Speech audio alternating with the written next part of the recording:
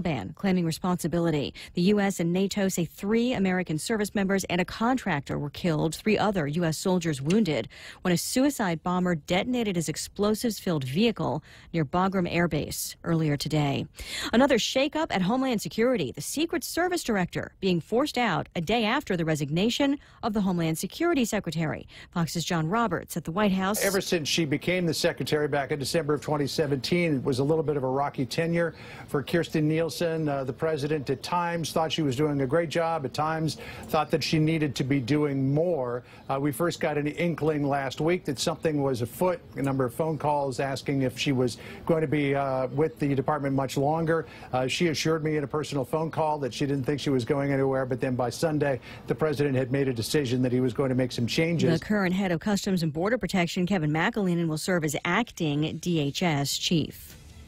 This is Fox News.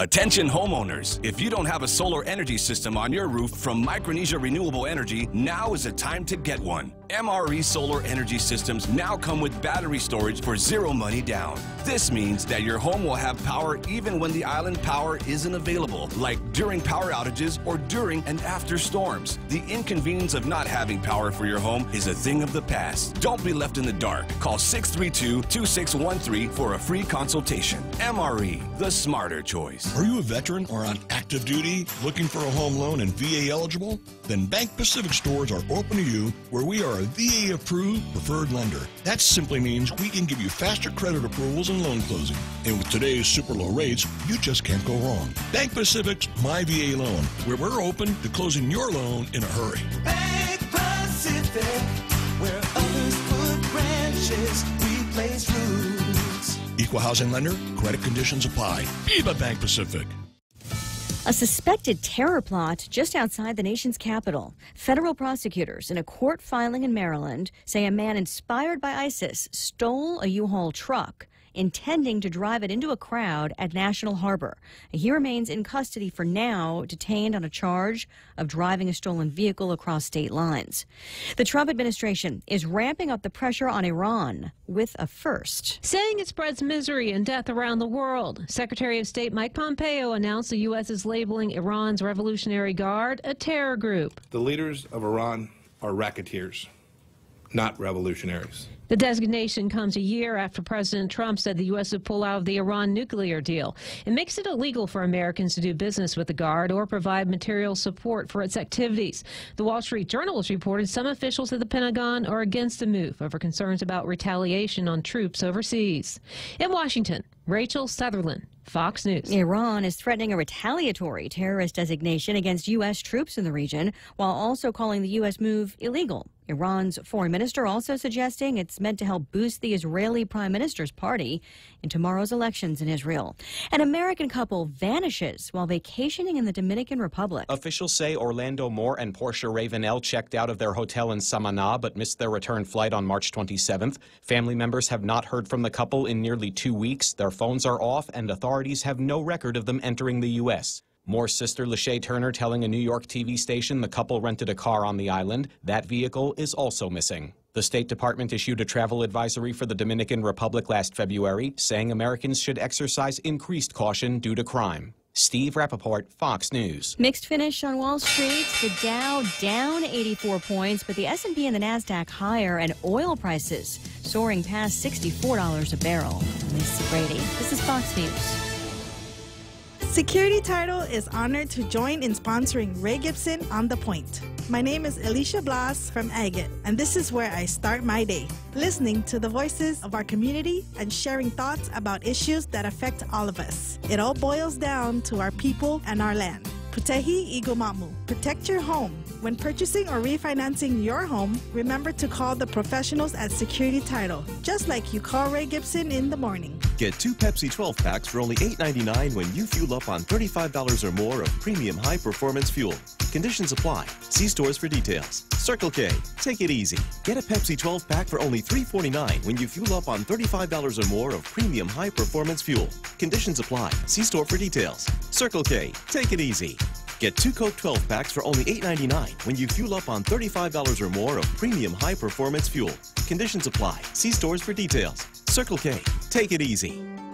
At Guam Regional Medical City, it is our mission to become the island's premier choice for specialty care, like cardiology, pulmonology, neurosciences, orthopedics, oncology services, and more. We aim to protect our island from heart attacks, strokes, cancer, and diabetic complications. But should you suffer from such diseases, we're ready with world-class options, both inpatient and outpatient. For more information, visit us at grmc.gu.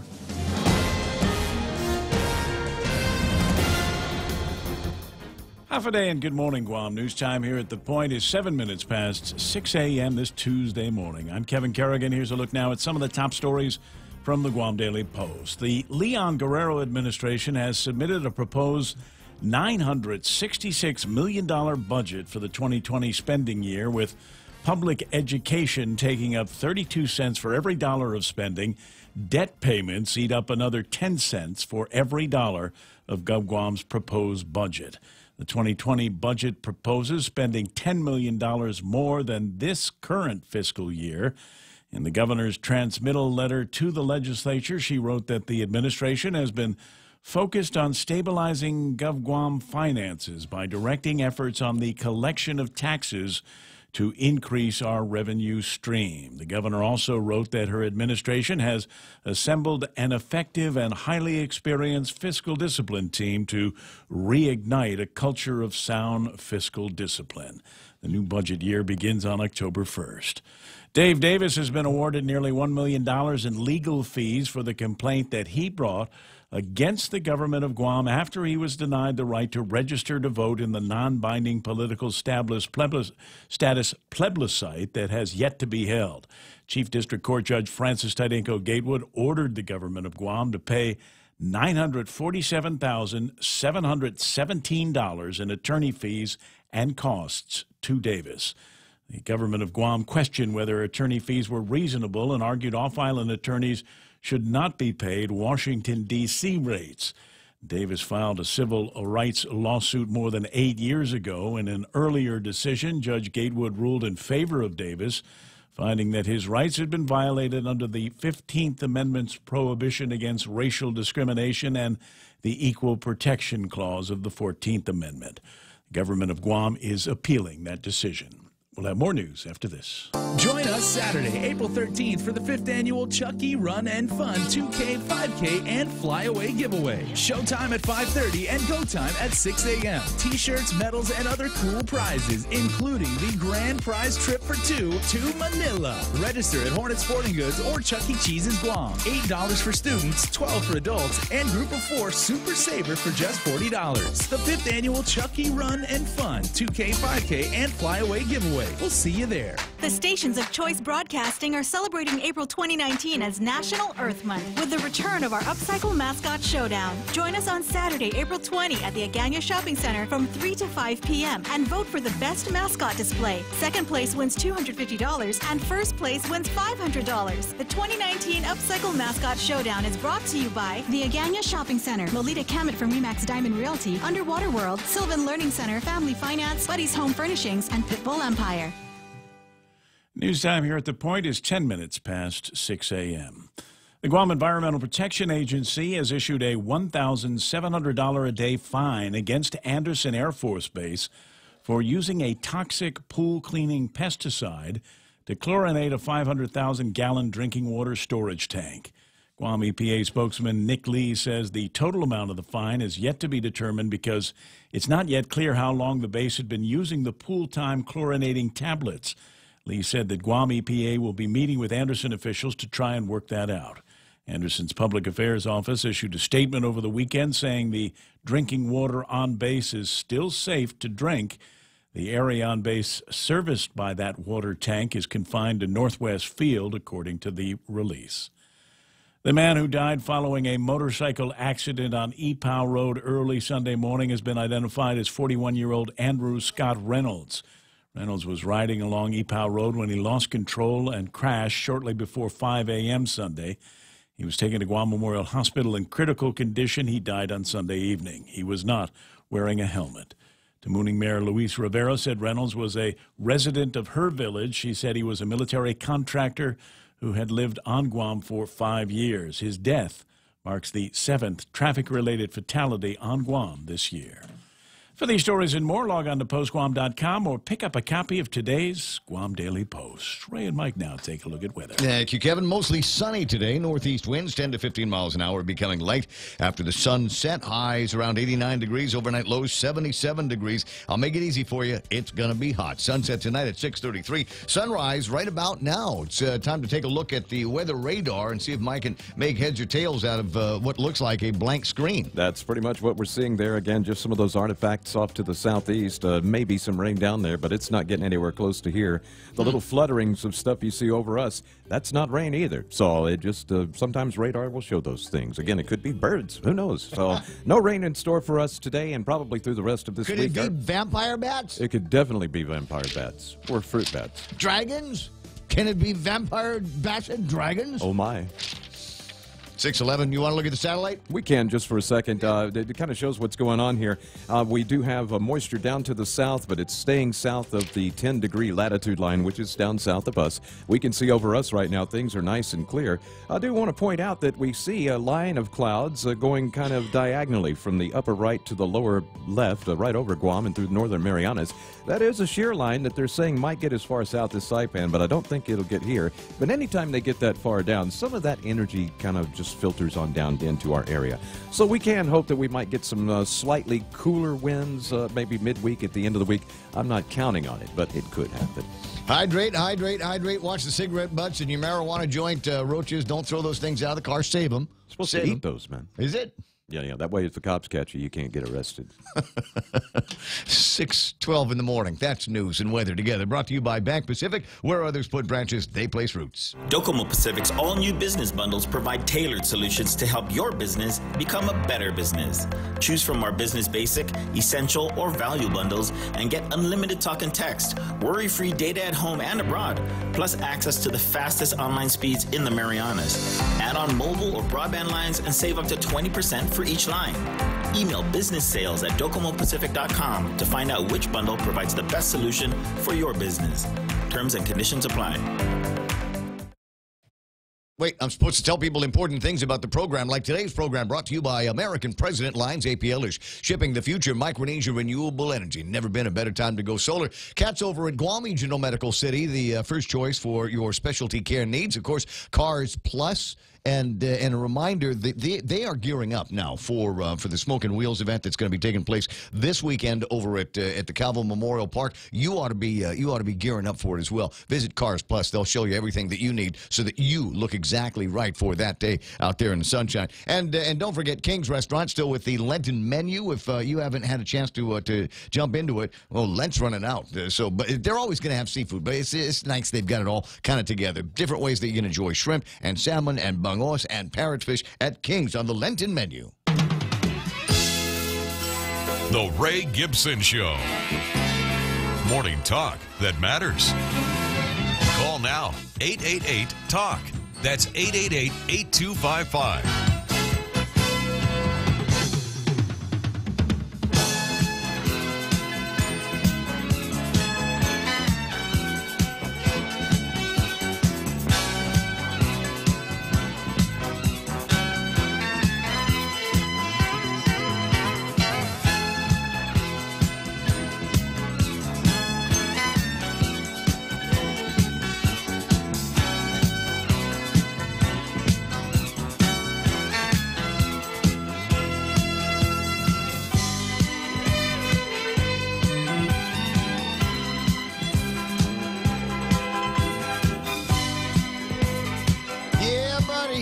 Let's get this basketball game going. Hi, welcome to the program. Excuse the mess. It is the Ray Gibson Show on 93.3 The Point. My name is Ray Gibson, and I'm just delighted, beyond words, to be a host for this program and get to mess around with broadcast professionals, journalistic professionals. Michael Knight, my weather whisperer. It's always good to have you, Mike's side. So when I run into trouble on the weather, need some kind of guidance. After all that introduction, I thought you were going to go to Kevin first.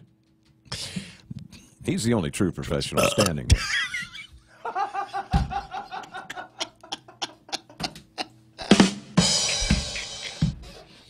Could I love it more? How do you top that? We're done. That's it. It's like 10 o'clock in the morning. I can't do better than that now. Might as well just, we'll just stop, and I'll be back tomorrow. Thanks very much for coming, everybody. Who burped, anyway? When you press the button, the camera goes on, so everybody kind of knows it's you. That's got to go in. One of these days, we'll start talking about making some kind of a bloopers reel. Anyway, so that's the amazing and incredible Kevin Kerrigan, and now you know why. Now you know why I refer to him as the amazing and incredible. Never the same twice. He's like a river. You just never step into the same Kevin Kerrigan exactly the same way. You never know what's going to be coming at you. Welcome to the program. As I said, excuse the mess, and it is kind of a disorganized mess today. I get to, as usual, there just seems to be more and more piles of stuff to read. Yesterday, the piles of stuff to read was all the paperwork that was coming from the Mayor's Council on how they were going to be sorting out rules and regulations for gaming and what is it? Is it the Card House or is it House of Cards? What are we calling it? Whatever you want. Whatever I want? House of Cards in the rules. In the rules it says House of Cards, right? Some people are referring to it as a card house. House of Cards. Now, that's a television show, right? Wasn't that some big Netflix and chill thing? I think it might have been. With the guy I didn't Underwood? watch it, but yeah. Yeah, I watched a couple episodes, and it lost me for some reason. And then the guy got into all kinds of stinking Me Too problems, and now it's a shadow of itself. Well, it's going by another name, though, by those who don't want it to go on, and it's called The Devil's Den. The Devil's Den. Yeah. It's all right. So we've got the casino conversation there. So I was trying to read up on as much of that as possible, and taking as many passes as I could through the marijuana legislation. And then today, a variety of papers are popping up in front of me, including this one here. It's about 40 pages of how Dave Davis is going to get paid by the Guam Election Commission, Alice Tyron, Martha Ruth, Joe Mesa. It looks like then Attorney General Lenny Rapadas in his case. The lady over at the court has come through and said, wow, it's an incredible amount of money that the lawyers are now holding their hand out for at the what is I presume is the end of this case. If Davis must have won, if his lawyers are starting to get a taste of what it is that they're talking about. And there's guys around here that say, well, wait a second, why are we paying Washington, D.C. rates for these guys? Why are we paying, mainly East Coast rates for lawyers? I mean, we could have gotten some lower cost guys around here. And there is reference. There's reference to that in this. You realize I gotta do the research on it. But you know what it feels like, Kev? I think we're finally going to spend some serious money on decolonization. Right? It's Commission on Decolonization. I mean, I don't even think they've got an office, right? It's always been just an they have an administrator? office. I called them yesterday. Did they? Okay, so they got an administrator and a couple of people there. What's the spend on that? A couple $100,000 a year? I don't know, but they have $300,000, or they've had $300,000 for about 8 years now, I guess. Wonder if they can need use to that. spend, and they have to spend it by September. Well, they can spend it on attorney fees, right? Because how far will that go? Well, it's about $1 million worth of attorney's fees, and like I said, everybody's going, well, you should have just hired around here. We got JDs, could have gotten somebody from here. In not one single instance, talking about this in the Once Upon a Times in the case. And they're going through why Dave had to go find Chris Adams. In not one single instance of these meetings in their offices on Guam with Guam Bar Association members with either significant experience in contested civil litigation in the United States District Court or with a measure of expertise in either elections or Guam politics, was the attorney willing to work on the case. In fact, some of these conversations became quickly uncomfortable for both myself and from my perspective from the Guam Bar Association member as I discussed plans to challenge the status plebiscite. For example, some members defended the plebiscite in these discussions, and retaining these lawyers was not a reasonable possibility. It became clear in these meetings that at least one member of the Guam Bar Association was even afraid to take the case. These fears were expressly shared with me by one lawyer.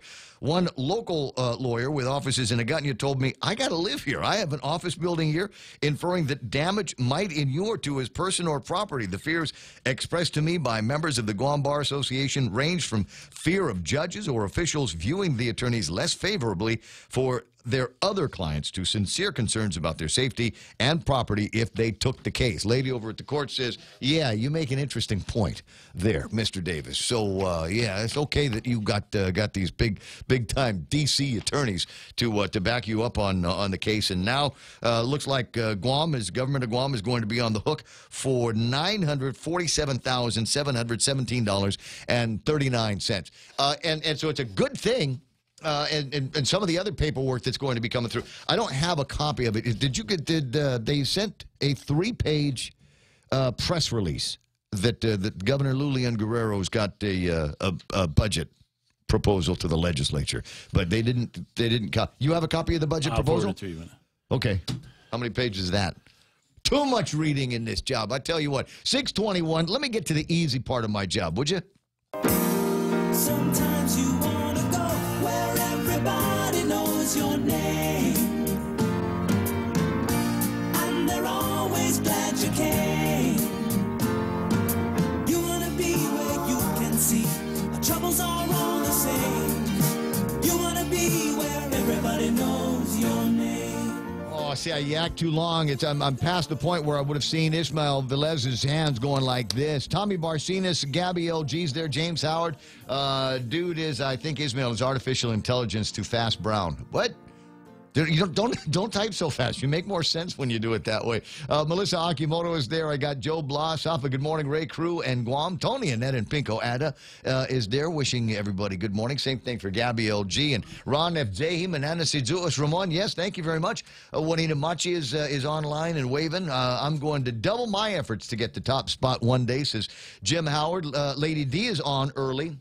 Says Ismail was a chief in the Navy. They basically run it, because the lower ranks depend on the chiefs as well as the upper ranks. Having worked with the chief many times in the past, I will agree with that statement. Lynn Vince, Bora Polino's there. Sahara Defensor is online, and it is from her that I get my theme for today's show, asking, what is your superpower? She had heard through the grapevine that I was talking about her, and she said, what's that all about? I said, well, I like bragging that I know you. I think you're a really intelligent person, and I think you've got some real, and have always had something, really going for you. And she said, well, you make me out to be like some kind of X-Man mutant person. And I said, well, brains is a superpower. So Sahara's superpower is brains. So what's yours? Wait, got a finger point. Harrison Ford finger point. What's your superpower? Think about that this morning, and riff on it in your own head. As I said, Lady D is there, and Eric Carlson. It's Men's Division I College Basketball National Championship Day. That's the end of the March Madness, right? That's right. That's the end of their college basketball season. Go Tech. Loser leave town, right? Mark Cruz is online. Rita Hugo, good morning, and nice to see Ismail asking, is it my birthday? So much love, and it's not even December yet. Cousin Tommy's online. Gwen Timinglu, Hoffa, Randy Kruger, Rico Blancaflor, good morning. To Joe Leasel Longy, Tedo from the ranch, Randy Kruger, Michael Knight, never heard of him. Good morning, y'all, from the back room. You can just open the microphone and say good morning if you wanted to. Yeah, I know, but I chime in so little on there. I thought I'd just toss that little nugget. We have Pam Duvall, who fed the office yesterday. Right after you left, she came in with a huge bowl. That bowl that's in the kitchen. Oh, the Kelligwin. Yeah. Mm-hmm. She's the one that cooked up the Kelligwin for the posse, and it was incredible, and the peppers dead on. Bob Lazama's there. May Relay, boy, I haven't said that name out loud in a while. May, nice to see you online. Joe Ed Cruz, Corina Gutierrez Ludwig, Ken LG says going to be interesting to see the details on how Adelup is going to bring the campaign rhetoric into reality, because so far the superficial news report numbers don't make sense when matched up to the long list of commitments. Got a copy of the budget? Kevin says he's sending one in my direction now. I see Lillian Cruz is there, Anita Muffness with the pretty Valentine's eyes, Lil Cruz, John St. Nicholas, who's reminding me that it's only Tuesday. Thanks, needed that. Tony Babauta is online. Now, faggot. Flo Cruz, Mo Cotton, Doris Mendiola, Sylvan Tadella. And JB, John Bonanno's online, says some other specific expenditures include $3 million to hire more public safety officers, $750,000 for a cannabis testing facility, and $150,000 for an autism center. That's nice. Wow, look what we found in the 2020 proposed budget, money for a lab.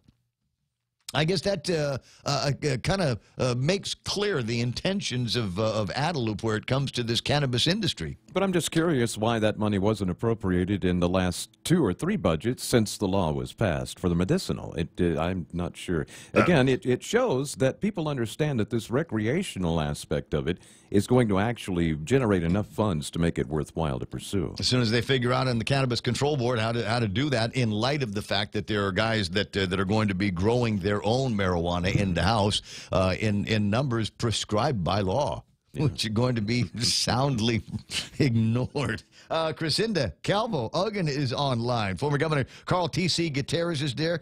Mingo Rhee, and there's others that are chiming in here all morning long. What did you just send me? What? Oh, please, no, not that. No, don't do that to me.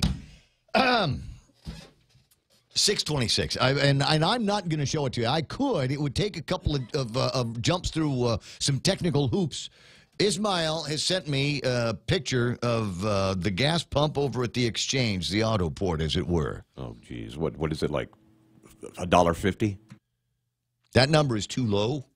$2.75, $2.76. Oh, well, they feel like they're getting taken advantage of I'm now. sure they're going, you people are raping us. What, I served my country for this? $2.76 for a gallon of gasoline? What is it, 4 1/4 on this side of the auto port fences. 4 1/4 is what I'm paying. And yeah, I don't normally look at the you get the regular gas and then you've got the what is it, extra octane gas. I like you. I don't even look at them. What's the lowest price? I glanced at the sign today on the way in. It's like $4.61 or something like that for a gallon of it. I mentioned this yesterday. I got around to putting some gasoline in the car, and I'd ridden it down to just fumes the other day, and so I figured I better get some gasoline in it, and so I did. $75 to fill the tank of the Ridgeline. That's a 2 weeks food budget for me. And a little bit more than what I like to put in. But like I said, I know what my time is worth, and I didn't want to be going back and forth. Of course, you make the point that if you do, there's very, very good chance that the next time you go, the price could in fact be higher. Yeah. But that's where we are on the auto port, and the prices there. All right, so getting back to table of contents, stuff that I got on the table of contents. We will hear from Congressman Mike Sinicolas in a little bit, maybe about an hour from now. He's working out of Washington. Is he on Guam, or he's here? He's actually here. I called him on his local phone earlier. Really? Yeah, I think I woke It's him not up. roaming? He wasn't roaming? How do you know it wasn't roaming? Well, I don't know, but I actually called his office first, and then they told me he's here, and I was like, well, why am I bothering call you? this. Okay, I'll call this number then. All right. Well, we'll see if we can get him lined up about 7:30 this morning to talk about a couple of things. There's about as I understand, $5 million plus worth of war claims that have been approved now.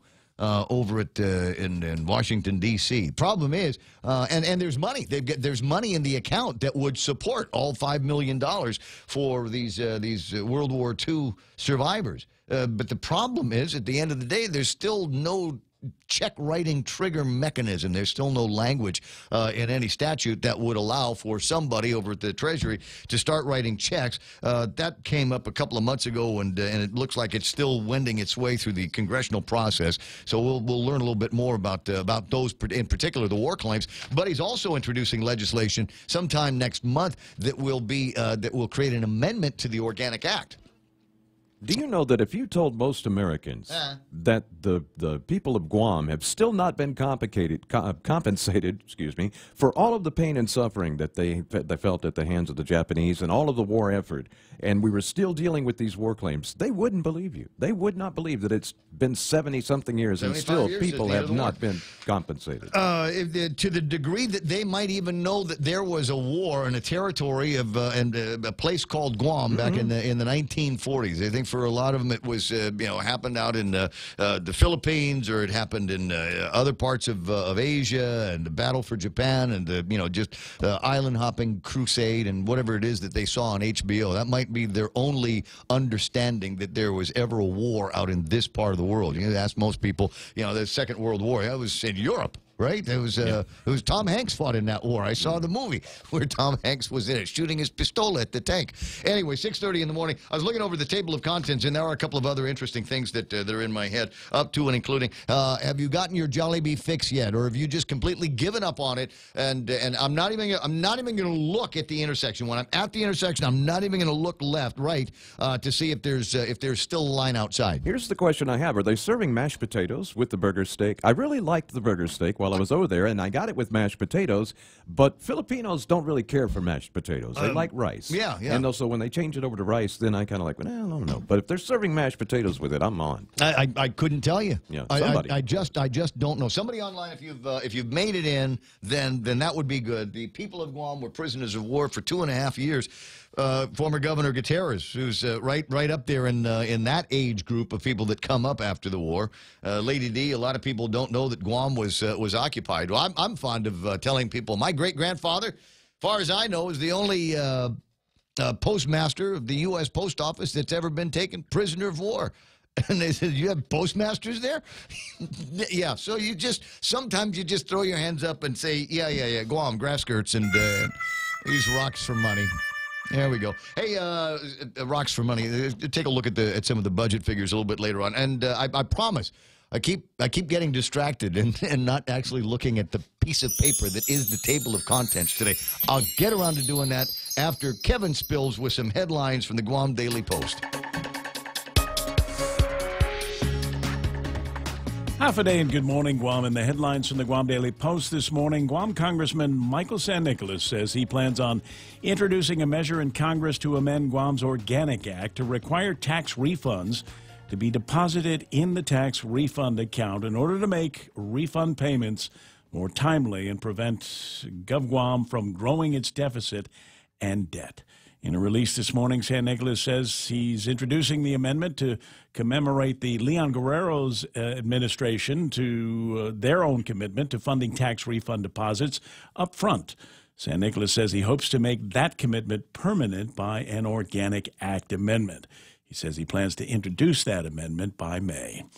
Legislation that would require the Guam Environmental Protection Agency to let the public know of enforcement actions within 15 days is now law. Governor Lou Leon Guerrero signed Bill 27-35 into public law yesterday.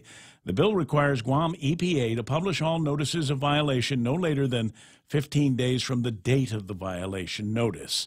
Although Guam EPA publishes notices of violations on a timely basis, Public Law 35-6 now requires the agency to adhere to a schedule. The governor also signed into law Bill 24-35 that establishes a 90-calendar-day time limit for acting appointments. Bill 15-35 was also signed into law yesterday by the governor. It appropriates $298,000 from the general fund to the Guam Election Commission to cover salary increases and expenses for the 2018 election. Public health inspectors last Friday shut down the third floor of the Wyndham Garden Hotel because of a roach infestation. The hotel is located along Ipow Road in Tamuning. The hotel's employee lounge, second floor utility room, and other hotel rooms on the second and fourth floors were also shut down, along with the Grill and Curry restaurant on the first floor of the hotel, all because of roach infestations. Public Health's Division of Environmental Health conducted an inspection of the hotel after receiving complaints of roaches. According to their report, those areas of the hotel which have been shut down will remain closed until the infestation has been eliminated. For these stories and more, log on to postguam.com or pick up a copy of today's Guam Daily Post. Thanks, Kevin Kerrigan. At 6:34, we'll call that iConnect time. You call iConnect at 888-8888 and ask them about push-to-talk and mobile and internet plans. Family Finance has been serving the people of Guam since 1959, and they'll continue to be there for you in the years to come. Whether you're looking to get a personal loan for that summer vacation or paying off those long overdue bills, Family Finance has got you covered. Apply for a personal loan from $1,000 up to $3,600 by calling Family Finance in Agutya at 475-4545, Upper Tumon at 647-5626, or in Dededo, 633-4473. Family Finance, serving the people of Guam since 1959. I just wanted to run outside and see if the sun came up, and sure enough, it did. Because I told it to. I wanted it to go up and then let there be light. Let there be traffic. There's the noise that's playing in the background. A little bit of traffic leaning up into the front gate of Anderson Air Force Base, southbound all the way into downtown Agutney area through Marine Corps Drive. Shouldn't give you any hard times at all. Starting to busy up a little bit at the intersection of, where is that? That's the one where Ocean Vista 76? Yeah, on the way into the Barragata area coming out of the airport. 8, 10, and 16, not looking so bad right now. 10 and 15, wide open. 4 and 10, wide open. 4 clear into Agutney is going to be nice. Looks like it might be just a little bit busy over at the intersection where the Wendy's is at the Agutney Shopping Center, but you should be able to make it through there with no major problems. Don't see anything starting to build up over at Navy Hospital, and should be running clear. Yep, running clear into Big Navy in Sumai at 6:36. That's right now traffic here on the point. Lent-friendly burgers at Chili's. Indulge in a selection of our famous burgers with a black bean patty. Black bean patties combine beans with onions, parsley, bell peppers, and cilantro. Served with dill pickles and fries. More Lenten entrees include the spicy shrimp tacos, Cajun pasta with shrimp, or grilled ancho salmon. Best of all, each entree is just $15 and comes with a refreshing Coca-Cola, iced tea, or Heineken on draft. Our fresh house salad with an entree for just $15. Chili's 3 for Me Lent menu, available for a limited time. Chili's, more life happens here. The Coconut Wireless is back. The Ray Gibson Show. Call now, 888-TALK. That's 888-8255.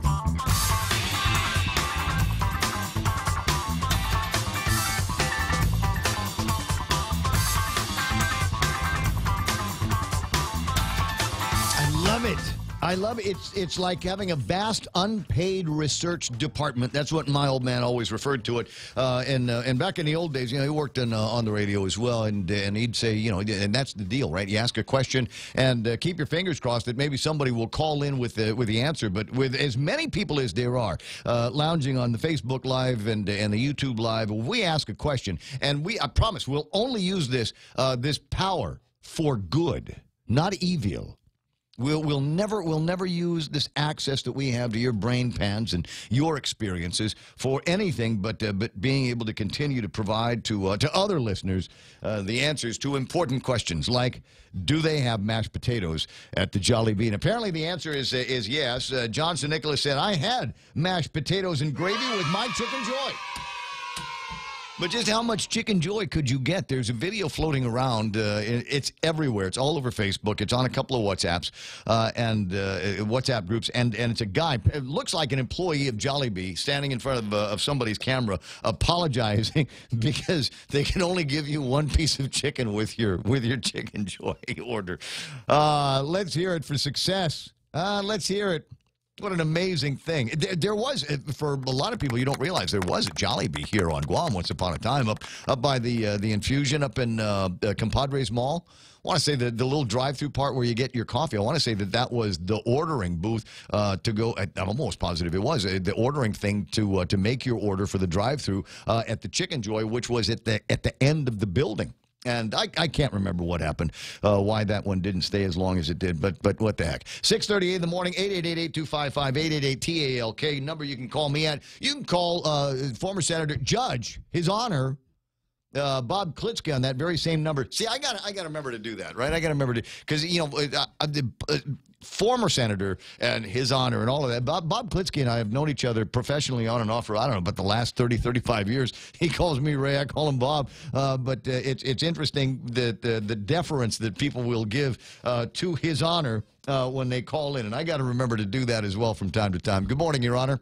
Good morning, Ray. It's always a pleasure to talk to you, and I'm delighted I get to hear you for a couple hours every day on The Point.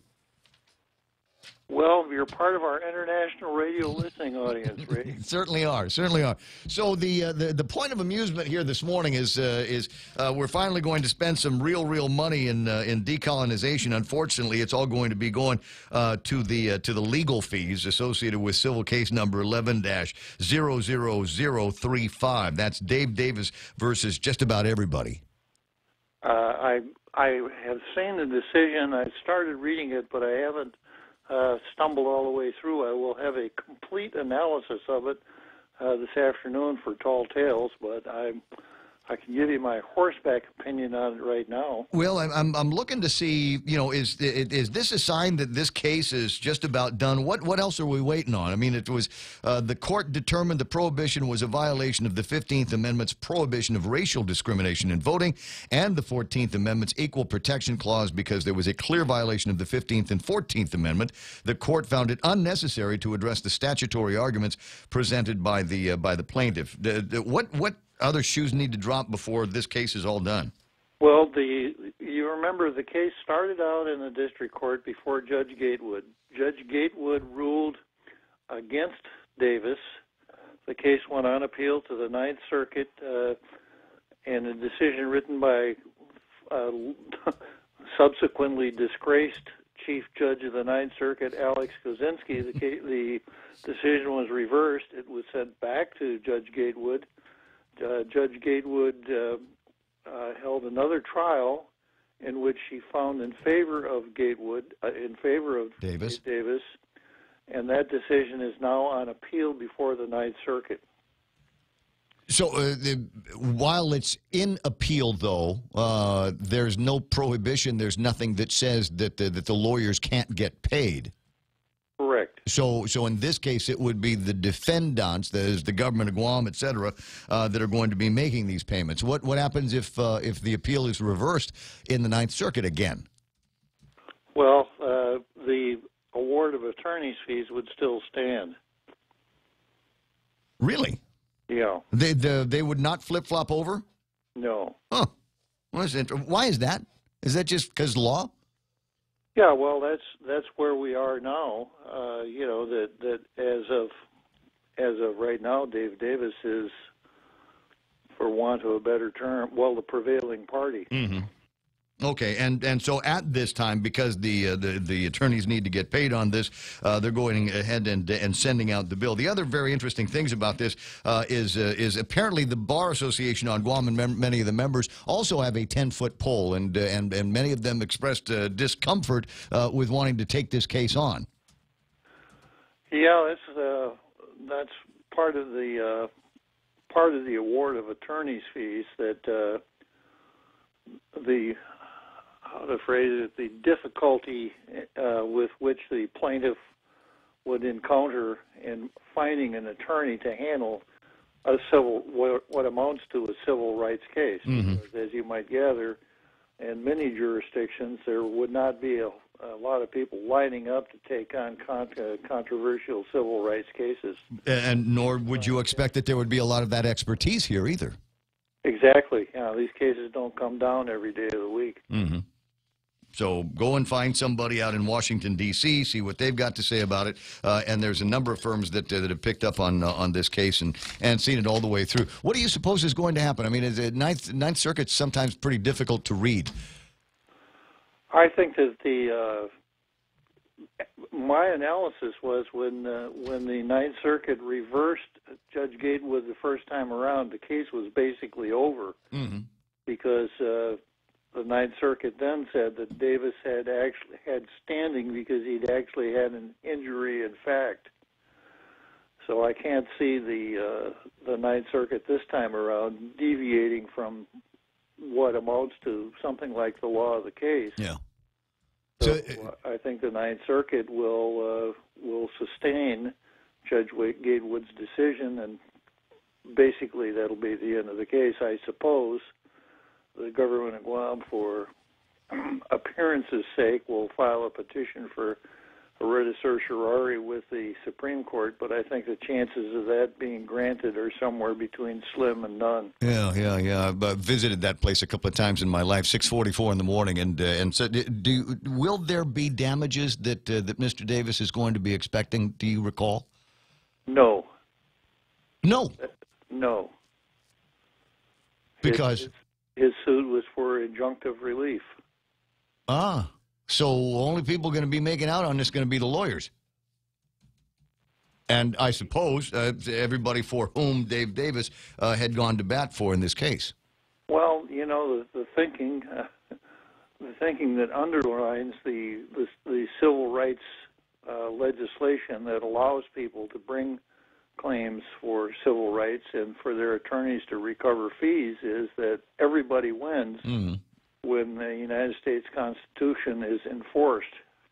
It's a little bit harder argument to make since Bill 22 was signed, but that's the thinking, that the enforcement of constitutional rights makes it worthwhile. So the post ruling from the Ninth Circuit, what then happens to the conversations about plebiscites? What then happens with the Commission on Decolonization and the requirement that only certain folks would be able to vote? Do we go for it with universal suffrage? That would be an alternative. I suspect that probably wouldn't happen. I suspect that it would be just the end of talk about a limited plebiscite. And the next move would be what I refer to as the Commission for Chamorro Independence. So bypass everything and just go straight to independence? Well, that's what the thrust of whatever that commission does. That's about the only reason, or the only thing they've pursued here in the last several years. But they don't have a mandate other than what is prescribed for them and given to them by the legislature and the government and the governor.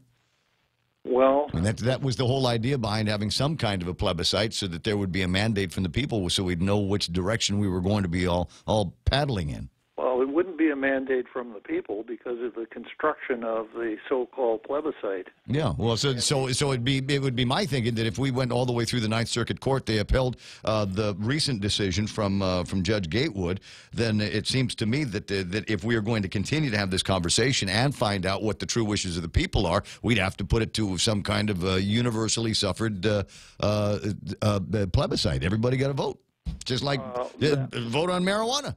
Well, yes, that would certainly be a sensible approach to the idea. But the element that's pushing for Chamorro independence is not going to allow that to happen. That would be my analysis. I wonder who'd crawl out of the woodwork. I suppose we'll see when it happens. Crawl out of the woodwork? Yeah, because I think there are a lot of, I don't know that it's a silent majority, but it's certainly not as loud as it used to be. Perhaps now that with the idea that Dave Davis is going to be taking about $1 million to pay his lawyers out of our meager treasury, maybe there will be a few more louder and radical voices that would push for the independence. Yeah, that'll probably be a byproduct of the attorney's fees decision. See things like that. Enough money to give the folks at the Election Commission a raise. Poor Angel Sablon, stumbling along with about $100,000 a year salary. Just can't make it with 5 figures anymore. Yeah. 6:48. I do want to make a note. I was driving into town yesterday and listening to Tom call you up and say about a week before, if you're still on the air, a week before the election, he's going to call in with the Clinton Rigel and the other 7 people that voted in favor of marijuana, so he could prevent them from getting any kind of re-election. And you said, it presupposed that maybe something might happen to your employment around here. That was quite a chat that Tom and I had. I didn't know if he was talking about the precariousness of my employment arrangement or perhaps my advanced years. I don't. I can't speak for the advanced years, but if Bob's doing a great job, as the case is, there are going to be times where he might take a different tact on an issue, and I might take a different tact on an issue. But we're buds, and I don't see anything happening. Do you? No. The point is perhaps the last bastion of free speech on the airwaves. We'll try to do our best to keep it that way. What do you say? Good idea, Ray. All right. I'll talk to you about the Constitution later on. Okay, sir. Thank you, Judge. His Honor, Bob Klitsky will be on the radio a little bit longer. He's got 2 entire hours this afternoon, starting at 4 o'clock. So I want you to be listening. He will, by then, have been able to chew through the 40 pages of the judgment here that came out in favor, not necessarily Dave Davis, but certainly in favor of his attorneys. $947,717 is what is going to be expected in check form, I suppose, by a whole gaggle of attorneys. Interesting that it takes 40 pages to put together it's basically an itemized receipt, if you will. I mean, it's a little bit of a once upon a time in it, tells the story of the case, and then it goes on to highlight all of the different arrangements that had been made in the cause of the attorneys. Who else playing around on Facebook Live? We got Vicky Borja, Vicky Ganashis Borja, Pat and Norma Jean Flores, Carlo Branch is on. A lot of stuff going to be happening over at the legislature. I'll tell you what I'm looking at here in a couple of minutes. Jeff Pleadwell, Renee, and Pat Taitegui. Puerto Rico's first vote was denied by Congress because it did not include a status quo option. That's a note from Ken LG, who I'm sure is watching this as well. Yoich Ringil says, Ungil Tutao, thank you, buddy, and good morning to you. Francis Salas and Gina Marie Tenorio Call is online. What are you working on with the kids there, Gina? What big deal do you have that I can help you publicize? Richard Leon is online. Carl Facuda Jr. James Howard says, Tall Tales is awesome. I learn something every single time I tune in. I don't even have to listen for a long time. You make it through about 10 minutes of the program, and you will get some kind of dose of common sense. I get my running buddy Doris is on, Rick Leone, another running buddy, Jane Sasai, Greg Kirabrock from over at Take Care. Beck Salazar says, good morning, Ray. Watching from Tokyo.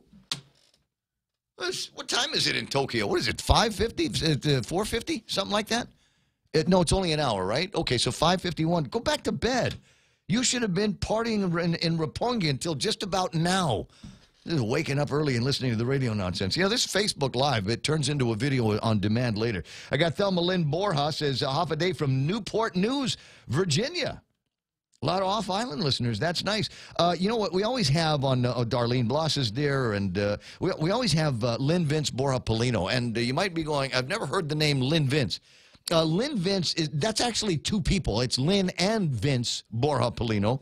Today is Vince Borja's birthday. So if you see the guy, wish him a happy birthday. I don't know what they're going to be doing by way of celebration, but today is his birthday. So I think that's a big deal. 8 minutes away from the top of the hour, had the very good fortune to run into former Senator and now Port GM Rory Respicio just a few days ago, and hope I get a chance to run down to the port again. And we had an interesting conversation because there's a whole mess of dollars that are going to be spent, a lot of CapEx projects over at the port. And we were asking about a new admin building that's supposed to be going up, but it doesn't look like that's going to be happening. You're looking at reprogramming some of those bond proceeds to go and repair F1, right? Well, good morning, Ray. Yeah, good morning. Because we want to do it, but more like because we have to do it.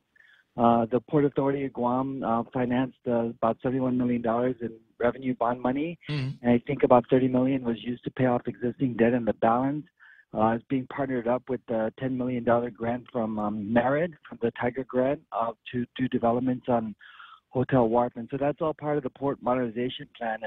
And nothing is changing with the exception of the idea of demolishing the current administration building and moving it over to someplace across GPA or in some other area. And the arguments for demolishing the administration building was, one, the building was not ADA compliant. Two, it's an old facility. And I think the third one was that they needed more space in the terminal yard. Yeah. And so, and then looking at what the priorities were set back then versus what the needs are of the port, not enough or zero attention was being paid to F1, which is one of the revenue generating water facilities, the front line, the money makers. And so there was a report in 2018, well before this whole port modernization was adopted and passed by the legislature, showing that there's significant structural needs that need to be made to F1. And so I'm. When was that report done? You said it was 2019, but I recall. No, 2018. 2018. I seem to recall somebody had sent me pictures actually that divers had gone down and had taken a look underneath what I believe was F1. And severe spalling and cracking of the concrete. Even then, I want to say that might have been in the last 10 years. Certainly not in 2018. Yeah, no, absolutely. But I was going to say, even prior to that, it was the subject of oversight hearings by Senator Tom Atta, where he was saying through the legislative process that attention needs to be made to F1 because of those structural integrities. And so this was put on the table, like you said, almost a decade ago. Having said that, I'm very pleased that on the last board meeting, the board allowed me to make a presentation to them, updating them all of our work that we've been doing over the last 100 days, working with the consultant. There was a recommendation, I think around 2010, where the consultant said that we were better off if we build an annex building, put a bridge between the annex building and the new and the current administration building, so the current administration building becomes ADA compliant. But more importantly, you can consolidate the much needed operations. And so we met with GITA early on, and they said that the $17.5 million proposed for the new administration building can be reduced by as much as 40%, so we don't trigger the 40% taxable income threshold. So we realize about $7 million. Not savings, because those are cost avoidances that we can then allocate toward F1, toward a connectivity line between Gulf Pier and F1, and also some other areas as determined by the board. And so the board passed a resolution authorizing me to reach out to the governor and to the legislature, and both have been informed. And I met with Senator Clint Rigel as well, and we also submitted to him a draft bill. And so, he's moving quickly on that. He gave his commitment that we'll hold an informational hearing and then a public hearing on a bill after that. And sometime in May, we're going to go out with GITA to San Francisco to give the bond council and the bondholders an update. Right. Oh, okay, but it's not like we've got to start the process completely over again. Now it's just a little bit of administrative work that needs to be done between the legislature and the governor's office, and advice and consent, I suppose, from the bond agency. Yeah, but I'll admit though, it was difficult to move in this kind of environment where there's actually a law on how to deal with the proceeds of that revenue bond that spells out the project and the amount. Yeah, well, I think because there was a significant desire for oversight on the spend, and a desire to make sure that it stayed in certain lanes, I guess.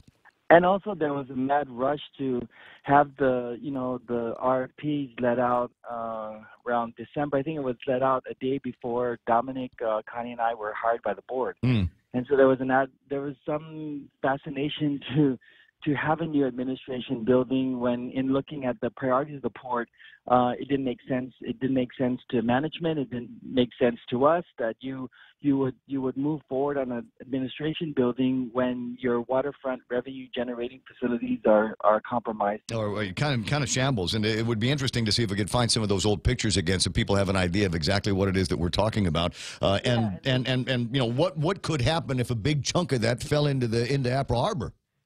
Yeah, and when I was talking to Senator Rigel, with our oversight chair, he asked me if this is controversial. I said, I don't know, Senator. Anything that I touch seems to be controversial. I said, the sky's blue. Someone says, no, you're not telling the truth. It's not blue. It's light blue.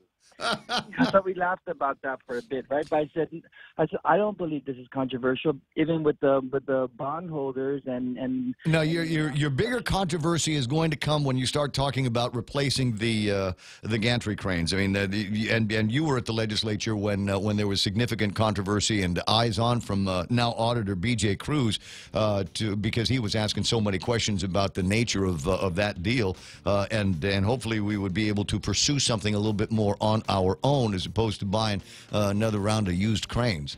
Well, we are, because whatever presentations were made to the PUC regarding the service lifespan of those gantry cranes, when the PUC did their own assessments, it's going to be 13 years less than what what was projected and presented to them. And so, going back to the Senator Jia, I told them, I said, well, the narrative really is that you're reducing an administration, the cost of a new administration building. We're focusing on the waterfront revenue-generating facilities. We're protecting. If there is an issue, it'll be pride of authorship. So that will be interesting to watch. Hey, I got a breakaway. I got the news coming up, but I appreciate your time. Give an update anytime. Thanks, Ray. Okay, Roy. The radio station is KUSG. Haggatnya, stand by now for Fox News Live. A string of guilty pleas are coming. I'm Lisa Brady, Fox News. Parents and at least one coach making deals in the college admissions cheating scandal, including actress Felicity Huffman, who's also making a public apology.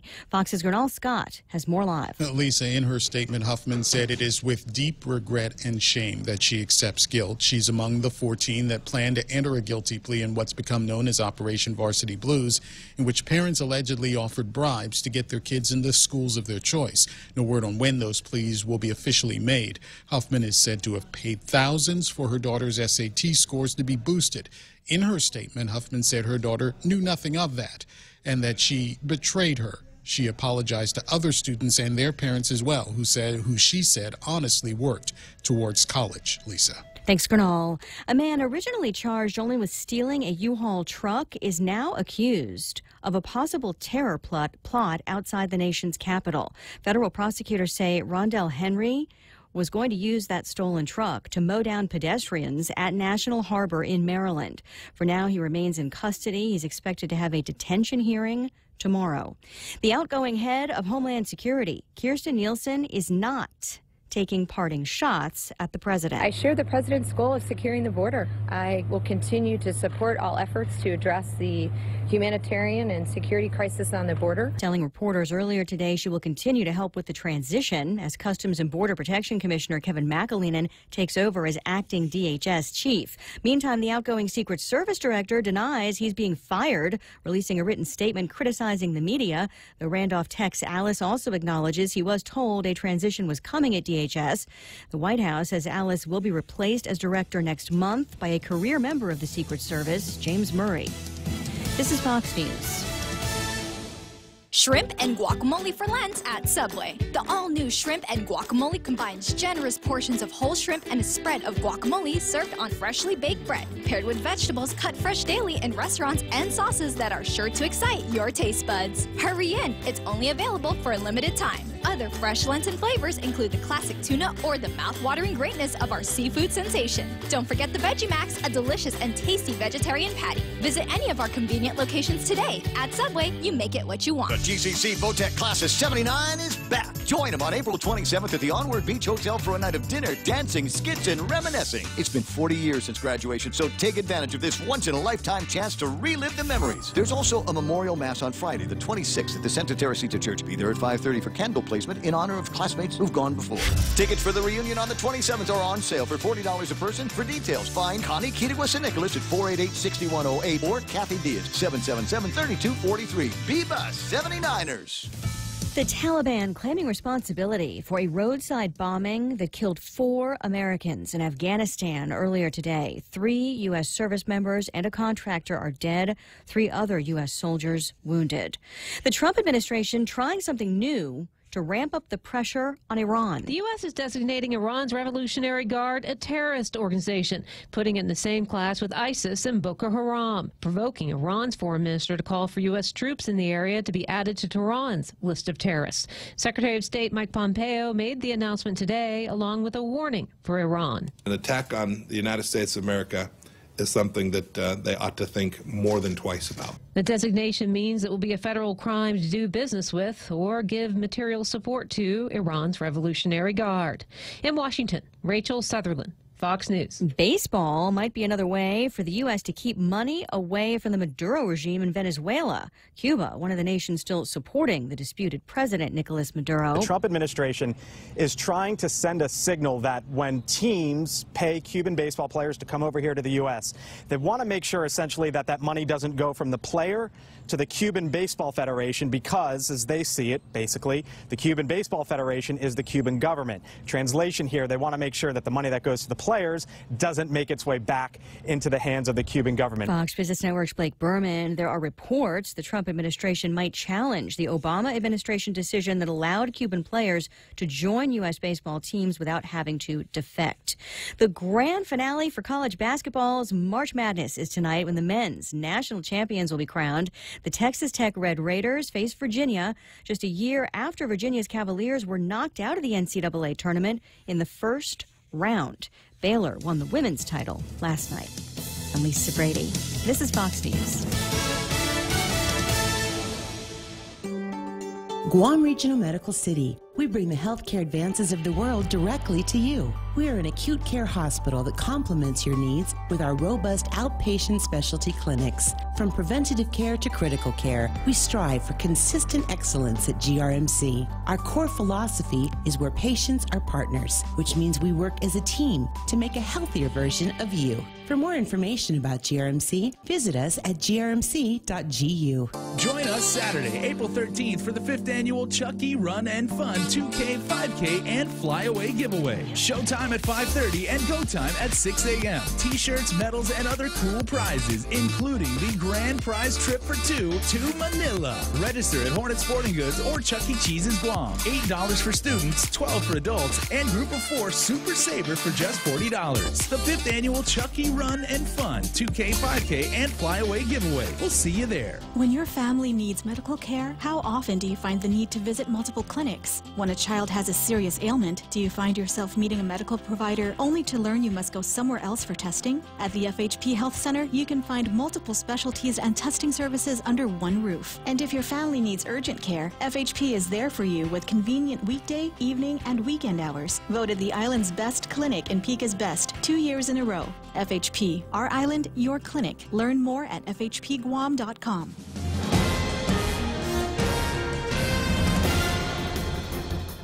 Half a day and good morning, Guam. News time here at The Point is 7 minutes past 7 a.m. this Tuesday morning. I'm Kevin Kerrigan. Here's a look now at some of the top stories from the Guam Daily Post. Dave Davis has been awarded nearly $1 million in legal fees for the complaint that he brought against GovGuam after he was denied the right to register to vote in the non-binding political status plebiscite that has yet to be held.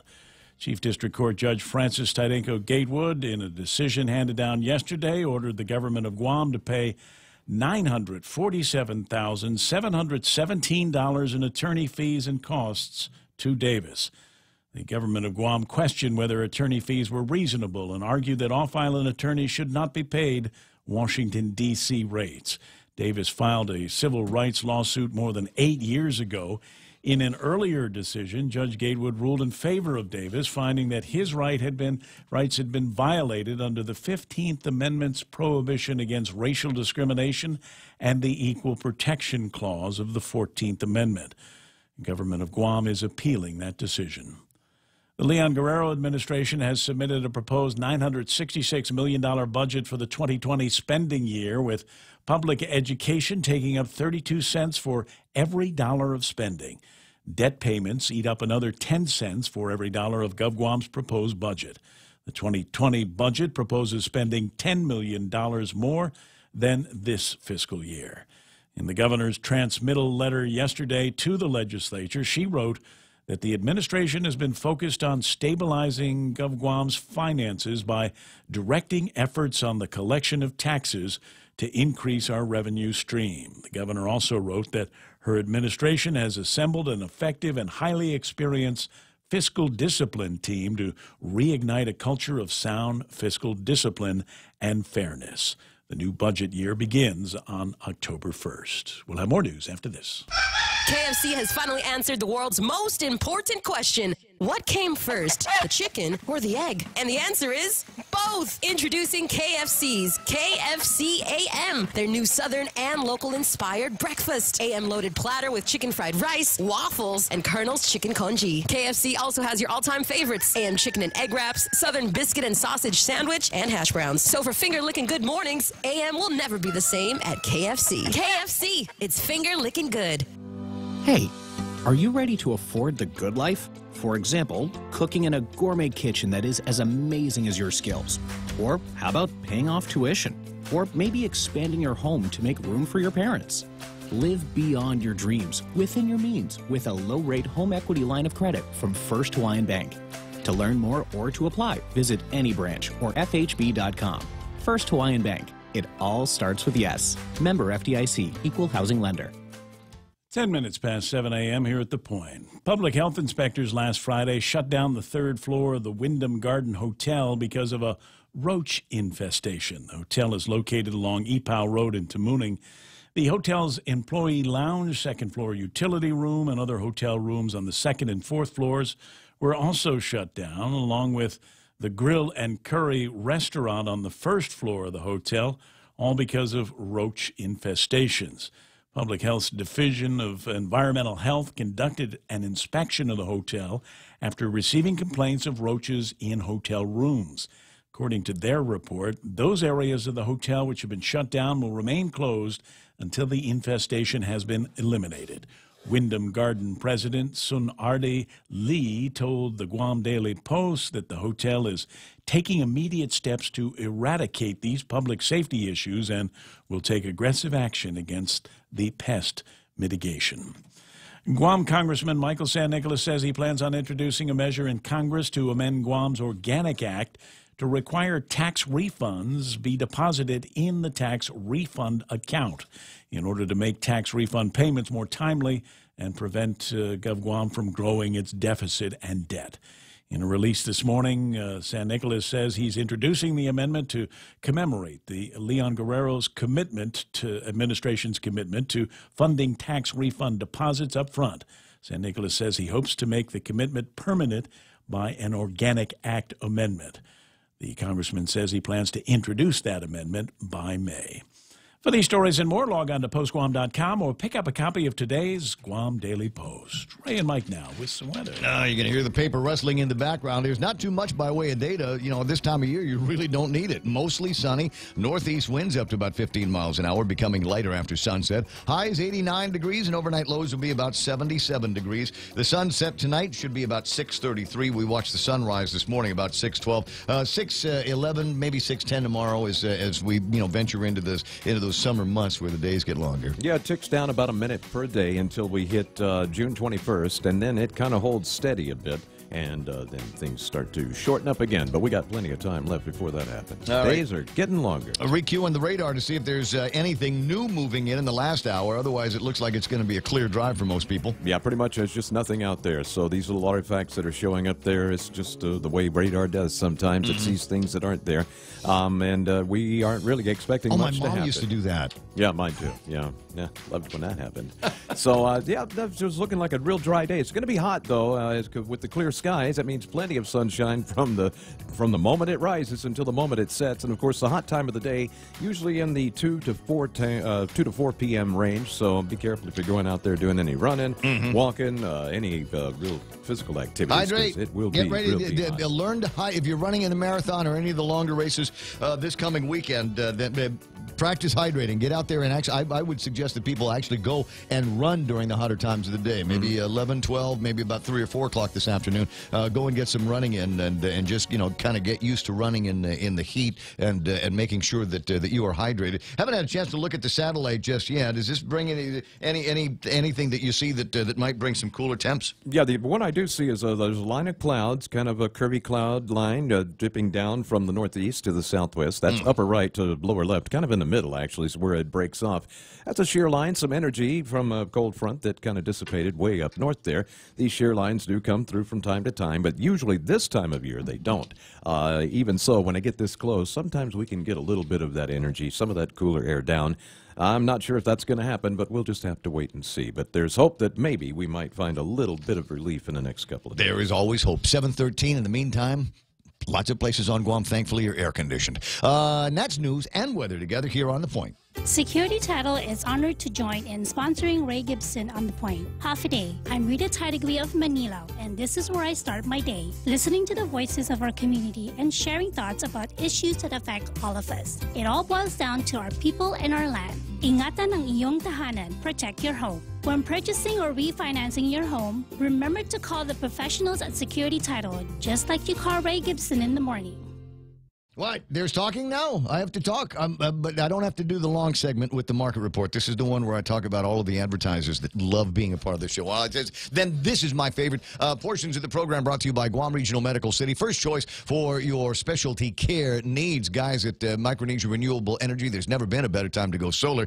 APL, they're shipping the future. Cars Plus, gearing up for this weekend's Smokin' Wheels. You can gear up with them as well at the Cars Plus location up in Mighty. Or if you don't have time this week, they're going to have a booth. They'll have some presence at the actual Smokin' Wheel, so a great chance to talk to Jenny and Joey and Dunge about stuff they're doing there. And, of course, also brought to you by King's Restaurant, ladies and gentlemen, with their incredible Lenten menu. Now, they've always got seafood on the menu because it's King's and they're on Guam, but they bundle it all together in one place so you can find it, so it's not a whole lot of searching for your favorite. Yeah, this is what I'm grinding on for Lent. Find them in Tumuning and Harmon. That's King's.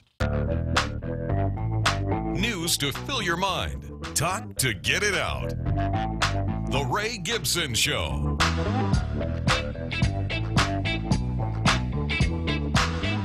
I'm being asked, do I have a security camera facing the intersection up front? I'm not the kind of guy that would divulge our security assets on the air. I will say that it's nice to be able to have some kind of a record of all of the joggers going up and down the streets at odd hours of the day and the night time. 7:15 in the morning, 888-8255, 888-TALK. And time for us to take a look at the market report. Jerry Roberts is coming up next. He's got the extra point. Double Jerry Roberts today, and I'll explain that here in just a second. So on numbers, where do we all end up today? Dow is dipping low a little bit, and yeah, it doesn't look like it came back. 26,341 and off by about 83 points, which constitutes a third of a percent. I mean, it's very small numbers there. So if you're tied to that index, this today was not a big jump down. NASDAQ at 79.53. They're up by 15 points. S&P 500 at 28.95. Dow Jones Industrial Average, the hemorrhaging is coming from Boeing in this case. You have a real hard time with the messaging, I think, and their response on that 737. What is it? X? Is that the number that they're talking about? That particular Max. The Max, yeah, the Max. I can't the nomenclature, but that's giving them a hard time. And as more and more airlines are either putting them on the tarmac, leaving them on the tarmac, and canceling orders with Boeing, making a phone call to the Frenchies at Airbus saying, "What do you guys got in a similar frame? Do you have something like this that we might be able to get?" 7:17 in the morning. Before we do anything else, I did want to mention a couple of businessy things that are happening on Guam later this morning. Vanessa Williams is going to be in the studio talking about the High Tide get-together, Professional Women in Guam. Women Rising. It's going to take place this Friday all day long because they've got a lot to pass along to you. A lot of high-profile speakers are going to be in attendance and a lot of movers and shakers, certainly in the women's business community on Guam. But I have been invited by more than a couple of other people that said this is not just for girls. This is an event, and I think you're going to hear things from a unique perspective. So gentlemen businessmen should think about attending as well. The guys over at by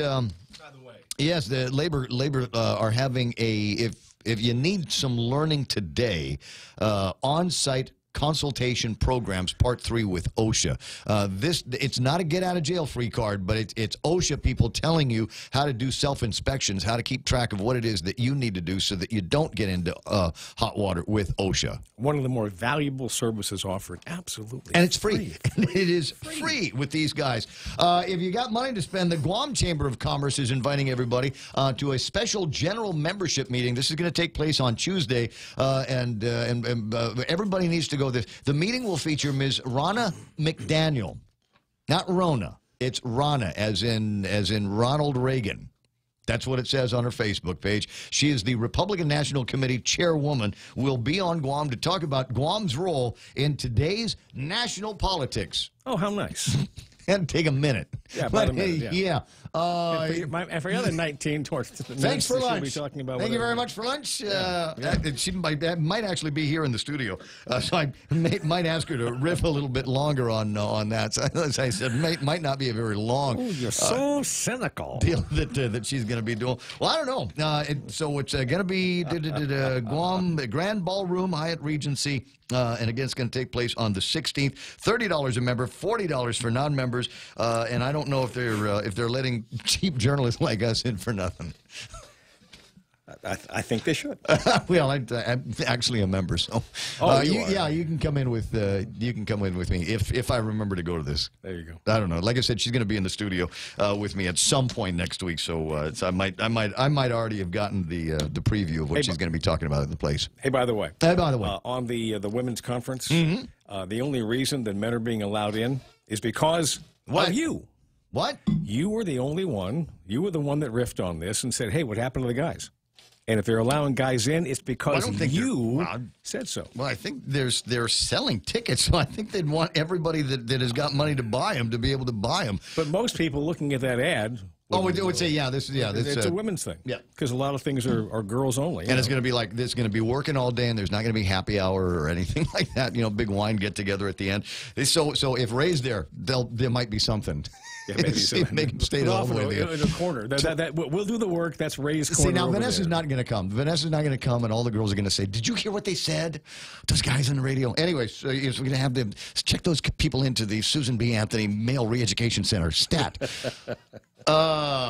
It's Double Dose of Jerry Roberts today, friends. You get him online here on the Facebook Live and the YouTube Live, etc., on Ray Gibson Show on 93.3. But you will also get him in print form in the Work Zone in today's Guam Daily Post editorial section. Why facts alone don't tell the story. Ooh, it's counterintuitive. How could facts not tell a story? Do we have to go into just don't? But are you telling me that the feelings will tell a story as well? That feelings will bring us to some kind of logical and happy outcome?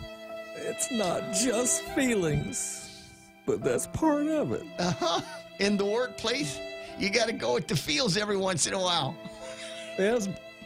There's a whole lot more to the story. You're going to have to pick up a copy of the Guam Daily Post today. Do they put that to find out why? Do they put it? Is that online? Can I get the free version of that? Yeah. Of what? The Jerry Roberts. The Work Zone with Jerry Roberts. Of course. That's on the. I can find that in the app.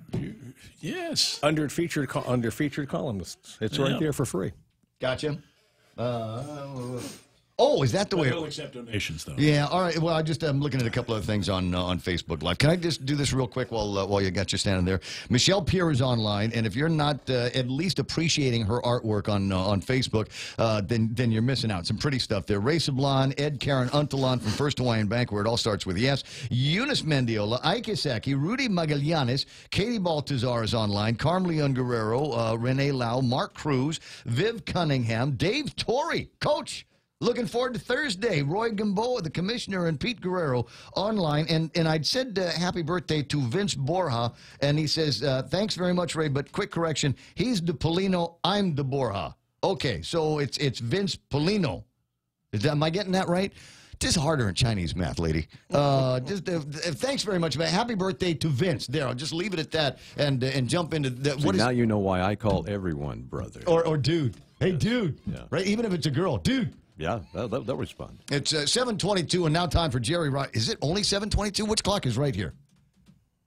I'll look at the one on my watch. 7:22, and now time for Jerry Roberts with this morning's Extra Point, brought to you by Guahan Insurance Services and First Hawaiian Bank, where it all starts with yes. Yesterday, we talked about empowerment and engagement, and perhaps while you're not getting as much of both as you'd like. Today, let's focus on ways to build people up to that. It's next on the Extra Point. Hey, are you ready to afford the good life? For example, cooking in a gourmet kitchen that is as amazing as your skills.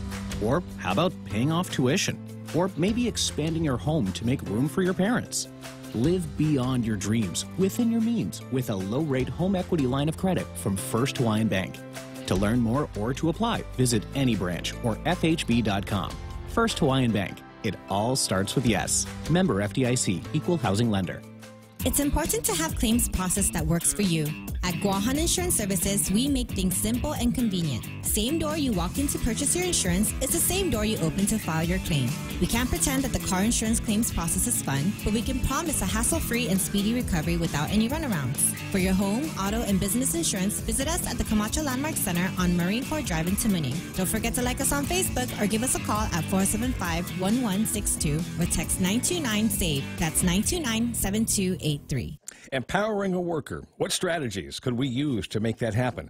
I've got a short list, a very short list of things you can do right now, today, to get empowerment going on the front burner. Number one, let's start with praise. Most employees say they don't get enough praise and recognition, if they get it at all. Let the individual know that he and she is on your radar screen with some sincere and specific praise. Tell them what they're being praised for, why it matters, and how you feel about it. In case the relationship between the two of you isn't going well, this can hit the reset button on that. Number two, meet with them and raise expectations. Let the worker know you feel they have the talent and drive to make a larger contribution, that you'd like to help them do so, if that's what they want. You're not promising a promotion or a pay raise, just that you have confidence in them, and if they would like to raise their game a bit, you'd be willing to help. You need to get their agreement on this, and I think you will in most cases. If they're reluctant or disinterested, I'd suggest moving on to the next person. Maybe they'll change their mind after they see others gain benefits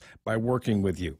As you discuss possibilities, let the worker know what your expectations will be. Maybe you'll work closely with them in some cases, and they'll have near total decision-making power in others. The goal here is to build up the individual's capacity to solve problems, make decisions, and deliver results. This is true at every level of the organization.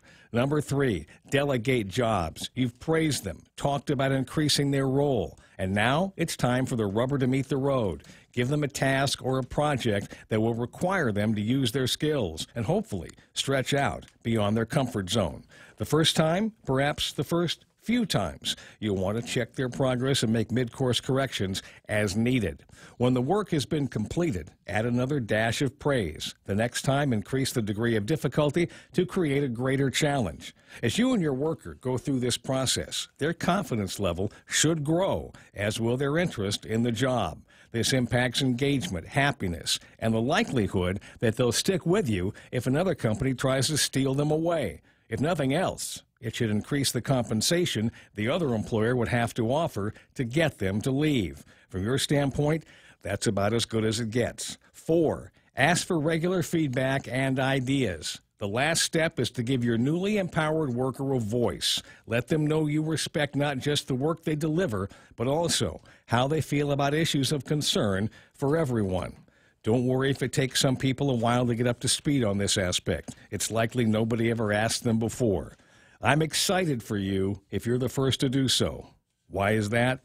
Because you're planting seeds that will grow for a lifetime, and they will never forget that it was you who did that. That's the extra point. Get out there and make something good happen today. For 93.3, The Ray Gibson Show, First Hawaiian Bank, and Guahan Insurance Services. I'm Jerry Roberts. I remember what a great feeling it was the first time that Lee Holmes, I was carrying something across the quad when I was working with Kevin over at Cable TV and at Hit Radio, and it was something heavy, and he says, why don't you have somebody else do that? I said, no, I got it. He says, no, you don't understand. I don't pay you for your brawn. I pay you for your brains. And I thought, really? About the nicest thing anybody ever said to me, and it stayed with me all these years. I'm glad that you reminded me. Now you and I spent a little bit of time riffing yesterday on the subject of vegan stuff, vegan ice cream. Vegan ice cream. All right, it's page 18, PDN, and they've got a story in the lifestyle section of a place called Asiga behind the Payless in Tamuning. Have you been? No. Congratulations. I might have just found it means salt in Chamorro. Seasonal priorities. Asiga Coffee Shop to rotate flavors with the time of the year. At Tano Lizama and Anawan Pat Borja's new coffee shop, Asiga has taken Tamuning by storm, offering plenty of plant-based options that highlight Guam's seasonal fruits and vegetables. They opened their doors February the 15th. Since then, plant-based ice cream, dairy-free cakes, vegan cookies, and internationally inspired coffee menu have drawn a healthy number of local residents as well as the occasional tourist. So behind Oka. Sounds like. Oh, my. Sounds like it. Well, congratulations, Asiga. And they've got there's a few other pictures of some stuff in there, like the burgers they sell. I'm just kidding. It's not a burger. Yogurt parfait, golden milk chia cup, prepared at the Asiga shop, a slice of olive oil cake, etc. And then they start talking about some coffee. So I thought you might be interested in all of that. Thank you very much. How kind of you. Try to think. Yes. What happened? There's a phone call is pouring in this morning. Oh, we better get to this. Tell you what, Congressman, hang for just a second. I'm going to let Jerry go, and then we'll quickly jump into headlines from Kevin Kerrigan and the Guam Daily Post and find out what the other big news is going to be with Congressman Mike Nicholas in a minute. Just a minute. Have a day and good morning, Guam. In the headlines from the Guam Daily Post this morning, the Guam Environmental Protection Agency has issued a $1,700 a day fine against Anderson Air Force Base for using a toxic pool cleaning pesticide to chlorinate a 500,000-gallon drinking water storage tank. Guam EPA spokesman Nick Lee says the total amount of the fine is yet to be determined because it's not yet clear how long the base had been using the pool-time chlorinating tablets. Lee said that the Guam EPA will be meeting with Anderson officials to try and work that out.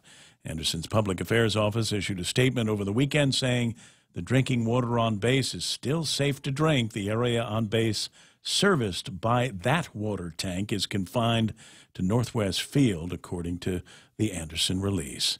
The man who died following a motorcycle accident on Epow Road early Sunday morning has been identified as 41-year-old Andrew Scott Reynolds. Reynolds was riding along Epow Road when he lost control and crashed shortly before 5 a.m. He was taken to Guam Memorial Hospital in critical condition and died on Sunday evening. He was not wearing a helmet. Tamuning Mayor Luis Rivera said Reynolds was a resident of her village. She said he was a military contractor who has lived on island for 5 years. His death marks the 7th traffic-related fatality on island this year. Stephen Leon Guerrero made an initial appearance in district court yesterday in a case stemming from his alleged involvement in a string of robberies at the Guam Customs and Quarantine Agency. Leon Guerrero, along with Dennis Dizon, Melvin Leon Guerrero, and Jason Timinglow, were charged in December last year with 4 counts of burglary, theft of property, theft by receiving, and criminal trespass. Between August and November 2018, the men are alleged to have stolen $100,000 worth of items from Customs.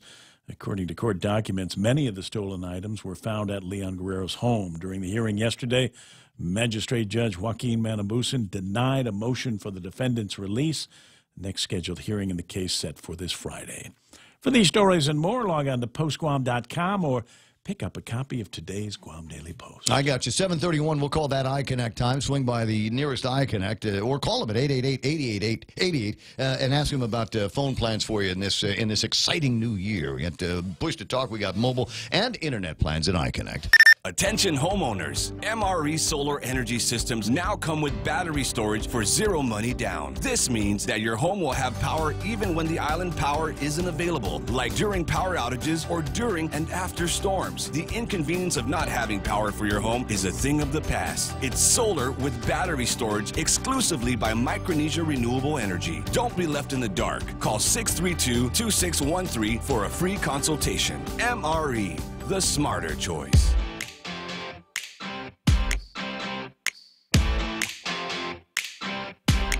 I got to take a swig of the coffee here because it'll be a couple of minutes because they got 2 guys that really enjoy conversations with each other on the line right now. Congressman Mike Nicholas, good morning. Welcome to the program. Hey, Ray. Good morning. Now, are you in town? Are you on Guam? No, not yet. I have another week out here in D.C. But you're going to miss the governor's first 100-day speech.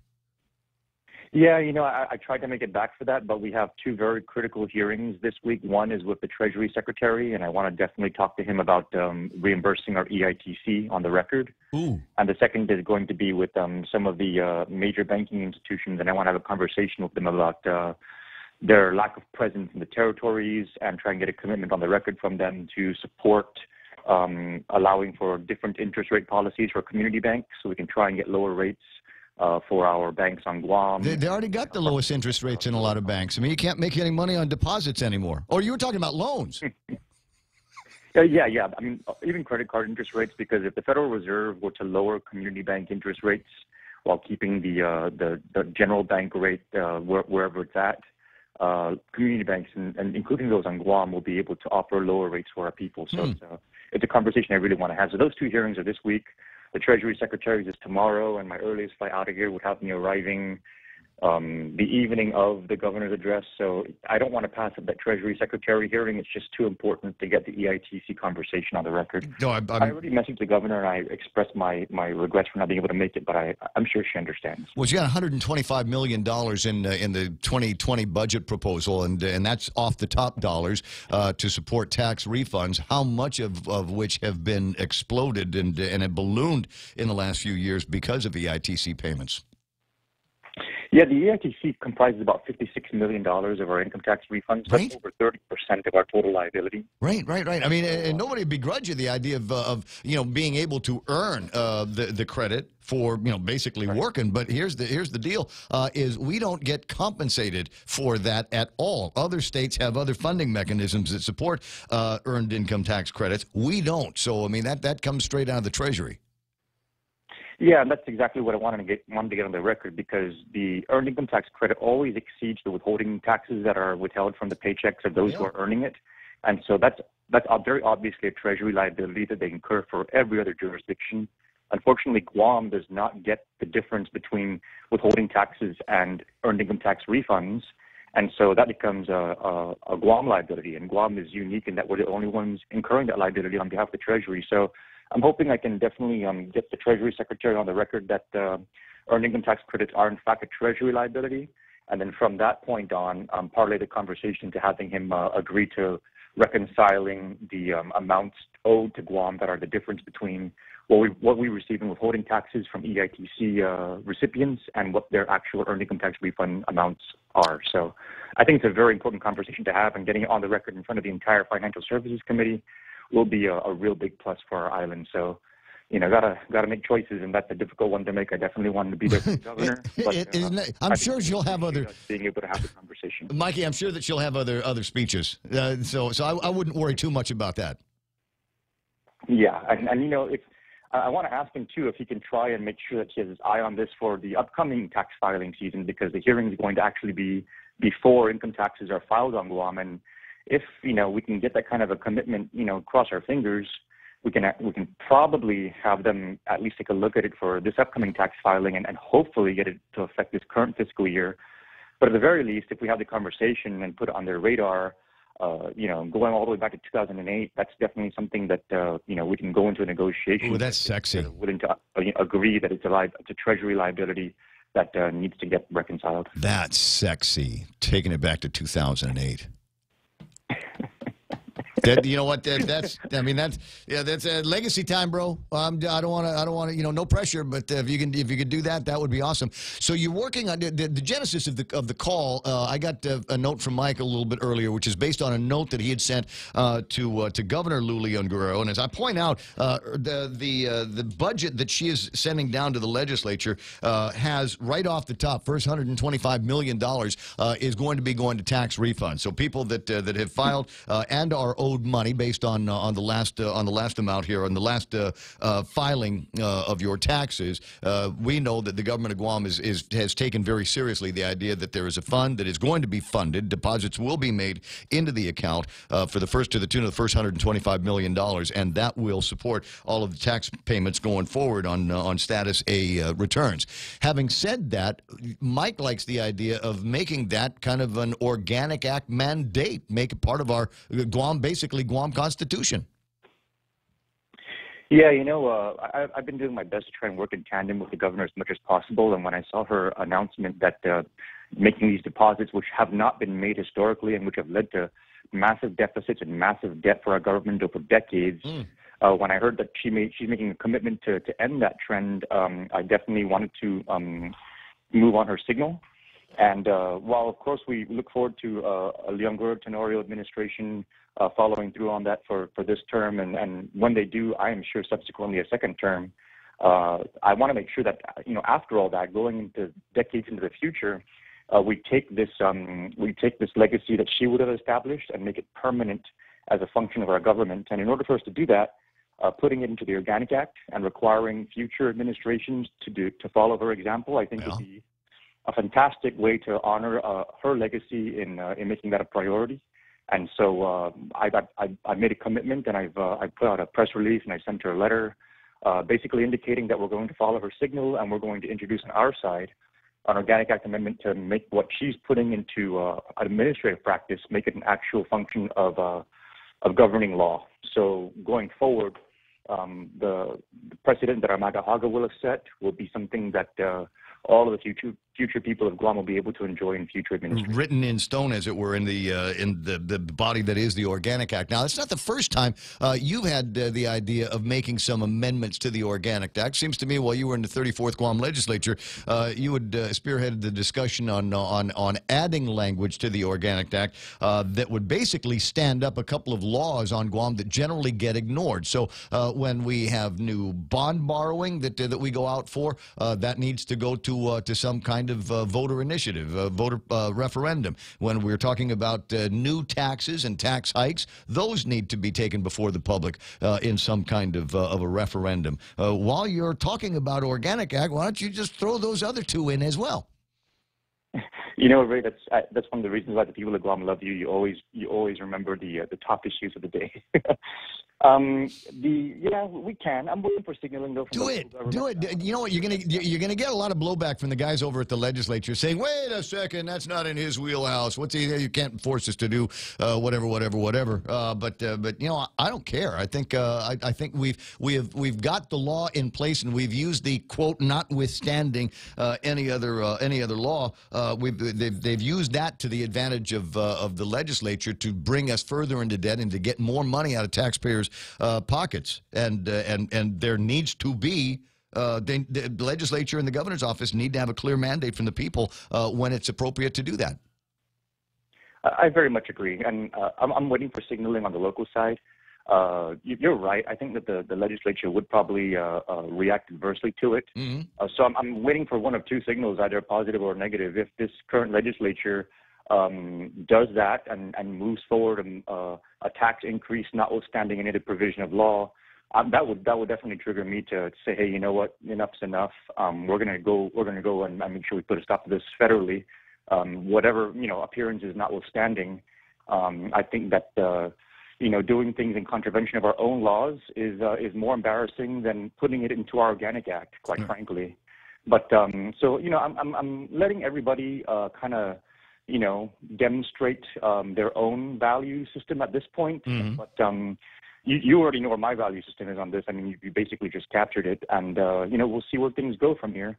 But I do want to give absolute kudos to Governor Leung for her commitment to making these tax refund deposits, and I want to, on my end, follow through on her commitment and make sure that it's something that gets established and permanentized, so all of our future generations can enjoy the precedent that she's setting. Caller wanted to know if we could opt out of mirroring the U.S. tax code, and would that get us out from under the earned income tax credit? There's already federal law that permits us to, through the Guam Tax Commission, initiate a process to delink from the federal income tax code. We can do that. I actually was the author of the local legislation to make the Guam Tax Commission be a permanent fixture in the Guam government, and I believe the chair of the Committee on Finance and Taxation is currently the chair of that tax commission, so they can stand up that commission and begin having those discussions. So it's definitely something that can be done, but I wouldn't do that in the context of just trying to avoid EITC. I would definitely do it in the context of trying to establish a tax regime that would benefit the territory. And we have a lot of experts on the ground out there in Guam, and we definitely can help tie them in out here with my contacts with experts here to begin really crafting that process. But I wouldn't just do it for EITC. I would definitely do it to try and evaluate a tax system that works. But again, that needs to be in the context of a revenue tax operation that the people have confidence in. And so, that's something that I think this administration, the Younger Tenora administration, is going to have to do, is just reestablish the public's confidence in the local government's ability to, follow through on its own existing mandates, so that when we do start moving in that direction, the people will be following along from a position of confidence, rather than, being skeptical and wondering whether our government is going to be able to pull it off. I think it'll take Daphne a little bit longer, but she's, in my mind, I feel like she's doing all the right things over at the Department of Revenue and Taxation. I'm not happy with the or more legislation, and I hated the idea that it was voted on and then signed on by the governor. But once she got her marching orders, Daphne started sending out new tax bills almost immediately. And now we've got some additional money from those properties that are valued at $1 million or more coming back into the government. So she's taken very seriously her role as chief tax collector around here. Yeah, I'm confident in her abilities and looking forward to seeing how the department's going to improve over the time of her leadership. Yeah, we'll see what happens if we can get some money in for some new technology, because it sounds to me like that is among the biggest problems at the Department of Revenue and Taxation, is the amount of manual work and double and triple inputting that needs to get done in order for us to be able to see some viable reports that come out. And unfortunately, because of all of the manual work, it doesn't come out in a timely way. I think that would definitely help a great deal, but from what I've also seen too, Ray, is that I think that if we have a very strict and fair enforcement regime, that will cause a lot of these things to begin falling into place on their own, because a lot of those who are egregious violators of the tax laws, once there's a very strict enforcement regime in place, they'll begin to self-comply, because nobody's going to want to have to go through all that mess. So I think definitely, kind of waiting on these first bunch of cases that she sent over to the Attorney General's office to see what shakes out of the tree, and if it sends, as you point out, the right message to the community. Is we've had a lot of carrots over the years, and oh, by the way, we got a lady here that knows how to wield a stick. 7:45. Speaking of sticks and carrots, have you gotten any response back from the people over at CMS? Did you not last week send them a note asking them to take it easy with GMH? We just got confirmation that they've received the letter, but we haven't received any word back yet in terms of their response. We just sent that late last week, so we'll be following up on it this week. Okay, and with regard to war claims, there's a story in one of the media this morning that says that $5.2 million or so have been authorized for payments to war claims applicants. Unfortunately, we still don't have the trigger mechanism in place for somebody at Treasury to start cutting checks. Yeah, all of our legislation is in place and in committee, but there's been a development just in the last 24 hours that has me actually very concerned. Senator Booker in the Senate has introduced legislation for war reparations for the African American community, and on the surface it looks like that could create momentum for our issue, but it actually I think makes our issue almost politically radioactive. And I'm just, this is all very, very fresh information, so I have to get boots on the ground intel on it. But he's a presidential candidate. African American reparations is an incredibly big topic, huge hotbed issue, and I'm just worried now that nobody's going to want to touch the very tiny itty bitty Guam reparation concern that's self-funded, because it might create a political consequence for them to set a precedent in the 116th Congress to support that and then be put on the hook for the Booker legislation. Yeah, so all people are going to hear is reparations, and it will you go from Guam and our relatively small numbers. Then you've got the African American veteran community and reparations that may be due them, and then people will go back to slavery. Yes, and so I'm observing this with really, it's really unnerving for me, because we're working so hard to try and just get this thing through on a technicality. Yeah. But if the votes on it now are going to send the wrong kind of signal politically as a precedent for all those, particularly on the Republican side, for them to be concerned about, having to be on the hook for one and not on the other, this could really, really, really put a real big dent on things. So this is all fresh information. Yeah, well, it sounds like there's a million moving parts there. Yeah, and there's a lot of different variables at play. Aside from the whole procedural requirements that are creating the challenges, we have these political realities now that are just further clouding the mix. So I'll keep the people updated as often as we get any kind of intel, but that's the latest development that I think might really begin to make the effort a lot more complicated. So we're doing everything on our end. I mean, the Guam Congressional Office has, we've pulled all of our levers and we put everything into motion, but it's the other considerations that all these other members are going to be weighing that we're going to have to really start swimming against. Well, that one requires a little bit of thought. 7:48. I'm glad you're doing the thinking on it. Congressman Mike Nicholas on the line. Hey, guess what we did last week? What was that? We made marijuana legal. Oh yeah, I saw. You saw that.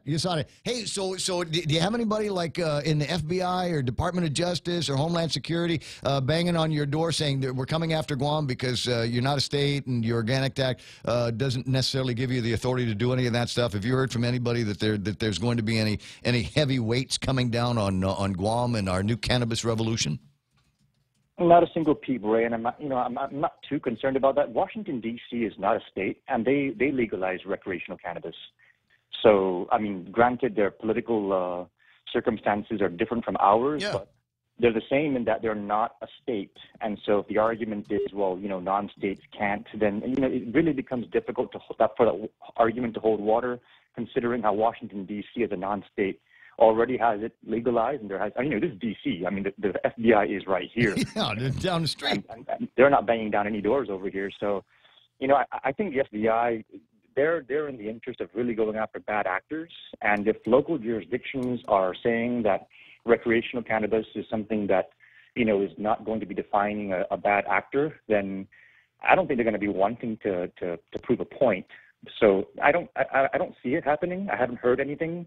But that's also going to be in the courts arena at this point, with the lawsuit being filed and the Attorney General saying he's going to get involved. So yeah, well, the Attorney General is going to back it up. It's said free, so I don't know if it just a kooky piece of writing that he sent over to district court.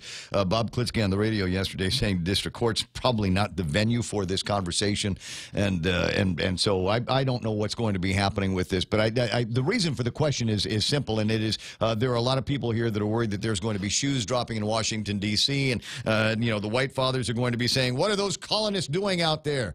They don't have a constitution like the other states do. That's stepping outside their lane. We're going to crack down on it. And nobody's calling you asking what's going on in Guam. So as far as I'm concerned, they're just, just kind of looking, saying, well, that's interesting. Let's go find the real crooks. Yeah, I mean, I've been working closely with the FBI, too, and I can say that they have zero interest in trying to use their role to prove a point with respect to political status and dominance. I mean, they just want to make sure that, nothing bad is happening to the community. And if the community is going to, relax the laws locally at the local level with respect to cannabis the same way that Washington, D.C. has, I have heard nothing so far, and I can't imagine them wanting to rattle the saber, so to speak, when it's happening right here in their own backyard. Right, I gotcha. 7:51, almost 7:52. You want to say hello to family and friends while you're on the phone? Because I'm sure they miss you. Yeah, I miss everybody. I really miss Guam. It's a lot of work out here, but, we're doing it for all the right reasons, and we're in the right place at the right time to make things happen. We may have some other announcements that will be very historic with respect to the work of our office, but I don't want to kind of jump the ball. They're things that need to go through some review and some approvals by some of the other members. But I think we're doing pretty darn good out here, circumstances notwithstanding. And I just hope the people of Guam can continue to give us their support. Congressman, I appreciate your time and how busy you are. I'm going to let you get back to it. Stay away from Joe Biden.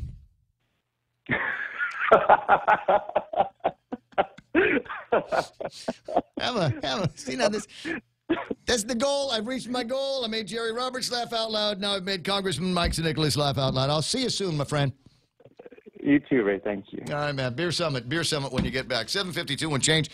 Missed the break last time, so I got to take care of that right now. Portions of the program brought to you by my friends over at Wendy's. What? You're not getting your EITC? You're not getting? You're not in line for $125 million worth of tax refunds? Yeah, I know. We're holding steady to our bucks, aren't we? Well, you eventually got to eat. There's a totally hot offer at Wendy's, and only for a limited time. $2 premium chicken sandwiches. So they get these chicken sandwiches. it is, in my mind, the best spicy chicken sandwich on Guam is at Wendy's, or you can get the home-style chicken sandwich, and they're only $2. So you got $4 on you? That's 2 sandwiches made of chicken over at Wendy's.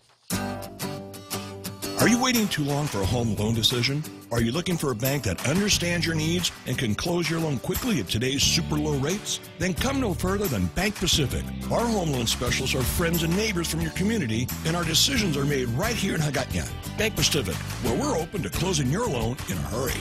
Bank Pacific, where others put branches, we place roots. Equal housing lender, credit conditions apply. Viva Bank Pacific.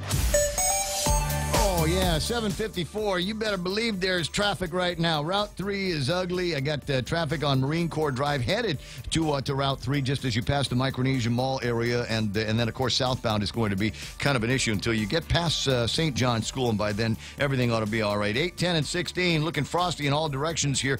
Traffic trying to get up there past the Wendy's is moving a little bit slow because, you know, there's a school and everything. Traffic on 16 from the post office through Happy Mart, slow because there's an intersection there, but once you're past it, then it slows down again. Because there's only one way into Tiedzen, and you got to get past that intersection. Once you do, then it should be clear sailing right up until you get into the around Cars Plus. That intersection is slowing down southbound. It'll open up again. It should get you all the way into Hagåtña past the Bank of Guam intersection with not too many problems, not too long of a light delay there. Looking at traffic on Route 4 on the way into town. Yes, in Hagåtña, Ordot area over by the schools. Watch out for that. Is there traffic in front of Navy Hospital? Yes, there is. Is there traffic in front of Big Navy? Yes, there is. Checking on Anderson Air Force Base, not so bad getting into there. 7:55, and that's right now traffic on the point. Get a Coke 12-pack for only $3.49 when you fuel up on $35 or more of premium high-performance fuel. Conditions apply. See stores for details. Circle K. Take it easy. Get a dozen extra-large eggs for only 49 cents when you fuel up on $35 or more of premium high-performance fuel. Conditions apply. See stores for details. Circle K. Take it easy. Get a case of Circle K water for only $2.99 when you fuel up on $35 or more of premium high-performance fuel. Conditions apply. See stores for details. Circle K. Take it easy. Oh, I got Star Power. Star Power on this program. You see who's online watching on Facebook Live? Bert Duarte is there. Regine Bisco-Lee. Her Facebook name, Regine B. Lee, is online. We're going to get a hold of her later on, you think? Okay. Gina Kono, I got Gerard Estoy, Richard Clark, and Vince Pareda, and Smug Wimp. Hoffa Dude, nice to see you online. Xavier Actelig is on. And A. Camacho, Diane Rose in Washington State, chiming in on the conversation about marijuana. In Puerto Rico, she says, marijuana is legal for medical purposes, but illegal for recreational purposes. Legislation to ban cannabis was passed in 1932 there, but legislation to legalize medical cannabis passed in 2015. Although the medical use of marijuana is permitted, smoking the substance is not legal. And near as I can tell, nobody's going from Washington, D.C. is going after Puerto Rico either. I don't know. I had to ask because, you know, there are all these people that were talking about the scary federal boogeyman coming after Guam because we're thumbing our nose at federal drug laws and schedules that they have put together to protect us from ourselves. And as it turns out, we passed the legislation, and it's not like, you know, it's not like we were able to keep it a secret, right? It's not like, you know, it's just, shh, don't say anything because Uncle Fed. Hey, is that your Uncle Fed? You ever do that? You ever get high with your buddy and say, dude, there's your mom? And it just makes him panic for a second. Hey, dude, there's your Uncle Fed. Yeah, when you're the first territory to do it during the year, the first of any entity in the United States to do it to mark the year, yeah, it's going to get some attention. But start looking around. Just do a Google. Guam marijuana pass. And then do a Google. Obviously, you're going to get the stories from PNC and the Post and PDN and KUAM. We're going to get all the local stories and the people that have contributed to it locally. But it's actually a big deal. It is one of the two big stories that you are going to hear about Guam from Not Guam Press. Is that we have passed medical marijuana at the legislative level, not at a referendum or anything, but at the legislative level. First ones in 2019 to be able to take this to a governor's office where it's been signed. The other one, what do you suppose the other big story is? I have no clue. Kevin? What do you think the other big story is? Marijuana and... Come on. Come on. It's the Archbishop story. It's the emperor guilty in the Vatican story. Yeah, that one is getting. I'm If you in start, denial about all that. you just do the Google Guam news, and those are the big ones that are going to be coming up. Those are the top stories that are going to be coming up. Another one of the stories about what's happening with the old archdiocese. It looks like they've got a buyer, might be on the hook for $5-something million worth of the Action Hotel, the former Action Hotel. What was for a while the Redemptoris Mater, I want to say seminary out there on the other side of the island. And I've always kind of had a curiosity about that place. I've never been there. But I kind of has the look of a nice kind of that side of the island resorty thing going on with it. Can you imagine how many B&Bs we might be able to, how many tourists that we'd be able to throw in there? You can make some serious money over there and develop the area, too, once that happened. Well, don't say develop and south in the same words. Anything south of Junction, forget it. Nobody wants anything taller than the tallest coconut tree down in that part of the island. 8 o'clock in the morning, the radio station is KUSG Gutnia. My name is Ray Gibson. Coming up, Fox News Live. On the other side of that, Kevin Kerrigan with a look at all the big stories in today's Guam Daily Post.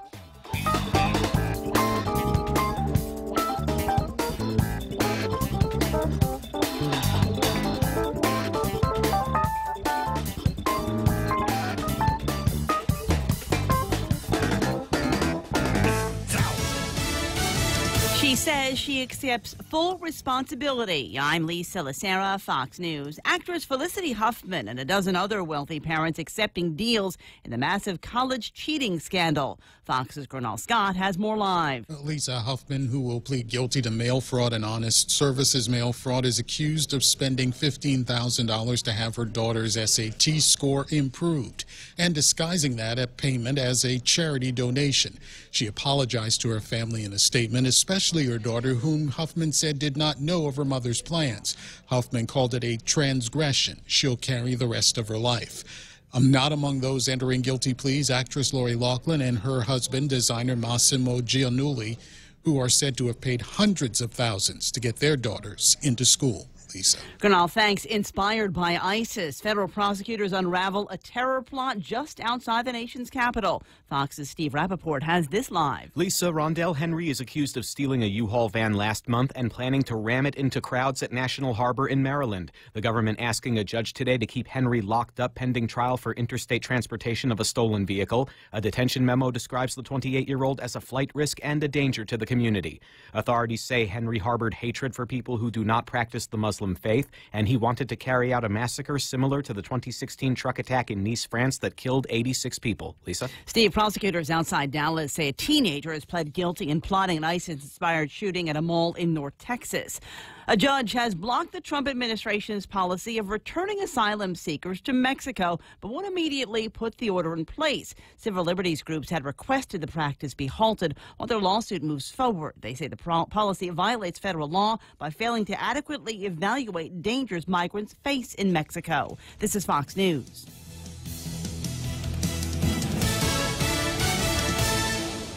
Let's go for a drive. Let's take a stroll. Let's gallivant. Let's go cruising. We all have different ways to describe how we get up and go in our cars. But whatever you may call it, you can do more of it when you save 6% off your fuel purchases at any Shell station when you use your eligible Bank of Guam Visa and MasterCard credit cards. So stop by any Guam or CNMI Shell station and start saving today. Visit bankofguam.com for more information. Terms and conditions apply. Bank of Guam, the People's Bank. Member FDIC. Attention homeowners, if you don't have a solar energy system on your roof from Micronesia Renewable Energy, now is the time to get one. MRE solar energy systems now come with battery storage for zero money down. This means that your home will have power even when the island power isn't available, like during power outages or during and after storms. The inconvenience of not having power for your home is a thing of the past. Don't be left in the dark. Call 632-2613 for a free consultation. MRE, the smarter choice. 3 American service members and a civilian contractor have been killed when their convoy hit a roadside bomb near the main U.S. airbase in Afghanistan. A woman arrested on the grounds of President Trump's Mar-a-Lago resort last month will remain in custody for now. 32-year-old Yu Xingjiang, the Chinese national caught at Mar-a-Lago with a thumb drive full of malware, will remain in federal custody for another week before a judge could decide to grant bail or not. Prosecutors say she's a flight risk who's lied to investigators, has thousands in cash at her disposal, and no ties to the U.S. Her public defender argues there was a good reason why she tried to enter Mar-a-Lago, thinking there was some kind of United Nations event and she had a flyer about it. The Mar-a-Lago club says no such event was planned. Federal agents say they found listening devices in Zhang's hotel room, but the prosecutor says they're not alleging she's a spy. In Miami, Eben Brown, Fox News. The Trump administration blocking an agreement between Major League Baseball and the Cuban Baseball Federation that would have allowed Cuban players to sign without defecting. What remains unclear at this point is whether or not any potential action is imminent or might be taken by the Trump administration, potentially even the Treasury Department itself. The National Security Advisor, John Bolton, somewhat teed this up over the weekend, in which he sent out the following tweet. He said, quote, Cuba wants to use baseball players as economic pawns. Selling their rights to Major League Baseball, America's national pastime, should not enable the Cuban regime's support for Maduro in Venezuela. Blake Berman with the Fox Business Network. Fleetwood Mac forced to cancel a number of shows, including at Jazz Fest in New Orleans, where the band had been scheduled as a last-minute replacement for the Rolling Stones because Stevie Nicks is ill. Festival organizers asking people to stay tuned to see who will perform May 2nd. I'm Lisa Lacera. This is Fox News. Here at APL, our core values give the company its heart and soul. Whether it's connecting your business with our global network through our newly enhanced service or investing our efforts into giving back to the community, APL is committed to serving you. We humbly honor the opportunity to find innovative solutions for you and your business. To learn more about our enhanced service, call 588-4651 or visit www.apl.com/Guam for more details. Join us Saturday, April 13th for the 5th annual Chucky Run and Fun 2K, 5K, and Flyaway giveaway. Showtime at 5:30 and go time at 6 a.m. T-shirts, medals, and other cool prizes, including the grand prize trip for two to Manila. Register at Hornet Sporting Goods or Chuck E. Cheese's Guam. $8 for students, $12 for adults, and Group of 4 Super Saver for just $40. The 5th annual Chucky Run and Fun 2K, 5K, and Flyaway giveaway. We'll see you there. The GCC Votech Class of 79 is back. Join them on April 27th at the Onward Beach Hotel for a night of dinner, dancing, skits, and reminiscing. It's been 40 years since graduation, so take advantage of this once-in-a-lifetime chance to relive the memories. There's also a memorial mass on Friday, the 26th, at the Santa Teresita Church. Be there at 5:30 for candle placement in honor of classmates who've gone before.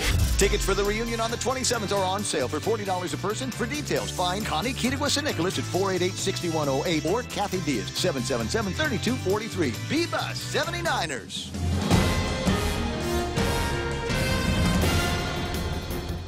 Half a day and good morning, Guam. News time here at The Point is 7 minutes past 8 a.m. this Tuesday morning. I'm Kevin Kerrigan. Here's a look now at some of the top stories from the Guam Daily Post.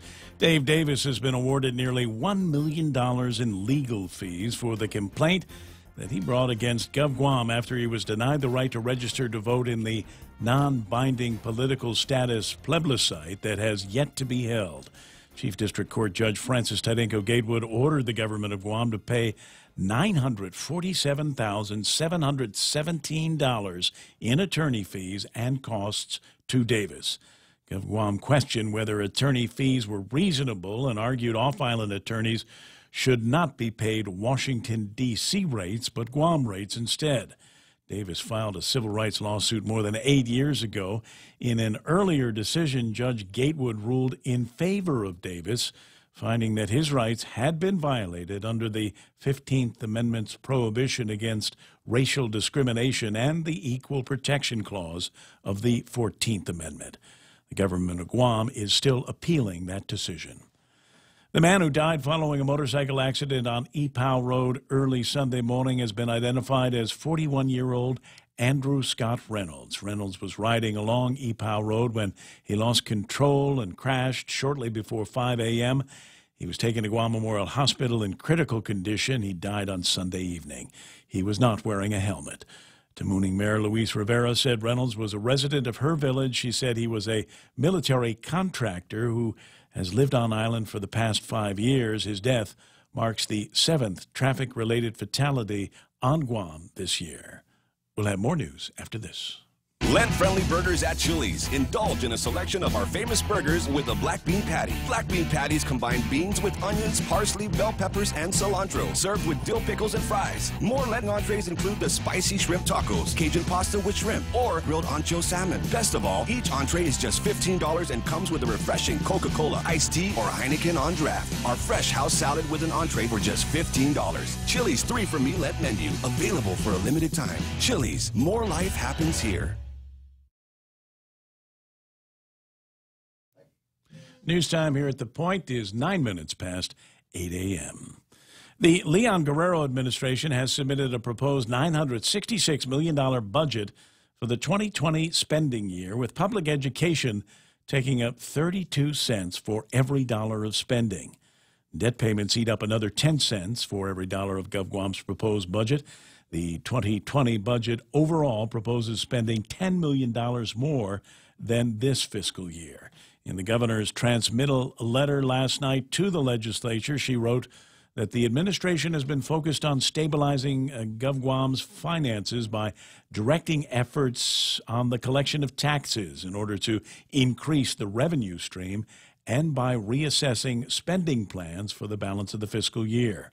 According to a release from Adelup, the administration is also committed to the timely and expeditious payment of income tax refunds, and the budget proposes setting aside $125 million in income tax refunds right off the top next year before any spending is authorized in the 2020 budget proposal.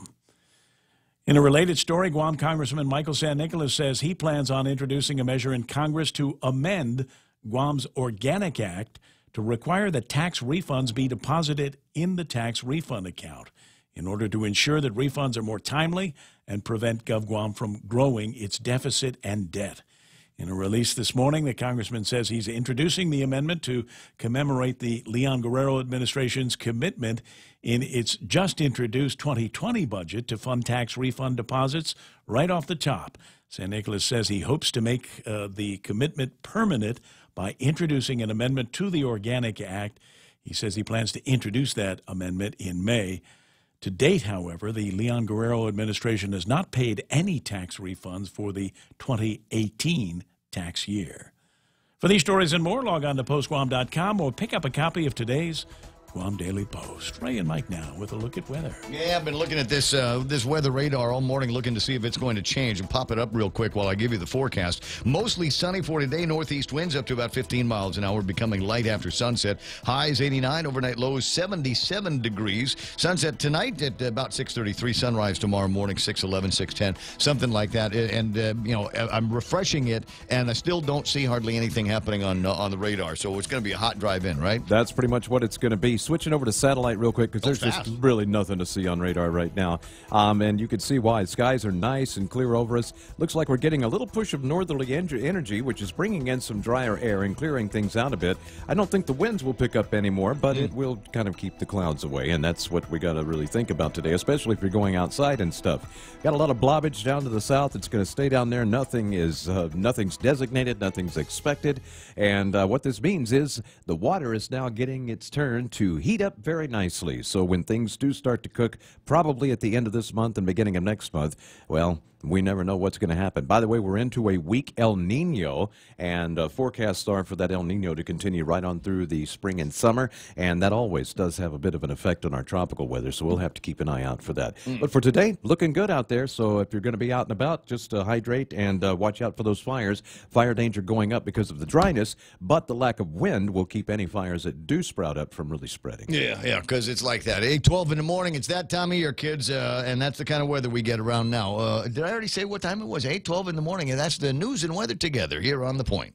The stations of Choice Broadcasting are celebrating April 2019 as National Earth Month with the return of our Upcycle Mascot Showdown. Join us on Saturday, April 20 at the Agagna Shopping Center from 3 to 5 p.m. and vote for the best mascot display. Second place wins $250 and first place wins $500. The 2019 Upcycle Mascot Showdown is brought to you by the Agagna Shopping Center, Lolita Kamet from Remax Diamond Realty, Underwater World, Sylvan Learning Center, Family Finance, Buddy's Home Furnishings, and Pitbull Empire. I got you. The Ray Gibson Show brought to you by Micronesia Renewable Energy. Never been a better time to go solar. American President Lines, they're shipping the future. Guam Regional Medical City, the first choice for your specialty care needs. And, of course, King's Restaurant, where they've got that incredible Lenten menu. But their sister company, or brother company, Chuck E. Cheese, got a big 5K going on this weekend over at GPO. We'll get you some details on that in just a little bit. But it's going to be another one of these Chuck E. races. So for those of you that would like to get a couple of 5Ks in, maybe a 5K Saturday, 10K Sunday, maybe a 5K Saturday half marathon Sunday, maybe a 5K Saturday full marathon Sunday, then you're going to run Saturday over at Chuck E. Cheese. Hey, are you ready to afford the good life? For example, cooking in a gourmet kitchen that is as amazing as your skills. Or how about paying off tuition? Or maybe expanding your home to make room for your parents. Live beyond your dreams, within your means, with a low-rate home equity line of credit from First Hawaiian Bank. To learn more or to apply, visit any branch or FHB.com. First Hawaiian Bank. It all starts with yes. Member FDIC, Equal Housing Lender. I just waiting because that one sounds like that commercial where I don't know where the end is, right? All right, so he did the FDIC thing. It's usually a pretty good sign that the bank commercial is over. 8:14 in the morning, my producer's freaking out because we're out of hand signals. What don't we have a hand signal for? I got security title here. I invented a new one now because of Take Care. So, the S is security title. Right. Big Hugs is Take Care. And then Cars Plus because I'm driving. I got to put that on. What is the hand signal for I got to put you on the camera now. So what is it the Take Care symbol? Yeah, Take Care is the hugs. Oh, that's sweet. I love myself. That's it, man. The annual is going to get signed. The annual they're going to re-up for us. 8:15 in the morning, and portions of the program brought to you by my friends at Security Title. Ron and Kim have seen everything. You got complex stuff. They can do that. You need to keep it a secret. Sometimes you do.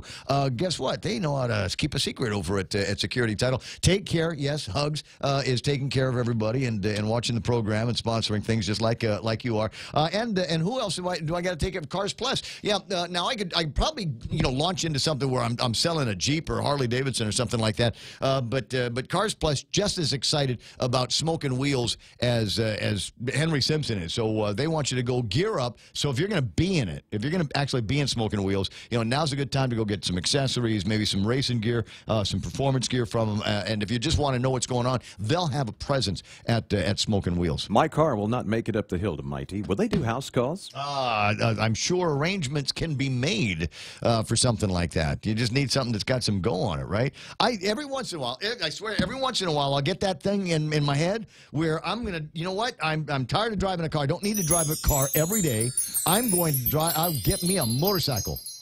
I'm going to get me a motorcycle. But do I not look like the kind of person who could actually die on a motorcycle? No, you'd be fine. That's every person. Yeah. That's everybody. Okay. Everybody can die on a motorcycle. I would get a motorcycle, but I have absolutely nowhere to park it. I would get a motorcycle if I wasn't afraid of death. Right? Yeah. Well, I mean, you can wear a helmet and you can put the Batman suits on, but it's just hot. No, you're not. You've sworn it off. Mm-hmm. And it's not the motorcycle. It's me. It's strictly. I know myself. No, I can't. I can't do it.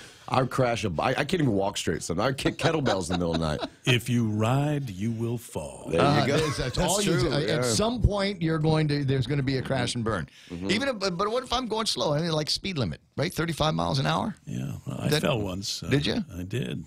Taiwan. Yeah. Oh, a little road rash. Yeah, I was going slow. Oh, okay. Yeah, I was going down a hill over some sand. Okay. Oh, so kind of took it right so out you from did under you. slide. You actually slid. Yep. Yeah. All right, so we're gonna riff on old men and bikes here in a second. Be right back. Morning talk that matters. It's the Ray Gibson Show. Oh, you always do Call that now. 888-TALK. That's 888-8255. definition cameras here in the Facebook Live and the YouTube is you can see everything. You can when my face turns red, it's not a reflection of the on-air light over here. That's really my face turning red. You look at Blake Watson, you look at his face. That's real out in the sunshine grill marks. That if you ever wonder what the hell Ray Gibson means when he says grill marks, that's what Ray means when he says grill marks. Kissed by the sun, as it were. It even changed a little bit of the hair color too. Yeah, it's bleached a little bit. Yeah. So anyway, so you've never harbored the idea that you could be a motorcycle guy. My mom rides a Harley, and I just leave it up to her. Hers just looks nice and all that. She's like, "Oh, you want to ride it?" And it's even like, and I don't, I mean, it's even like a woman-sized Harley. I could probably hold it up. It's not a heavy Harley or anything like that, but I'm still, I'm guessing you just don't trust your own decision-making process. It's me. On a bike, no, like I said, it's me. It's not. It's something to consider too, man. It was one thing that I considered when I started thinking about riding a bike back in the '80s, but I said, I'm not like that, so I'll be okay. And then I've been fine. The only time I spilled a bike was coming down a hill on a wet road in Florida, and an old lady ran the light. I actually had the light. She ran the light. She didn't see it, and so I had to set her down and ride it down the hill. Now, it's wet pavement, so it can just, right on down the thing. And I didn't get hurt. Nobody got hurt, but the bike looked like crap. Yeah. Well, asphalt will do that. Yeah. So I don't know. There's there's a part of me that is right there with you, Blake. I know how I am. I know what my levels of coordination are. There people don't think I should have a driver's license. I mean, for a car, much less two wheels and all the responsibilities that go along with that. I'm okay. Well, I'll wear a helmet. I'll be fine. I'll just wear a helmet. But I mean, I can envision busted legs and broken collarbones and things like that. Yeah, and it's not even that. I mean, like, so I had an uncle who rode a bike, and he was also a police officer, a constable. But he rode a bike, and one time, it actually kind of scarred me when I was about in middle school age, somewhere around there. Some old guy pulled out in front of him at a red light, and he T-boned the guy and went flying, broke his pelvis, broke his tailbone. And so it's not even just you. I mean, it's just one of those deals where, if you hit somebody in a car and you're in a car, you have obviously, you may, scuff it up, fender bender. But in a bike, if you're on the bike, you can go flying, you can slide under stuff. You could. But dude, can you imagine the bragging rights? I'm sure, like the guys they just had one of these big campouts, right? One of these like multi-club campouts at the beach. And I can guarantee that there were conversations going around fires at that thing where guys were comparing their broken bones and the number of stitches they had as a result of getting into scrambling and on a bike. Yeah. It's kind of a badge of honor, I guess. But look, runners do the same thing. Right. Runners, we get together and it's how you doing? Oh, I got my plantar fasciitis is bugging me, or I got my shins. I got this one girl, and I swear to God, I want to massage her ITs all the time. That's all she's talking about? Yeah, I can fix that for you, sweetie. You just let me know time and place. I'll be there, and I'll bring my roller. I'll bring the foam, no doubt. Foam roller? No, you have a hard plastic one. It's actually called the stick.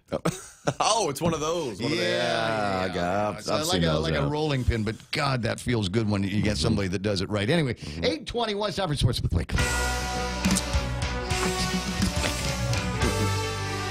James Howard wants to know if we're high. No. Surprisingly not. You can't. We're high do it in public. We're high on life, man. Look, can you? We have the best job in the world. Yeah. Can you imagine? I mean, if we were out there schlepping it up and having to suffer traffic and administrative stuff, actual work, right? We just forget it. We could not survive on a planet like that. Frankly, I refuse to answer the question just to keep him wondering. That's the thing about celebrities. I look at all these celebrities on drugs, and I'm like, why? Everywhere you go, everybody loves you, and they just give you stuff for free. Isn't that a big enough high? No, I guess not. No. Let me think about that for a second. Are there ways? Yeah, because you'd want to kind of manipulate some of that reality every once in a while. See if there's ways to make it even more fun. Yeah, I guess that's what it is. If you're a huge megastar, you know what I mean, like a Chris Pratt, or one of these, I just don't understand the need to be even more lifted than you are just on the natural sense of being yourself. Yeah. Hey, what's up with Cardi B? She's starting to get that backlash from all kinds of people. Cardi B? Yeah. Is that because she said that she used to, when she was a stripper, she used to drug and rob guys? She didn't drug them. She didn't drug them. She would let them pass out, and then she would rob them. I think that's what nice girl. Yeah. Hey, she's a stripper from the Bronx. It's got to be a tough life. What do you want her to do? Stripper from the Bronx, and she turns into a mega celebrity. You got a bartender from the Bronx who's an actual congressperson at the age of, what, 29? Yep. ACO? What's he? ACO, right? Ocasio-Cortez. Yeah. 8:22. What do you got for sports, bro? For sports today, it is guys volleyball, boys volleyball in the IIAAG. We are well within the fourth quarter sports as we kind of steamroll towards the end of the school year. I was going to say, it's May. Yeah, We're already. April the 9th. I mean, guys are already getting sized for their graduation gowns. I know, and they're still playing volleyball as the, let's see here, the Teeds and Titans, they climbed the ranks. They beat the Harvest Eagles in 4 sets, 25-17, 22-25, 25-19, and 25-22. It's because I'm not there to cheer them on, but I feel bad for the Eagles. They lost to Father Duenas last week, and the write-up that I saw was that there was like 5 people that said, okay, watch out for Mason Caldwell. So everybody trained to keep Mason at check. Shut him down, and then the rest of the team couldn't do much after that. Saw what you did there, Mr. Caldwell. Yeah, so that happened. And then let's see here, what else do I have?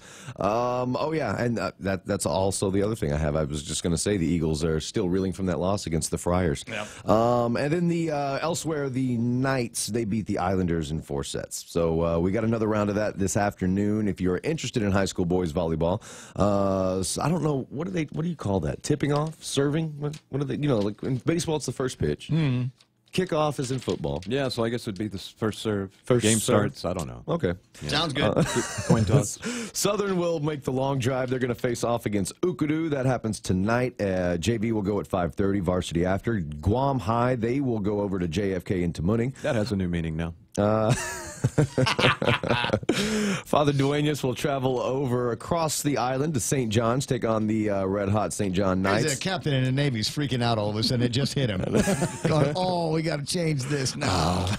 And just add the word stay between Guam and High. There you go. And then ND will take on Sanchez. Those are your...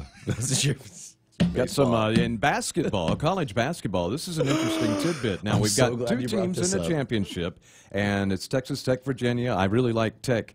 The women's side, Baylor is the champion. Now, Baylor is another Texas school. Did they beat Notre Dame? They did. Oh, wow. So now, if Texas Tech can beat Virginia today, which, by the way, the game starts at 11:20, that will be the first time in college history that Texas teams have the title in men and women's basketball. And I'm going to go out on a limb here, Ray, and say Texas history could be made, because I don't think a Texas team in men's has ever won the Final Four. I don't think so either. What? I don't think there's ever. I mean, maybe in the 50s, maybe 60s, somewhere, maybe way back. But I don't think in modern day, since the 50s or 60s on, I don't think, for sure not the 60s, But I don't think that there's ever been a Texas team to win the NCAA Final Four. This is. I hate to give them a hard time, but this is the worst sports story I've ever seen in my life here.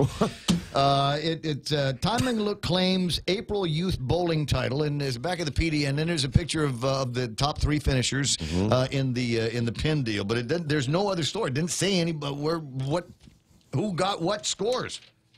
It just said they won. Congratulations! Time and Look claims April Youth Bowling title, and it's the biggest picture I've ever seen because there's no words attached to this particular story. Guam Daily Post has the deal on it, and what do we got here? The island's top youth bowlers took to the lanes in the Pinpoint Guam Youth Bowler of the Month, held at Central Lanes Sunday. Series part of a qualifier for the year-end winner take all. So what do we got for scores here? Do I have a number for Time and Look? Executed throughout the semifinal round as he established supremacy over number 3 seed Darren Borja early in the game to claim the match, 239 to 165.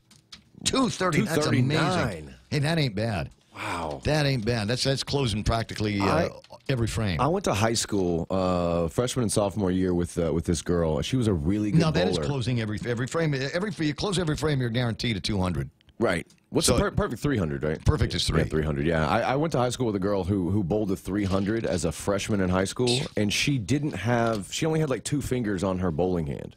Like, it was like a birth deformity, so she wasn't like, some of her fingers didn't, didn't form right. Yeah. So she, she lived with her whole life, but she was a bowler her whole life. So she knew what they did, how to adapt. Yeah, but she had like 2 fingers, and so I guess it was the right 2. So did she throw modified? She must have, right? She kind of because she was right-handed, so she would kind of like flip it right before she would do the wind-up, and then right before she'd kind of like flip, like do like this little like against the body. Yeah, flip and spin. because then she's got to get it in a position where she can leave it. So that's a you can do that. It's a modified grip. So you got you put your fingers into the holes, and if it goes in two, that's a standard grip, right? Yeah, the two. And if it goes in just to the fingertips, then you are compelled. It will just by the act of releasing it.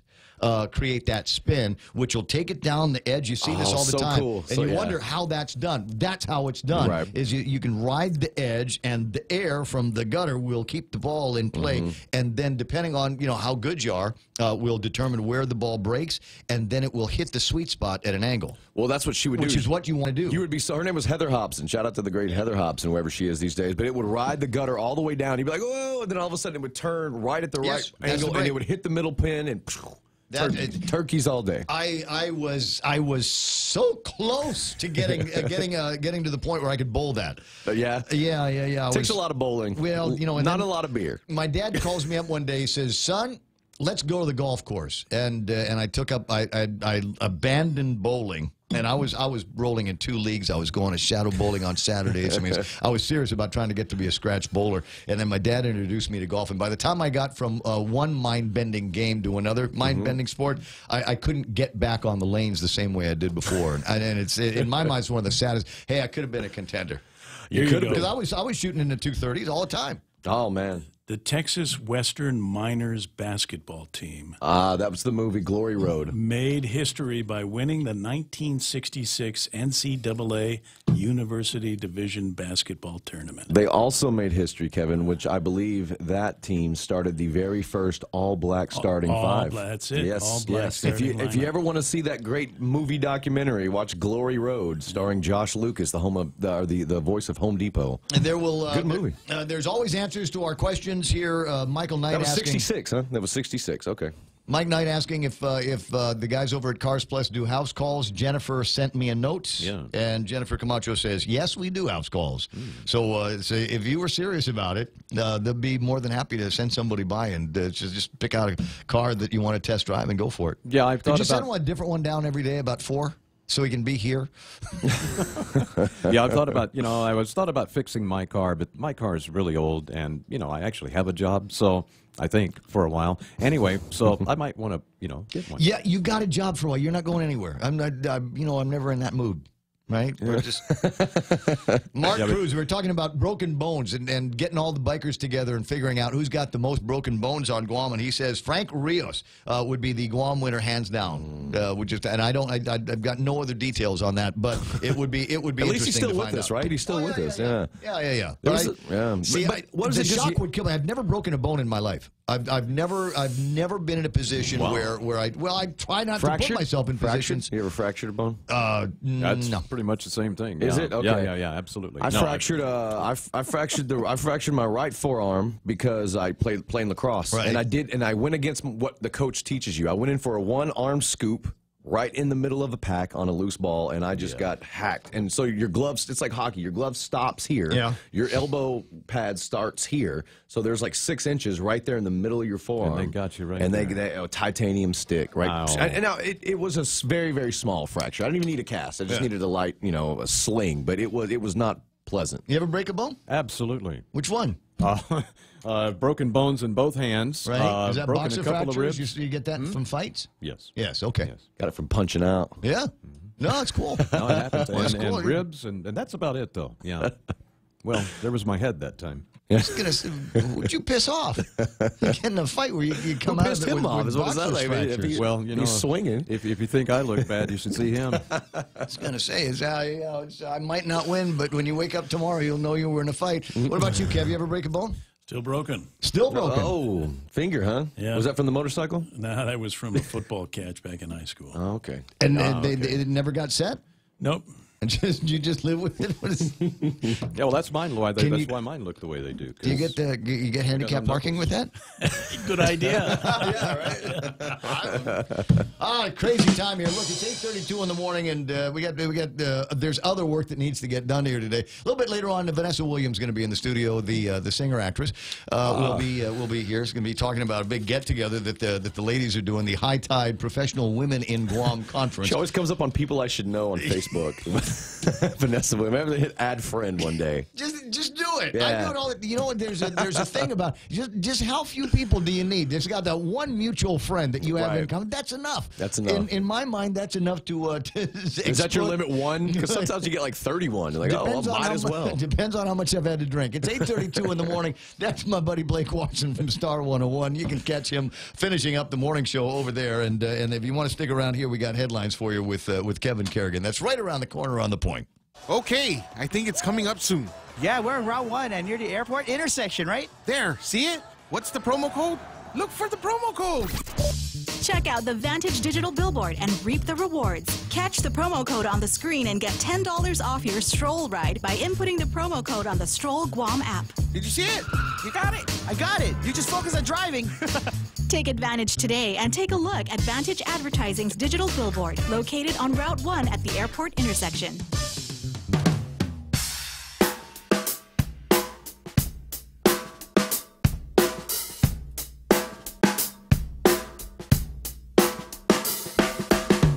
See you there, Senator. Coming your way in a second. We got to take care of headlines, though. From the Guam Daily Post, here's Kevin Kerrigan.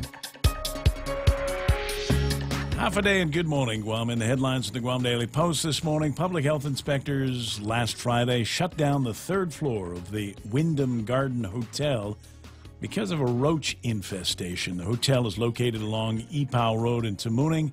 Hotel's employee lounge, second floor utility room, and other hotel rooms on the second and fourth floors were also shut down, along with the grill and curry restaurant on the first floor of the hotel, all because of roach infestations. Public Health's Division of Environmental Health conducted the inspection of the hotel after getting some complaints about roaches in hotel rooms.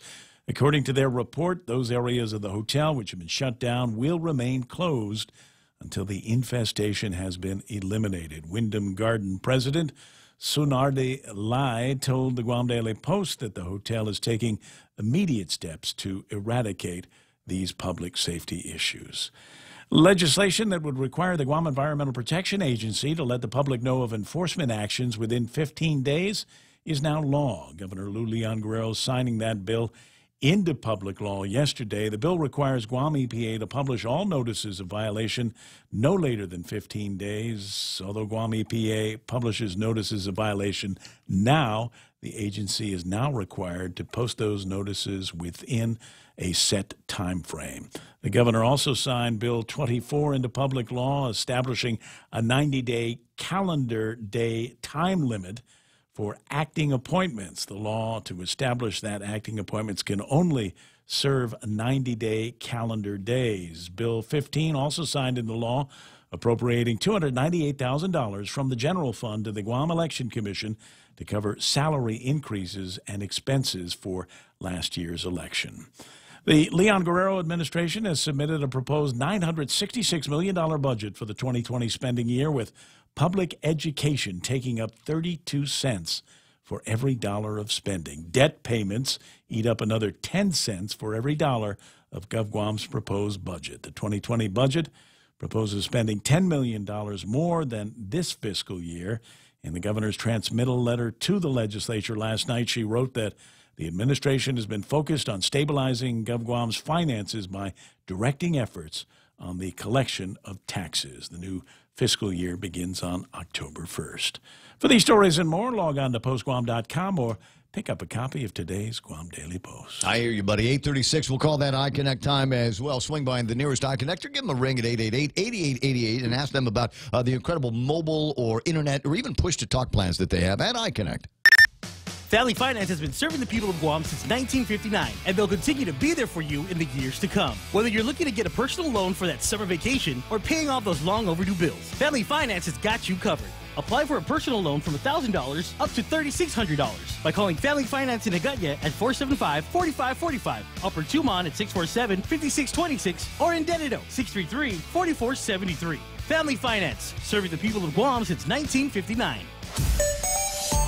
Let me just take a gander at the traffic gizmo and see if there's anything anybody needs to worry about. Looks like Central Guam is still in kind of slow mode, but mostly at the intersections. Don't see a whole lot of places where traffic is actually slow. But intersections around some of the central areas might bring you into something where you're creeping a little bit. You'll get past it. Don't worry about it. Route 4 clear into town. Route 8 generally clear into town. Marine Corps Drive southbound clear into town. Looks like there might be a little bit of southbound traffic just before you get to Waiseng Song, but that's just intersection, right? 8:37 in the morning. Right now, traffic here on The Point. Join us Saturday, April 13th for the 5th annual Chucky Run and Fun 2K, 5K, and Flyaway giveaway. Showtime at 5:30 and go time at 6 a.m. T-shirts, medals, and other cool prizes, including the grand prize trip for two to Manila. Register at Hornet Sporting Goods or Chuck E. Cheese's Guam. $8 for students, $12 for adults, and Group of 4 Super Saver for just $40. The 5th annual Chucky Run and Fun 2K, 5K, and Flyaway giveaway. We'll see you there. Yep. On it, man. On it. Ed Karanuntalan online. James Howard, Mike St. Nicholas, Pam Duvall, Ed Kitsutsu, DJ Cure is online with me this morning. Nice to see you there, buddy. Brother in the industry. It's Salerna Laron, Mary Park, Diana Rose is on. Eunice Mendiola, Carlo Branch from the legislature, also on the from the legislative side. Senator Regine Bisco-Lee, good morning. Holiday. How are you? I'm doing so well. How are you? Not bad. I had a good time goofing off with you and our associated buds at the get-together for the Guam Memorial Hospital Pink Ladies. Wasn't that fun? Those yes. ladies were so excited about bidding on you, Ray. Yeah, I thought we could have gotten more money, so we're gonna work on the presentation a little bit more, and next year we'll bring in some serious dough on the auction off a date with Ray Gibson for the Pink Ladies. Sounds good. Okay, working for a really great cause. Bert took pictures of us, right? I hope so. I mean, it's one of those. Look, I keep a scrapbook, so I'm kind of curious about where those pictures are. So, if anybody has, because we all lined up for pictures together, me and a bunch of the other, elected officials, et cetera, were there, and I was looked into one of those pictures. So I want to see if you can find it. All right. You know who might have it? Bob Tenorio from Expressions. That guy was all over the place. Yes. Okay, I'll check him. At any rate, now the reason why I got you on, in fact, you're going to be going into some kind of session over at the legislature at 9 o'clock this morning, right? You got a hearing? That's right. Public hearing on Bill 1. Bill number 1, which is relative to providing limited exemptions to small businesses under the Dave Santos Small Business Enhancement Act. So where is it now? I'm a small business, and my receipts need to be over a certain amount of money before I have to pay any taxes on that, right? That's right. So this bill just holds Dave Santos, the current act in place, but it adds a second benefit for businesses that are slightly larger. So you wanted to increase the threshold to capture businesses that are making under $250,000 a year. Under $250,000. So these small and micro businesses, just the backbone of our economy, we want to make sure that we give them a little bit of a break. No, don't they? Where is the threshold now? So the current threshold is if you make $50,000 or less, then the first $40,000 is tax-free. Okay, $50,000 or less, $40K is tax-free. Right, and so under this new proposed legislation, we are taking that threshold, we are lifting it to 250 businesses grossing $250,000 or less. Or less, and so. The 3%, a BPT of 3% instead of the current 5% that's required by law. Okay, but what about the 40K? That remains intact. Everything that was the Dave Santos Act from 1997 remains intact. Okay, so I see it. So if my revenue is 40K or less, then that's tax free. But between 50K and 250K, then it will only be 3%. 3% on that first 50K, that's right. So this actually affects, we just got the new fiscal note back, and Lester and his team said about 2,200 local small businesses will be able to keep more of what they earn. And so that, I think, is fantastic news. Yeah, well, keep more or pass the savings on to their customers could help make them a little bit more competitive against some of the bigger players in the game, right? That's right. I mean, it basically just gives them more options. So they could potentially buy a new piece of equipment, or maybe give a slight bump in salary to the folks that they have employed with them, or complete maybe new improvement projects, or absolutely pass it on to consumers. So we're just hoping that, you know, in a year where we're hearing from a lot of our economists and our subject matter experts that we are going to have a flat economy or a zero growth economy, we need to act quick. And we need to make sure that we provide those incentives to small business so it can have that ripple effect going out into our entire economy. Are you sure you're a Democrat?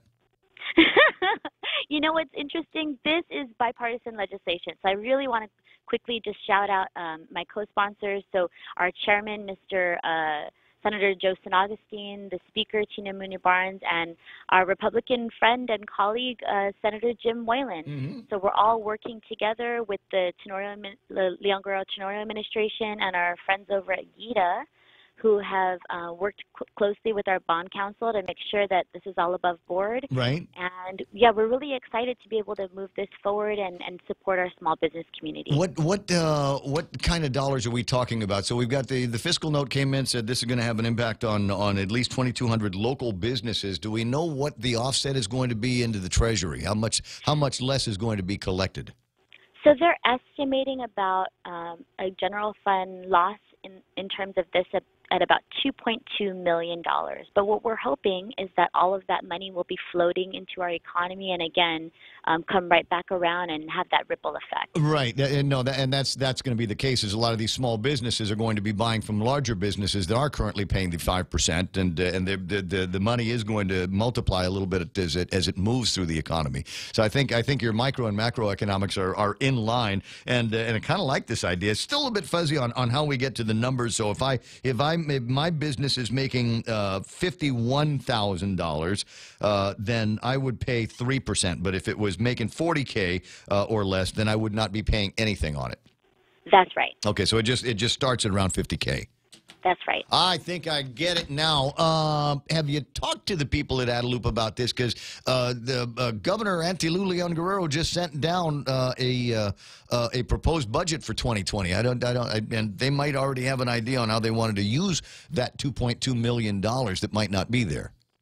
So we have been in close conversation with both the folks down at Adelup and then, you know, our folks over at GITA. And so we're working really closely with them to make sure we have the proper language. And, you know, this was all part of the governor's platform when she was running. She wanted to make sure that we give a break to our small and micro businesses.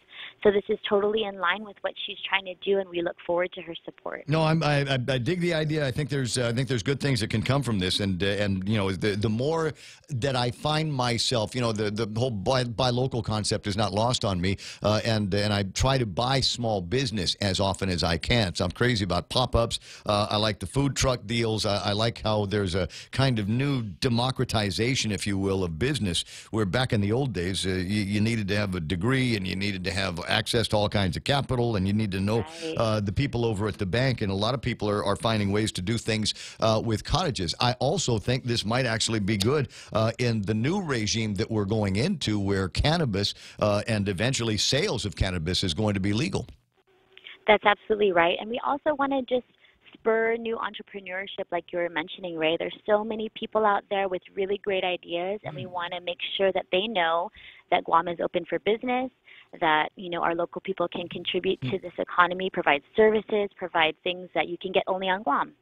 So, yeah, that's all really exciting. I already told you what I'm going to be doing, right? I'm going to be making Sinai pipes.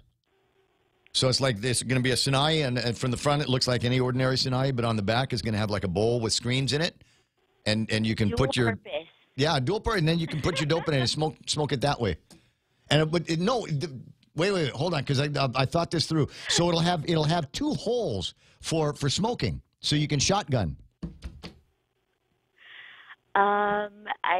Don't act like you don't know what that is. Don't you act like you don't know what that is. My buddy Kenny Williams says, you know, if 3% is good for the small businesses, maybe a 3% GRT would be good for all of the businesses on Guam. What do you say? Hey, Kenny, why don't you come down to the Guam legislature at 9 o'clock and share some of your ideas with us? I would love to be able to have this conversation at the public hearing and get, more of our senators in tune with what the community is looking for. We really want to encourage people to give us their testimony and their feedback. Why not? And Kenny is one of these small business guys. Might actually be affected. Might actually have this. Might actually have an impact on how he conducts his business. Although my guess is they probably got him the 911 Kenny. You need to be at the Wyndham Hotel Stat. They got it's now going to be known as the Roach Hotel. Oh no. Yeah, it's like that. All right, listen. I know how busy you are. I know you got your thing at 9 o'clock, so I'm going to let you go. I do, and I just wanted to say good luck to you for this weekend and good luck to all the runners for the United Guam Marathon. I'm really looking forward to being out there and cheering you guys on. Where are you going to be? So we typically are down south, across from the GCIC, but this year I think I'm going to be closer to the finish line. Okay, all right. Frankly, that's where I need you. So water, icy sponges, frozen chocolate M&Ms. Not the one with the nuts, but just frozen chocolate M&Ms are really, really good. And Heineken Light. Yeah, there's going to be free beer at the end, right? I don't know. They always say there will be like a beer garden or someplace to get beer, and then it costs money or it's never ready when I get down there. So if you could just get a 6-pack the night before, that'd be good. Okay, sounds good. Come on, and don't let your husband drink it.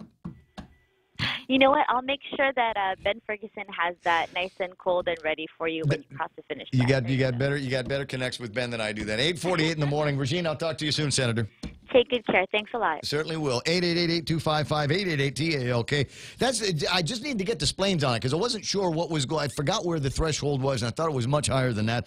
All right, and so small businesses, if this goes, and it sounds like she's got the support of Adelup, there might be opportunities for small businesses and small businesses with higher revenues to pay fewer taxes. I think it'd be fun to watch and see where all of this goes off to. As I said, could be an interesting conversation that they have over at the legislature in the next couple of days as they take the FY 2020 budget as proposed by Governor Lou Leon Guerrero. Not sure if you've seen it. The LG Tenorio administration has submitted an FY 2020 executive budget request that includes an allocation of $750,000 for the creation of a cannabis testing facility. And it is possible that there are people all over the island that are biting clean through pieces of rebar because they were going, if we had $750,000 to throw at a lab, why didn't we spend it before?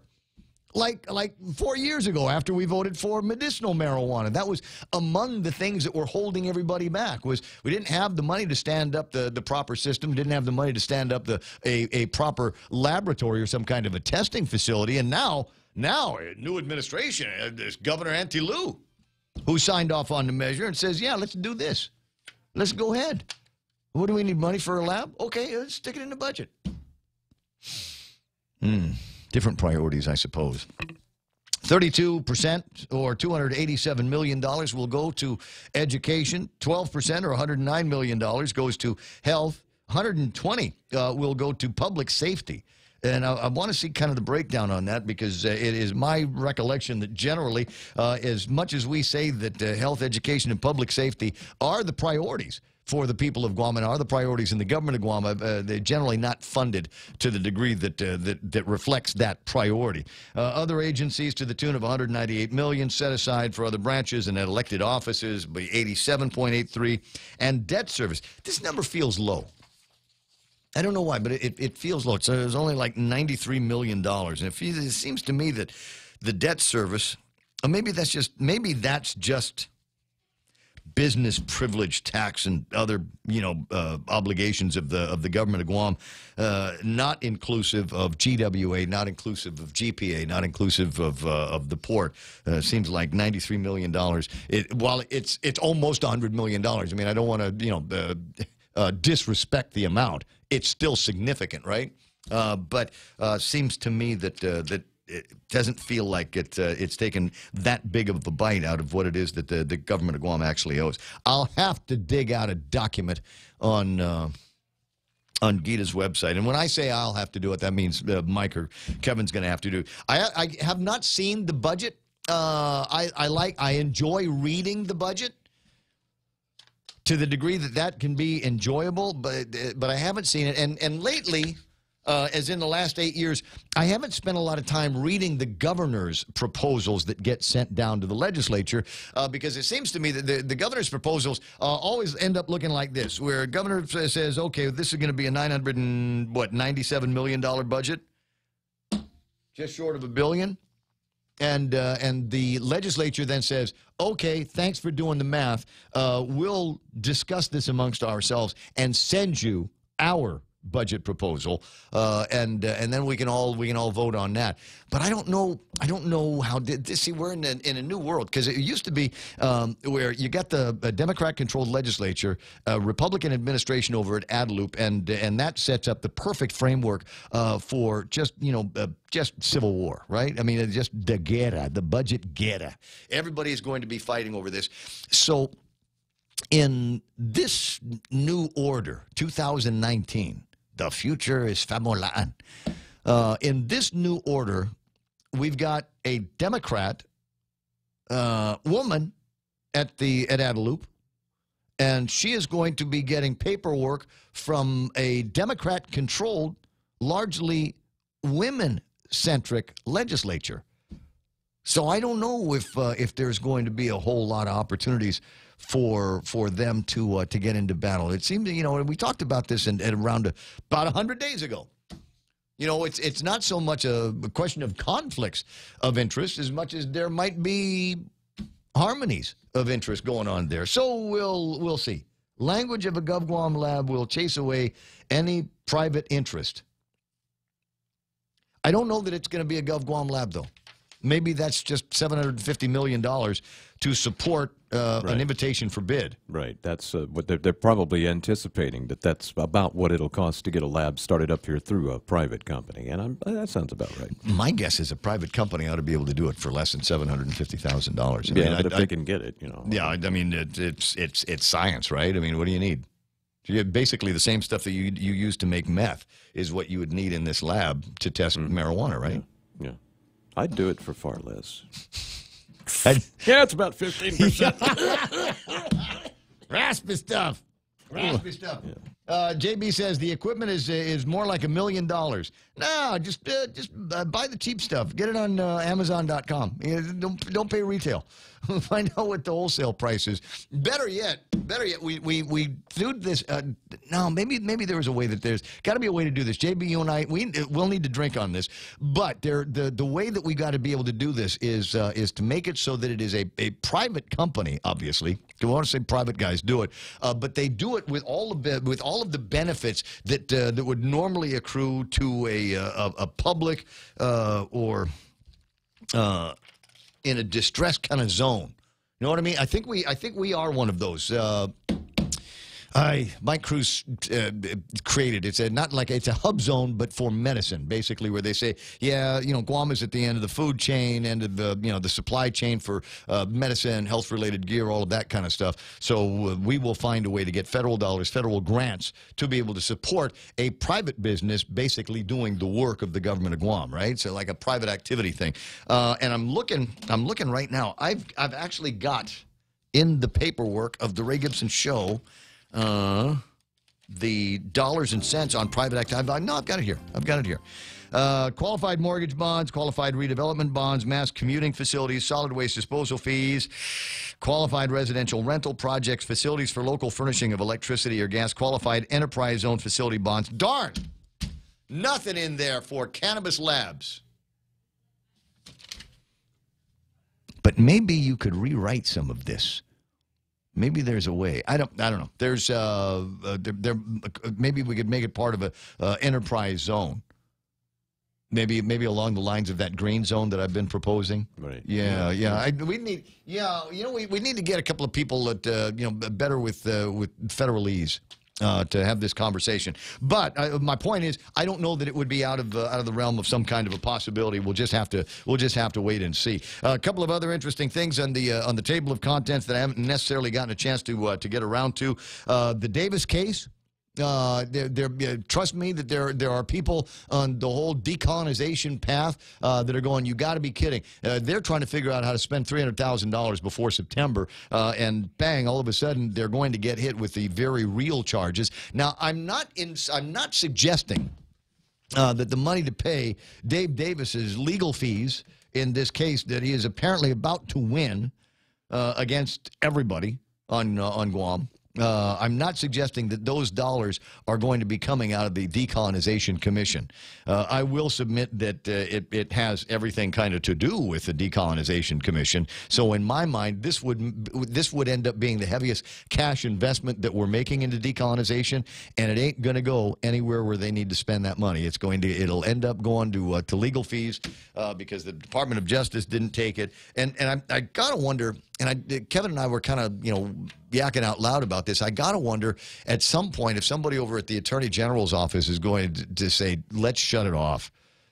We're done. Do we keep fighting this? Do we just keep racking up more, stay in the battle for another 5 years, another 10 years, and pay another $1 million in legal fees for Dave Duenas? So I don't know. I might send a letter of email off to current Attorney General's office and find out if there's more sand in the pit for this. On top of all of the other cases that they're taking on over at the Attorney General's office, including collection cases now for Daphne Shimazu over at the Department of Revenue and Taxation. My. Those folks are going to be busy, and resources are going to be rather hard to come by, so maybe it's time to, as they say, cut our losses. You take the knife and the string, and you cut it that way, and you say, okay, bye-bye, you win, see you later, and hope you have a good life. What's the win going to end up being even after? And I'd ask Bob Klitsky that question. It's not like Dave Davis is going to get damages out of this. This is a civil rights case. So he will get to be able to say, we did it right, and you guys did it wrong, and I told you so, and pay my lawyers, which is going to be at the end of it for him. Who else going to? What's the other high side? So we will have answered that question about whether or not our conversation about a local plebiscite that would be populated only by people that have been designated, although apparently unconstitutionally as capable of voting. And I'm on that list. But I know a lot of other people who've made Guam their home, born and raised on Guam, but don't necessarily fall into that same category that have made similar investments as others have. Do they not get a voice? And that has been the horns of the dilemma all of these years. Okay, coming up, next hour of the program, and this is going to be exciting for me. I got a couple of real noisy ladies coming in. Vanessa Williams, and she's joined by a very close, very dear personal friend of mine. It's a delight working for her father when I was younger, and Stacy Kreitcher is going to be in the studio. So we'll sit in a warm bath of nostalgia and then talk about the High Tide Professional Conference that is going to be thrown in a couple of days. Radio station is KUSG Agania. It's 9 a.m. You're not going to want to miss the next portion of the show. Stay right there. Blocked by a judge. I'm Lisa Lacera, Fox News. The Trump administration policy of returning asylum seekers to Mexico put on hold, but not right away. Fox's Steve Rappaport has more live. Lisa, Judge Richard Seaborg delayed enforcing his order until Friday to give U.S. officials a chance to appeal. The lawsuit filed on behalf of 11 Central American migrants and legal advocacy groups say the Trump administration is violating U.S. law by not adequately evaluating the dangers migrants face in Mexico. Families seeking asylum typically get released in the U.S. while their cases work through the courts. President Trump argues sending migrants back to Mexico eases the strain on an immigration system that he describes as maxed out. Mexicans and children traveling alone are exempt from the new policy. Lisa? Steve, outgoing Homeland Security Secretary Kirstjen Nielsen says she continued to support President Trump's policy of security of the U.S.-Mexico border in her first public remarks since her resignation. Senate Majority Leader Mitch McConnell thanked her for her service. Secretary Nielsen provided experience and steady leadership. Her grasp of the issues and dedication were major assets for our department, and as a result, for our country. Senate Democratic leader Chuck Schumer calls her tenure a cruel chapter in which the agency followed through on President Trump's worst impulses. Most regrettably, her full embrace of the child separation policy, leading to thousands of children being ripped away from their families. Nielsen's resignation was announced yesterday. Actress Felicity Huffman among the wealthy parents accepting plea deals in the massive college cheating scandal. Huffman was accused of paying $15,000 to have her daughter's SAT exam fixed. She released a statement saying, "I am in full acceptance of my guilt and with deep regret and shame over what I have done." She apologized to her family, friends, and colleagues, and other students and parents. Fox's Michelle Polino. This is Fox News. Join us Saturday, April 13th for the 5th annual Chucky Run and Fun 2K, 5K, and Flyaway giveaway. Showtime at 5:30 and go time at 6 a.m. T-shirts, medals, and other cool prizes, including the grand prize trip for two to Manila. Register at Hornet Sporting Goods or Chuck E. Cheese's Guam. $8 for students, $12 for adults, and Group of 4 Super Saver for just $40. The 5th annual Chucky Run and Fun 2K, 5K, and Flyaway giveaway. We'll see you there. Docomo Pacific's all-new business bundles provide tailored solutions to help your business become a better business. Choose from our Business Basic, Essential, or Value bundles and get unlimited talk and text, worry-free data at home and abroad, plus access to the fastest online speeds in the Marianas. Add on mobile or broadband lines and save up to 20% for each line. Email businesssales@docomopacific.com to find out which bundle provides the best solution for your business. Terms and conditions apply. Britain's parliament has passed a law designed to ensure they don't leave the European Union without a divorce deal. Israeli Prime Minister Benjamin Netanyahu hoping to remain in power as voters in Israel head to the polls. The country is expecting a tight race between Israeli Prime Minister Benjamin Netanyahu and his main opponent, Benny Gantz. Both spent the past 2 days meeting with voters to discuss their positions, with Gantz holding a small rally on Sunday and Netanyahu strolling through Jerusalem's biggest market on Tuesday, talking with voters. Back in February, Israel's Attorney General announced that Prime Minister Netanyahu would be indicted on bribery and corruption charges. In the weeks that followed, papers across Israel covered the story of Gantz's phone being hacked by the Iranians. Neither Gantz of the Blue and White Party or Netanyahu of the Likud Party saw any major hits to their poll numbers following these scandal announcements. In Jerusalem, Trey Yingst, Fox News. Honda recalling more than 360,000 of Acura SUVs worldwide because water can get into the taillights and make them turn off. The recall is mostly in North America and covers the MDX from the 2014 through 2019 model years. This is not the way to dry out a wet baseball field. Someone poured 25 gallons of gasoline on the wet infield of the baseball field at Ridgefield High School in Connecticut. Around 100 people watched as the field burned on Saturday, some pulling out their cell phones to record it. Authorities say it could cost more than $50,000 to repair the facility. A hazardous waste removal crew is digging up and removing the contaminated soil. Police are looking for the culprit. No one has been charged. Anna Wells, Fox News. The George and Barbara Bush Foundation has asked that a plane that served as Air Force One set for retirement next year be permanently exhibited at the late president's museum at Texas A&M. Bush Foundation spokesman Jim McGrath saying the 41st president loved flying and he loved that plane. I'm Lee Silicera. This is Fox News.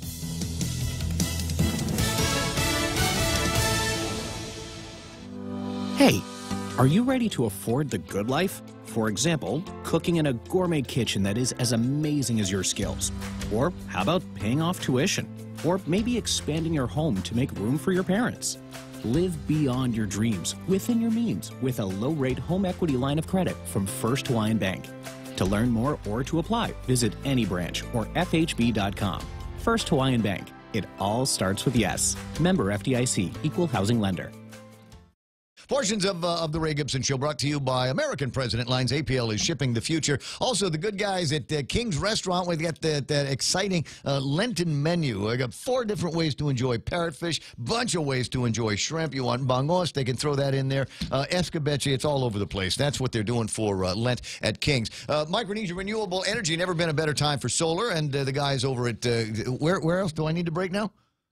Yeah, now's a good time. I don't know. I'm just kind of running through it. You got the cursor going all over the place. I don't know which spot I'm supposed to read now. So I'm going to stop, and then I'll come back and read some more. It's important to have claims process that works for you.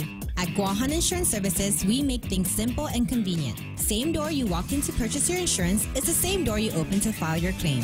We can't pretend that the car insurance claims process is fun, but we can promise a hassle-free and speedy recovery without any runarounds. For your home, auto, and business insurance, visit us at the Camacho Landmark Center on Marine Corps Drive in Tamuning. Don't forget to like us on Facebook or give us a call at 475-1162 or text 929-SAVE. That's 929-7283.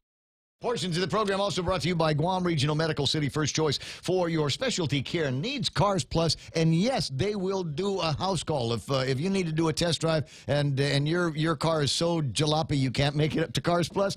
They'll bring one down for you.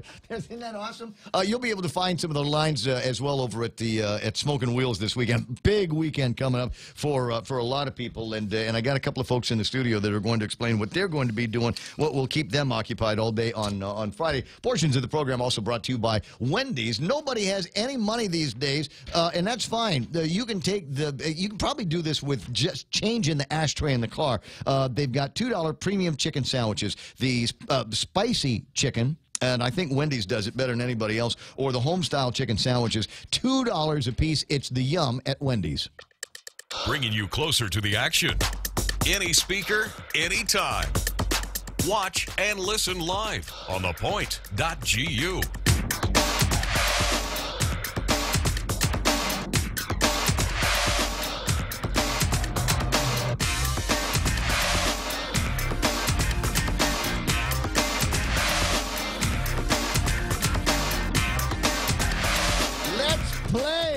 Let's play radio, everybody. Turn microphones on. And is mine on? Yeah, on. It is now. It is. I got there. It is. Oh. I got 1, 2, just absolutely gorgeous people in the studio, and was Dr. Anita's daughter Vanessa's in here. Good morning, Attorney Vanessa Williams. Good morning. It's always nice to see you. Always a pleasure. Yes, and Stacey Kreitzer, who I watched grow up. I used to work for her old man over at where was it? GQ. Gentleman's Quarters. But I always wanted to work at the other one. What was the one in the front? The closet. The closet. Ladies. Of course you did. I always wanted to work at the closet. But the cool thing about the closet was, GQ was all like rolling shirts and angel flight pants and things like that. But the closet, now the closet was where they sold the cool stuff. They were like jeans and hang ten shirts. Right, yes. the hang ten shirts. That was great. So how is your dad? He's awesome. He's quote retired, Whatever. which that's not real. Dude, it's Smoking Wheels. I was Yes. I was talking with Henry, and there's all these people with all these great old pictures of young Henry Simpson, young Richard Kreitzer, young Sonny Shelton. Right? So we got to get all those Dr. pictures. Frank Romero. And it's so funny. I ran into Joey and Joyce at Doucet after the GMH event Saturday night on Sunday. And she's like, Stacy. And he's like, hey, Smoking Wheels are doing a run through today. Come down. You got to honor your dad. You got to come do it. And I was like, yes. And then, of course, we're so busy with this. But I'm literally trying to extend my stay so I can go to Smoking Wheels in honor of Uncle Sonny and Dad and the boys. Yeah. And John Camacho, But they got some great pictures. So whoever's got all of those old pictures, I old have school them. Did you pictures. see them? I posted them on Facebook. I'll look again. I'll do a repost. So the question I was asking Henry was who was the original guy doing the ring announcing back in those days? It was Dave Eckert. You remember Dave? Oh my God, I totally remember Dave's on Dave. Facebook. You're and so young, Vanessa. You don't even know what we're talking about. It's so crazy. Those were what a great time It growing was up. such a good time. We literally had the best childhood of all time. We really did. Guaranteed. We had cool cartoons that you had to wait for every Saturday. Right. It was the only time they were watching. We had 4 channels. But no internet. There was. And we had the Love Boat. Anyway, so 10 after 9, and Vanessa's here in the studio as well. And what we'll finally do is Attorney Vanessa Williams is in the studio, but reaching out to do all of this, and I looked at this and I said, this is nice. This Professional Women in Guam, and it's got all the right logos: PDN, Bang of Guam, America's SBDC, GMI, Trivision, Avis, Fanatsu Famolaan, and the Guam Women's Chamber of Commerce. Now that I've got all the big sponsors out of the way, what is the actual name of this event? Is it High Tide? It's High Tide. It's High Tide. Guam Women's Chamber of Commerce High Tide Women's Summit. We partnered together. We did this 2 years ago. It was a huge success. I just thought, maybe 100 people will show up. It'll be amazing. And we sold out.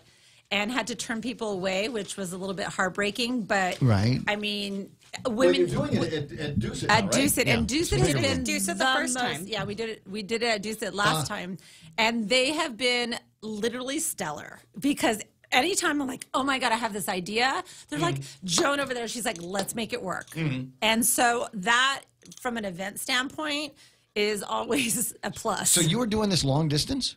Yes, I've been by remote control. Basically, we've been emailing back and forth Thousands the of board, emails. like thousands of emails for the past And text 3 messages. months, and text messages and things DMs like that. and yeah. So My it's, producer doesn't like where we've got your cover laid out. is that better? I don't know. Hey, Yes, Scott, much better. I love him. There, now we can see Stacey. All right. So anyway, going back to vast amounts of emails, a lot Tons of of communications, emails. WhatsApps about this, that, and Oh my gosh, the other. amazing! From anything from the speakers to the beauty lounge, the wellness lounge that we created, slow pop-up down. shop, and vendors. Oh, you're going too fast here. It's the name just beauty lounge. Yes. Okay, so And wellness let's lounge. riff on that here. What is Well, this? so here's the thing. Kind I of think crazy that, West Coast well, concept. what I wanted to do is, in LA, whenever you go to an event, there's like, oh, there's brow arching, or oh, you can do this, like, great, aura, something.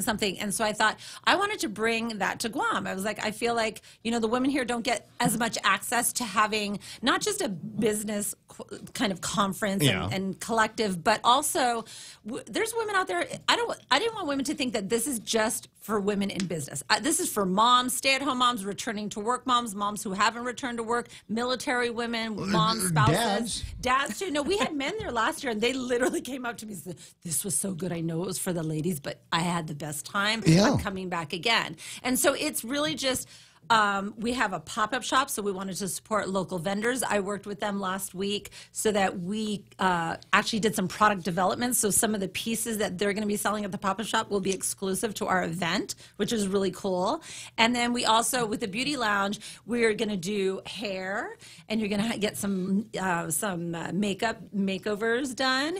And then we'll have a wellness lounge. We're working with Claire. When am I supposed to go to these? You've got sessions, don't you? Yes, so all the programming goes on outside of those activations and so forth are closed during programming. So they're open during our lunch session, before the event, after the event, and during our mentor session. Okay, so it's not like somebody's going to be on stage and go, okay, this is boring, and then I go get my eyebrows done. Everyone's inside the room when our programming's going on, and then when it's lunch break, they are all cruising through all these different activations. Now, this is unique in my mind in that it is a day-long deal, and we've talked about this before with other sessions and seminars that have been put on by outfits like the Guam Women's Chamber of Commerce or the Chamber of Commerce Women's Deal, and so it usually starts at 8:30 in the morning, and we're done at 11:30, so that because we have businesses to run and we're serious women, so we're leaving. In this case, this is an all-day thing. Well, it is, but it's also an investment. If you're serious about your business, then you will invest in coming because, we have so many speakers that are going to give you, solid takeaways. We talked about the beauty and the wellness and all that. That's during the break. But we have finance experts. We have product development experts. We have industry experts in the... and some epic stories and journeys about how they fell on their face, you lost everything, got back up. And it's and we're offering step by step because, people are into oh, this is a great entrepreneur story. But what's a takeaway? What's a solid takeaway? We have one expert, Freya Estrella, and she is the co-founder of Cool House.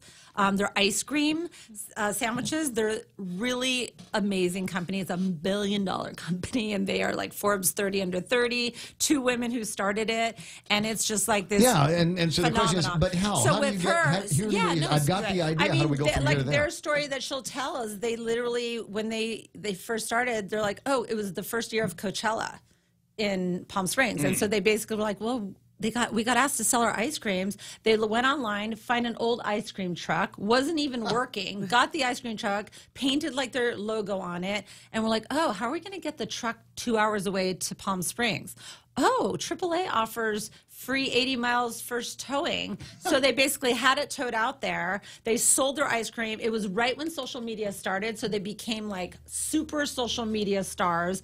And from, it's the desert. And so they sold ice cream. So, of course, it was a huge hit. And then they were like, well, how are we going to get it back now? But that didn't even matter because that's the entrepreneur spirit where you're like, let's just jump off the cliff and hope the parachute opens. Right, or build the plane on the way down. Or build the plane on the way down. So there's those those kind of entrepreneurs, and that's their story. But then there's also another entrepreneur who's going to talk, Jen Billick from Knock Knock. She has these like quirky, irreverent stationery products that she's a global business, and she's sold in like thousands of countries. And I'm like, I don't even know how she did that. But she started as a graphic designer. Right. Well, I mean, stationery is a cool product to begin with. I mean, but she does journals and notebooks and Post-its. And you go into all these stores in LA that, and other places like New York, San Francisco, whatever, and you see all these like cute products, and you turn it over, and you're like, oh, that's Knock Knock. It's everywhere. So she is a force. She's literally one of the women who I'm like, God, I really wish I could be you. But I mean, you can do Guam big, and there's going to be women that attend this. There are going to be business people that will attend this that are Guam big already. But it's that next level. How do we take this to franchise?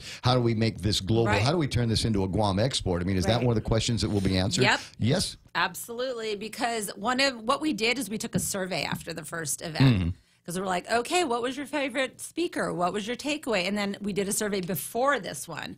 What do you want to know more about? What's your top 3 concerns about business? And what do you need to know? The top 5 concerns were mobile payments on Guam.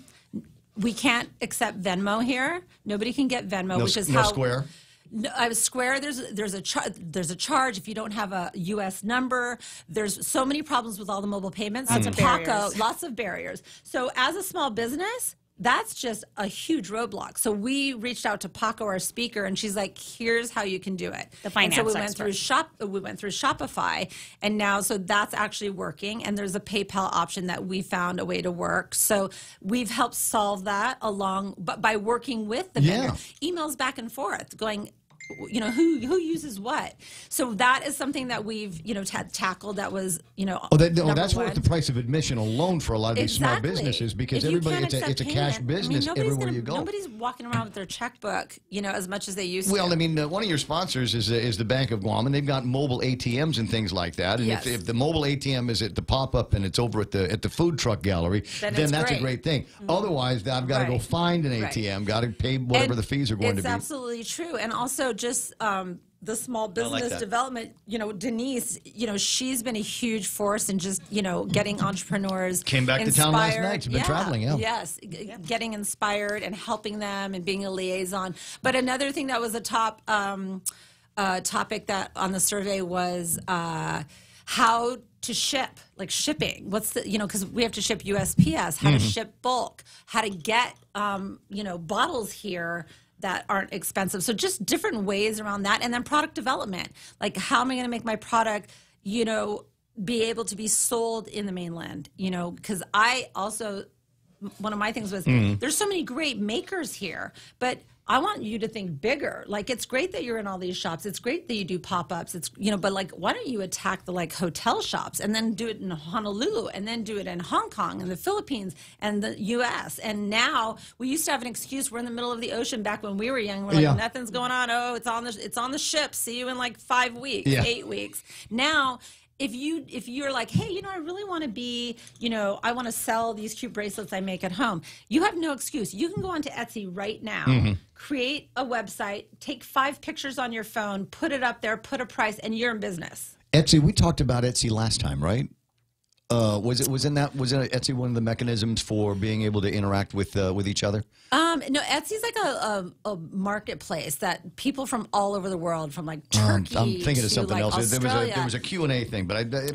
So Etsy, right now, that's what we're trying to do is inspire everyone to let them know that they could launch a business tomorrow if they just have the information of like how to do that. There's still, and because it's an evolving conversation. How do we use social media, and how do we define digital and social media? How do we use that for marketing? Not just around here. Around here is one thing, but how do we use this to market in the States? Yeah, and I think Stacey's going to touch on that because she's our PR and social media expert. So there is going to be a session on that, on how to get publicity without a PR firm, which is like giving away your advice for free. Yeah, basically. Yeah. No, I mean, the thing is like one of the things last time when we asked the survey, like, what do you want to learn about people? And I said on the survey, what are your 3 top Instagrammers that you follow? 99% of the people said, I don't have an Instagram. So I booked a social media expert, my friend Chelsea, and she did a session on harnessing the power of social media for your brand and your personal life. And she basically said, some of the takeaways that they had emailed are, one of the things she said is, if you're not on social media, you're not relevant. Right. Period. Like, you may as well close up shop and, go to the beach because you're not relevant. And she said, but even if you are in social media, there's so many ways to botch that up. But what she said, right? but also what she said is, choose the social media platform that is most authentic to you. So I have never done Twitter. Not authentic to me. I just don't get it. It's not my thing. But I'm a very visual person. So Instagram, totally my jam. Facebook, I love because I can connect with family. You get kind of a lot of you get visuals, but it's a little more storytelling, and it's you can forward share, etc.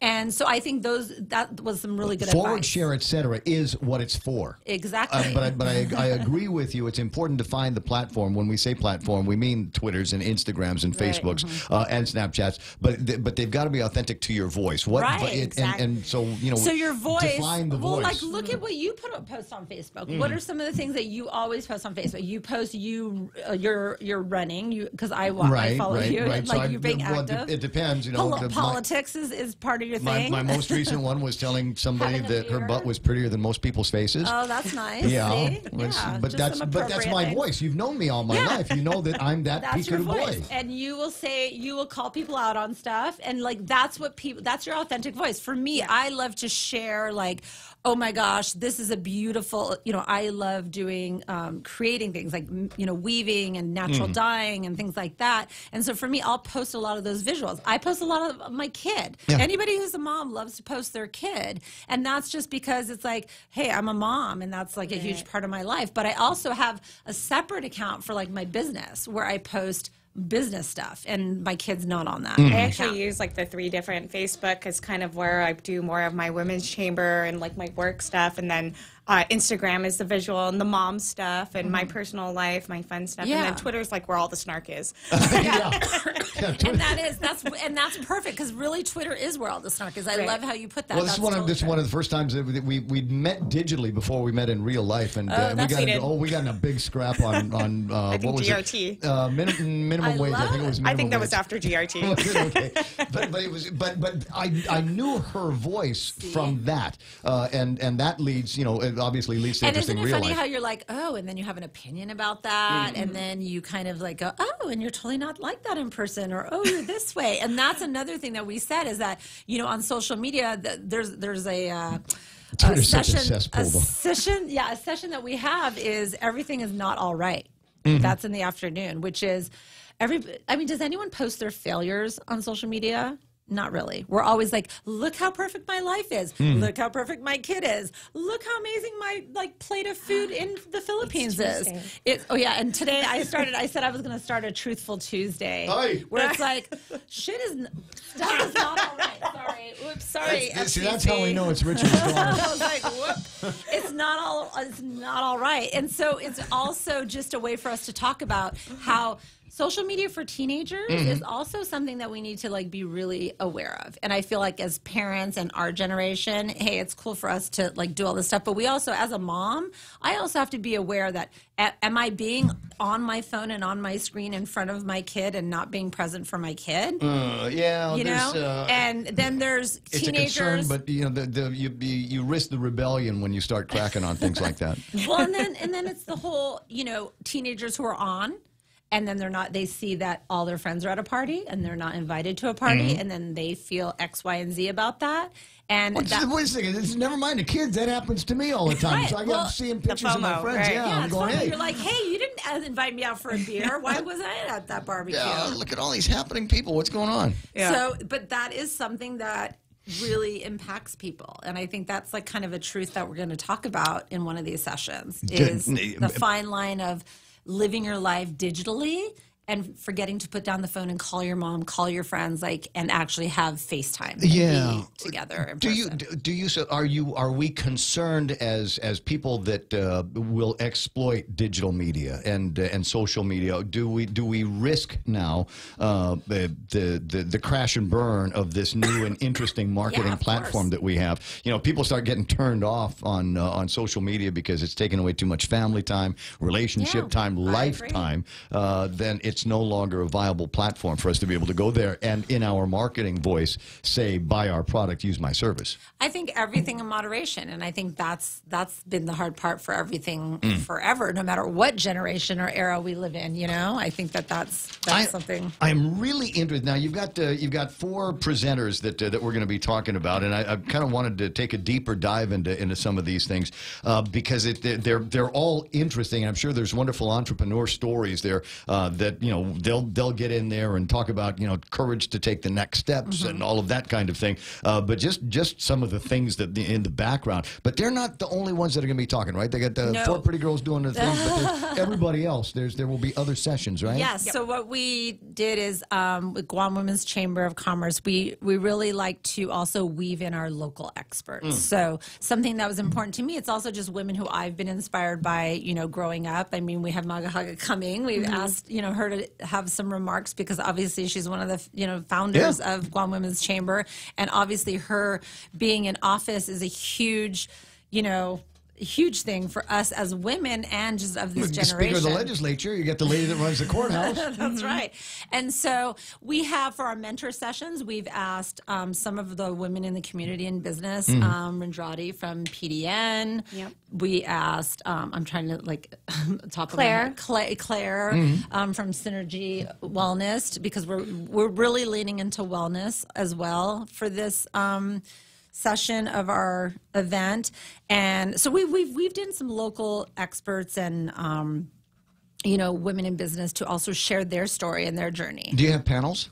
Yes. Okay, so there'll be panel conversations. Yes, so we have as well. this very interesting. So it's main stage room, and then we have a handful of speakers. We break for lunch, and during lunch, the women have the choice to go to the Beauty and Wellness Lounge. Yeah. We're going to be doing a creative station where they're doing activations. We have 2 really exciting activations that I'm not going to share. They're surprises. I don't even know what an active. I don't know how you're using that It's a creative verb. station. So last year we something fun, something fun, and something creative that they're going to be able to take home with them. But it's a surprise, so we're not talking about what that is specifically. So you get stuff and fun. Yeah, stuff and fun.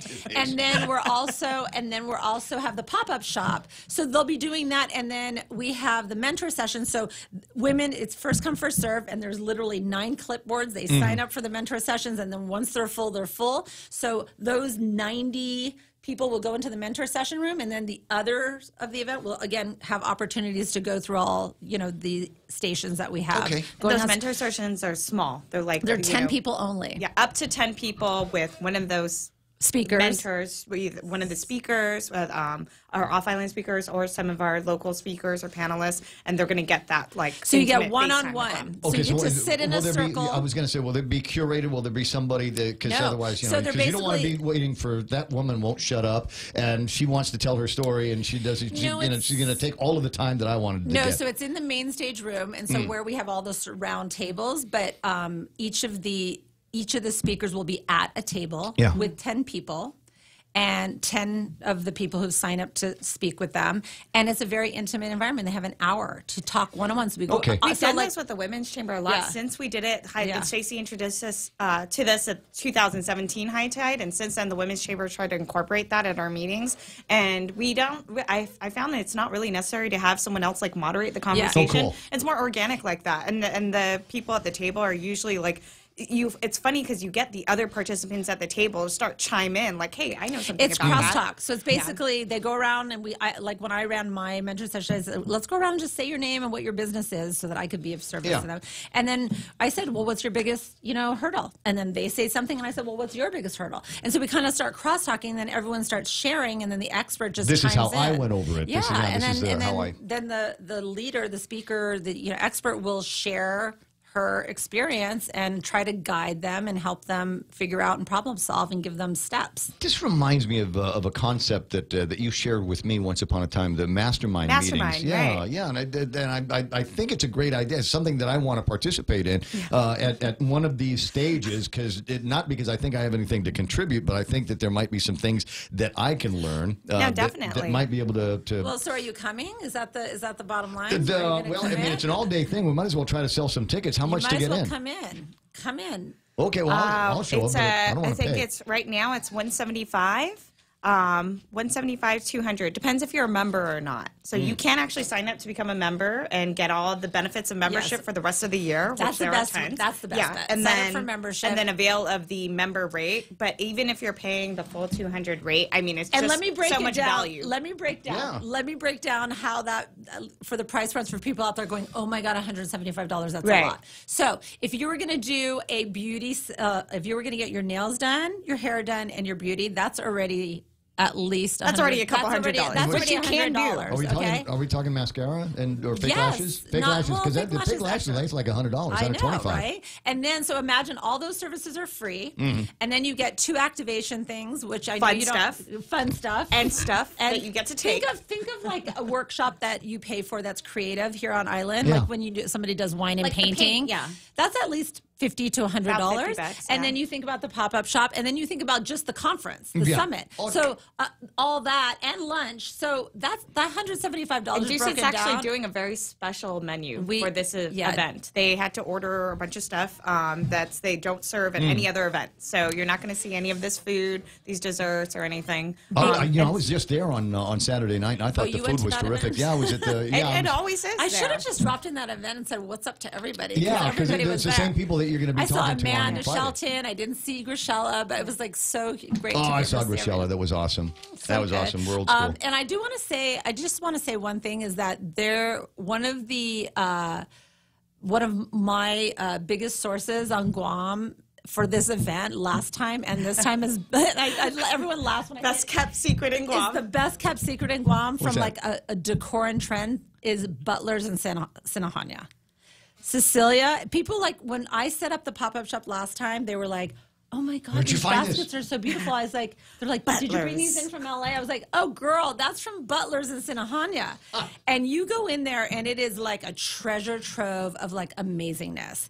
And I'm just so grateful that she is willing to like work with me again because she is so amazing. Very interesting. And I thought we could do a home makeover with Butlers. Yeah, we should. It's a really home good. makeover. Wait till you see the stuff. It's so beautiful. I got to take a break here. 9:32 in the morning. When we return, then we'll go name by name with the big stars that are coming in. Maybe a little bit of how Stacey got into this, because among the last times that you and I have had conversation, it had to do with chasing celebrities at the Grammys and the other award shows, red carpets. So we'll talk about what you've been up to and a little bit more on the other side of this break. iConnect time is 9:33. Swing by an iConnect. Learn about the great plans. They've got packages that include mobile phones and internet and even push to talk at iConnect. Shrimp and guacamole for Lent at Subway. The all-new shrimp and guacamole combines generous portions of whole shrimp and a spread of guacamole served on freshly baked bread, paired with vegetables cut fresh daily in restaurants and sauces that are sure to excite your taste buds. Hurry in, it's only available for a limited time. Other fresh Lenten flavors include the classic tuna or the mouth-watering greatness of our seafood sensation.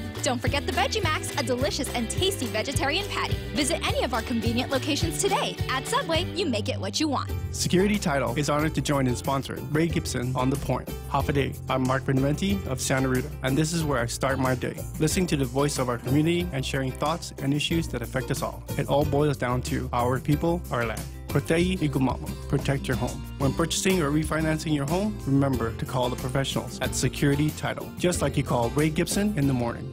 It might be the most famous example of employee empowerment of all time, and it causes strong reactions when I use it in my training. It can be a bit of a shocker. I'm Jerry Roberts, and at 7:20 a.m. on The Ray Gibson Show, we'll see how you feel when I reveal it. You can find daily transcripts of The Extra Point at guamtraining.com. Tune in every weekday morning at 7:20 for The Extra Point with Jerry Roberts, brought to you by Guahan Insurance Services and First Hawaiian Bank on 93.3 The Point.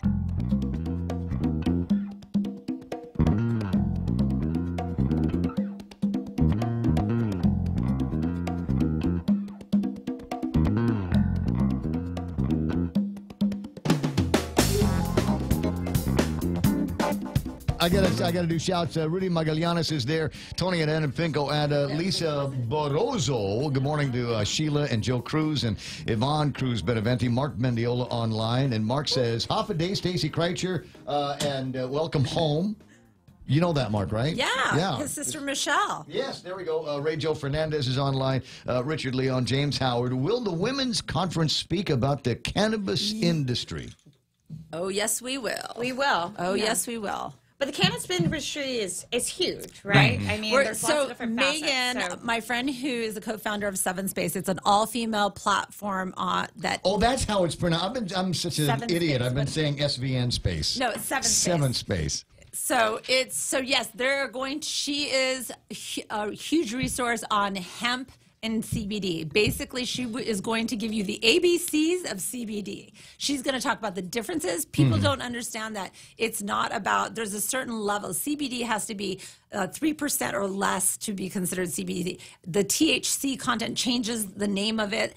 And then she also is going to talk about hemp, because the hemp bill in the United States is now legal. And hemp, quite frankly, if we could grow hemp on Guam, we would be a force to be reckoned with, because it can house you, clothe you.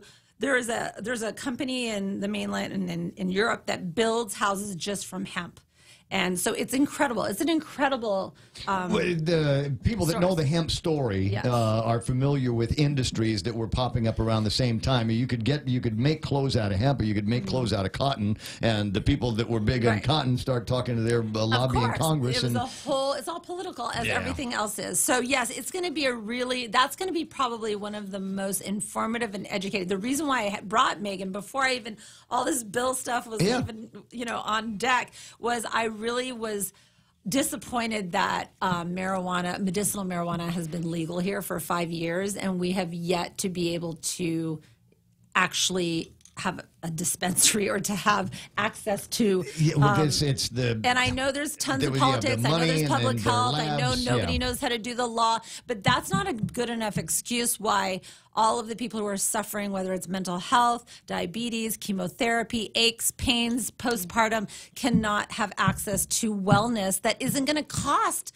so much money. So I wanted to bring this topic to this conference so that we could, if anything, I'm like, look, I don't have the power to educate everyone on Guam, but I have the power to elevate, educate, and inform 250 or 300 attendees. So we get them in there room. and then figure out what the opportunities are. In the last couple of weeks since we've been dabbling in the in the realm of legalized recreational cannabis use on Guam, I've been looking for every opportunity. As a topic will come up, as I'll observe something. I try to figure out. I look at it through the lens of legalized recreational marijuana because I want to see what the opportunities are going to be. There are businesses that are going to be coming up here that will be able to see a new model and a new paradigm for how they are going to be doing business just look at in this new world. If you just look up Mad Men is a dispensary that's all over the states. Now, just look it up. It's one of the most, actually, it's an incredibly interesting business model. But you look up Mad Men, and it's basically like walking into a Louis Vuitton. You walk in. It's gorgeous. It's all white. It's beautiful. And you show your ID, and you have to sit down in their beautiful lounge, and you wait for your name to be called, and you go up to the counter, and there's only 2 people allowed at the counter. There's security at the front, there's security inside. It's like going into a 5-star hotel. It's like a bank. It's essentially a bank. Well, that's what with a Dusit Tawny luxury vibe. So that and so the thing that people are going to need to think in terms of is how are we going to do marijuana in 2020, 2021? I don't want to go into some place that looks like a crack house to enjoy my vibe. I want to be able to go someplace. Right, you want to go someplace sexy. Yeah, exactly. I want a craft beer experience. So yes, you want to craft. Exactly, you want to craft. So that is you know what it's called? It's called an experiential experience. Exactly. So what? And guess what? We have the power to enforce what the parameters are. Okay, so getting away from this conversation and how much of it, think about business, think about places where you like to eat, places where you like to get coffee, places where you like to get a dessert or something. How much of that is experiential? As 100%. 100%. Well, you know you're going to get food, you know you're going to get coffee, but you want an experience when you get there. You want a selfie moment, right? I mean, I wish I could have brought. There's a pen called Dossit, Dossit. I mean, everybody just look it up on Instagram. It is this tiny little pen that is a CBD pen that you literally, it's like you inhale it. It's like, and it vibrates when you're supposed to be done. So it tells you that's it. It's a little baby micro dose, and you essentially that's it. Mike, I've got a friend in Arizona that it doesn't exude. It doesn't have smoke. It's not like your kid's gonna inhale it. You can do it like so under the radar, and it's something that and nobody's offending other people. And guess what? I don't think anyone, it's like alcohol. I don't think anyone who is not smoking marijuana right now is going to jump on the smoking marijuana bandwagon. So I just don't think we're going to suddenly have like this influx of marijuana smokers. You'd be surprised. I don't think so. No, I don't think people don't smoke marijuana here because it's not legal. Maybe it's accessibility. Maybe, I don't want to make that phone call. I got to find somebody that gets it for me. We'll leave that up to other people. Exactly, but I think that there are going to be some people certainly that will want to experiment with different things now that these different products might be available to them to try them out. Right? It's like, okay, last time I got high, I was 18 years old. Edibles and microdosing and the little pens, those things are all just like chill. Those are not like offensive. And they're beautifully packaged. It's like going in and getting a Godiva chocolate bar. That's how it is. There's not a whole lot of things that equate with a Godiva chocolate bar. So that's Megan, and she's going to be with 7 Space. Paco de Leon from Hell Yeah Group, financial firm. Awesome. Okay, so Paco, basically, no matter where you are in your finance land, whether you're like, oh my gosh, I'm doing stocks and so forth, or oh, I have $8 in my checking account, or oh, I have a small business and I don't know how to set up my bookkeeping, Paco, it speaks to everyone's level. Super scalable. At your level. Super scalable. And Refinery 20, she's the co-host of a money show in the mainland called Money Diaries. And it's on Refinery 29. You can have access to it right now. And that's another thing that Vanessa and the team at GWCC, we all talked about is we're bringing these speakers, but then what? They leave, and then our community feels like, oh, I really wish that I could get more from them. Well, they have newsletters, they have podcasts, they have radio shows, so they actually can continue the relationship with them even after they've left Island, which is cool. So there's a concept, and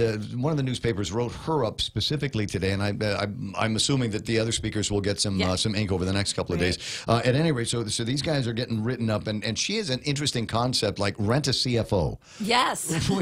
which is great. I don't want to hire that guy. I just would like somebody to come in and tell me what I've got, what I need to get, and with the changing landscape and regulations in some businesses, what it is that I need to do to make sure that I'm compliant with these new laws. Exactly. And she helped my husband and I, because we were just like, wait, we don't understand the child care, write-off and that. And she's like, oh, you guys got to stop being sole proprietors and do an LLC. And we were like, wait, what? And so that's what I mean. It's like poor dad. I just basically said, can somebody be the boss of me and tell me what to do, because I just mentally can't handle it. Right. And that's me being super truthful and honest. Is like, I can't, this is one area. I know what my expertise is, and this is not it. No, but that's you bring up another good point, and I think that's something that needs to get brought up, because everybody tries to do everything. It's like, small business, women-run business. I've got to be the CFO. I've got to be the general manager. I've got to be the janitor. And the mom, I've got to the wife, and the partner. At some point, you got to say, not me. Yeah, I ain't doing that.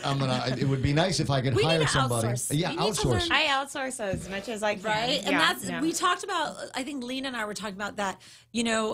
I have learned now that, I'm of a certain age, I have learned that, there's something to be said in the power of no. It's like, when I say no to something, it means I'm opening and giving myself spaciousness to something else.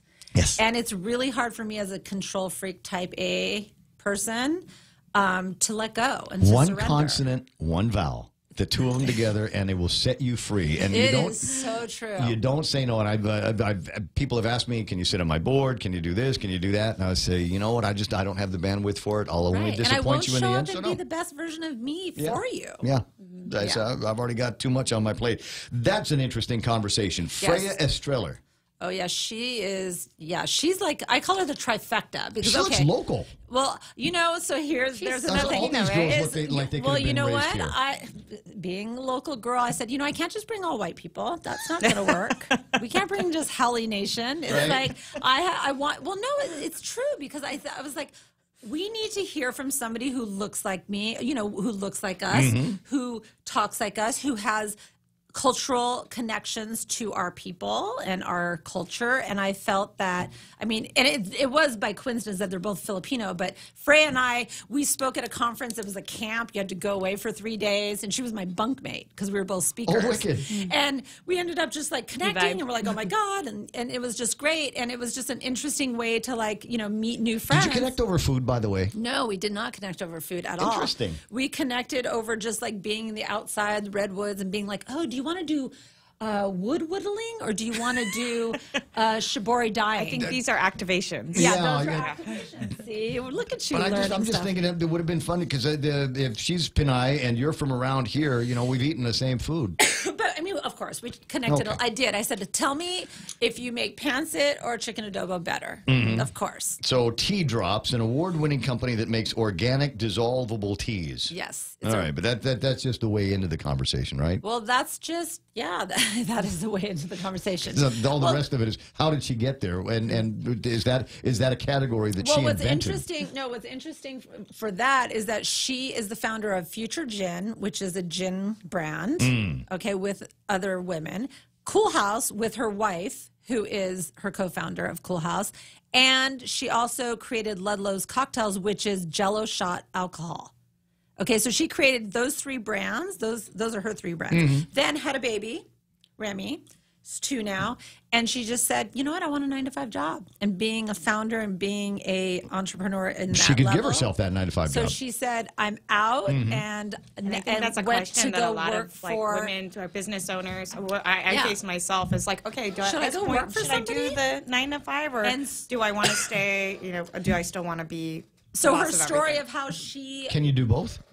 Well, we can all do both. Well, yeah. And so actually I'm kind of 8:30 to 4:30. So, and I also think it's about saying no joke. Yeah, you have to define what your work life is going to be. And that's part of an entrepreneur. You can say I'm going to work until 2 on Tuesdays because my son gets out early and then I'm going to put my phone in the glove compartment and we're going to go to the park. We're going to go skateboard. We're going to go do something solo, just him and me. And he's not going to see me be on my phone, and I'm going to be present for him. That's a decision that an entrepreneur can make. But if you work for somebody else, you get the option of 9 to 5, and then when you leave at 5, you don't have to check your email. Yeah. Whereas as soon as I get back from that skateboarding and put him to bed, then I'm back on my laptop and I work 3 hours in the night. So it's a difficult, that's the choice. I always say, we can do it all, just not all at once. But that's the valuable advice to be learned by not just women, but men in business that sometimes need to figure out where guardrails are. I mean, I'm from near the same generation as your father, and we just work until you die. That's it. And then you're like, well, wait, why didn't I go on that trip with all the guys? When they asked me, because I said I had to go to a meeting. So that doesn't make it all, worth. And then there's Jen Billick, CEO of Knock Knock. And we talked a little bit about her and the. She's just really packed with information. She has this great perspective of are you just making stuff to make stuff? Or are you really making it to produce, distribute, and actually have a product? And she doesn't think, she has this great philosophy about, she doesn't think everyone's really made to be an entrepreneur. And so I think that some of what she's going to be talking about is really going to resonate with some of the women who are entrepreneurs and who maybe might, she may shift their perspective of, what what they're trying to do and how The they're goal trying to set. do it, and the goal setting. Yeah, because there does soul need... searching. Well, to just all, it's like having that, like, dear the self. girls are all going to be looking at each other going, well, I can't be the governor because Lou's got the job. I can't be the speaker because Tina's got the job. Right. You know what? I'm going to be an entrepreneur. I've got this great idea. I'm going to make cookies and sell them in the government of Guam. Ideas, and guess what? This is what she talks about. There's a fine line between a hobby and a business. And that's what you're going to get in that conversation, as well as if it is legit a red line. business. Yeah. Yeah. And sometimes it's great to hear, maybe this is just a hobby, and then you take that pressure off, and you're like, I can enjoy this as a hobby, and it's not necessarily a business. Yeah. Well, I mean, it's the old rule: if you love what you do, you never work. I mean, Right. I need to be at that place because that's where the fun is going to be for me, and it's what brings me to work every day. Producer says I got to take a break, so we'll just wrap things up real quick, and we'll hit to the break. Come back, and we'll sell some tickets and see what else it is that you're going to be doing, because now that you're on the radio, people are saying, Stacy's here, party time. Call Where are we going? call in, email, text, Yeah, Instagram us. She's on Facebook. Just look for last name Tom. Find that on FB. Anyway, a quick break, and I'll be right back.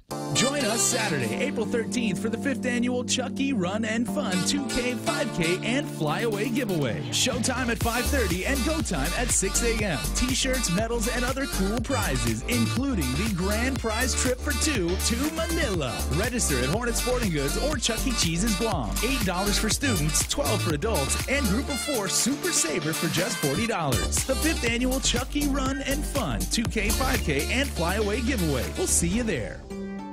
At Guam Regional Medical City, it is our mission to become the island's premier choice for specialty care, like cardiology, pulmonology, neurosciences, orthopedics, oncology services, and more. We aim to protect our island from heart attacks, strokes, cancer, and diabetic complications. But should you suffer from such diseases, we're ready with world-class options, both inpatient and outpatient. For more information, visit us at grmc.gu. Get a Coke 12-pack for only $3.49 when you fuel up on $35 or more of premium high-performance fuel. Conditions apply. See stores for details. Circle K. Take it easy.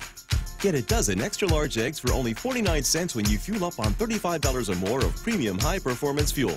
Conditions apply. See stores for details. Circle K. Take it easy. Get a case of Circle K water for only $2.99 when you fuel up on $35 or more of premium high-performance fuel. Conditions apply. See stores for details. Circle K. Take it easy.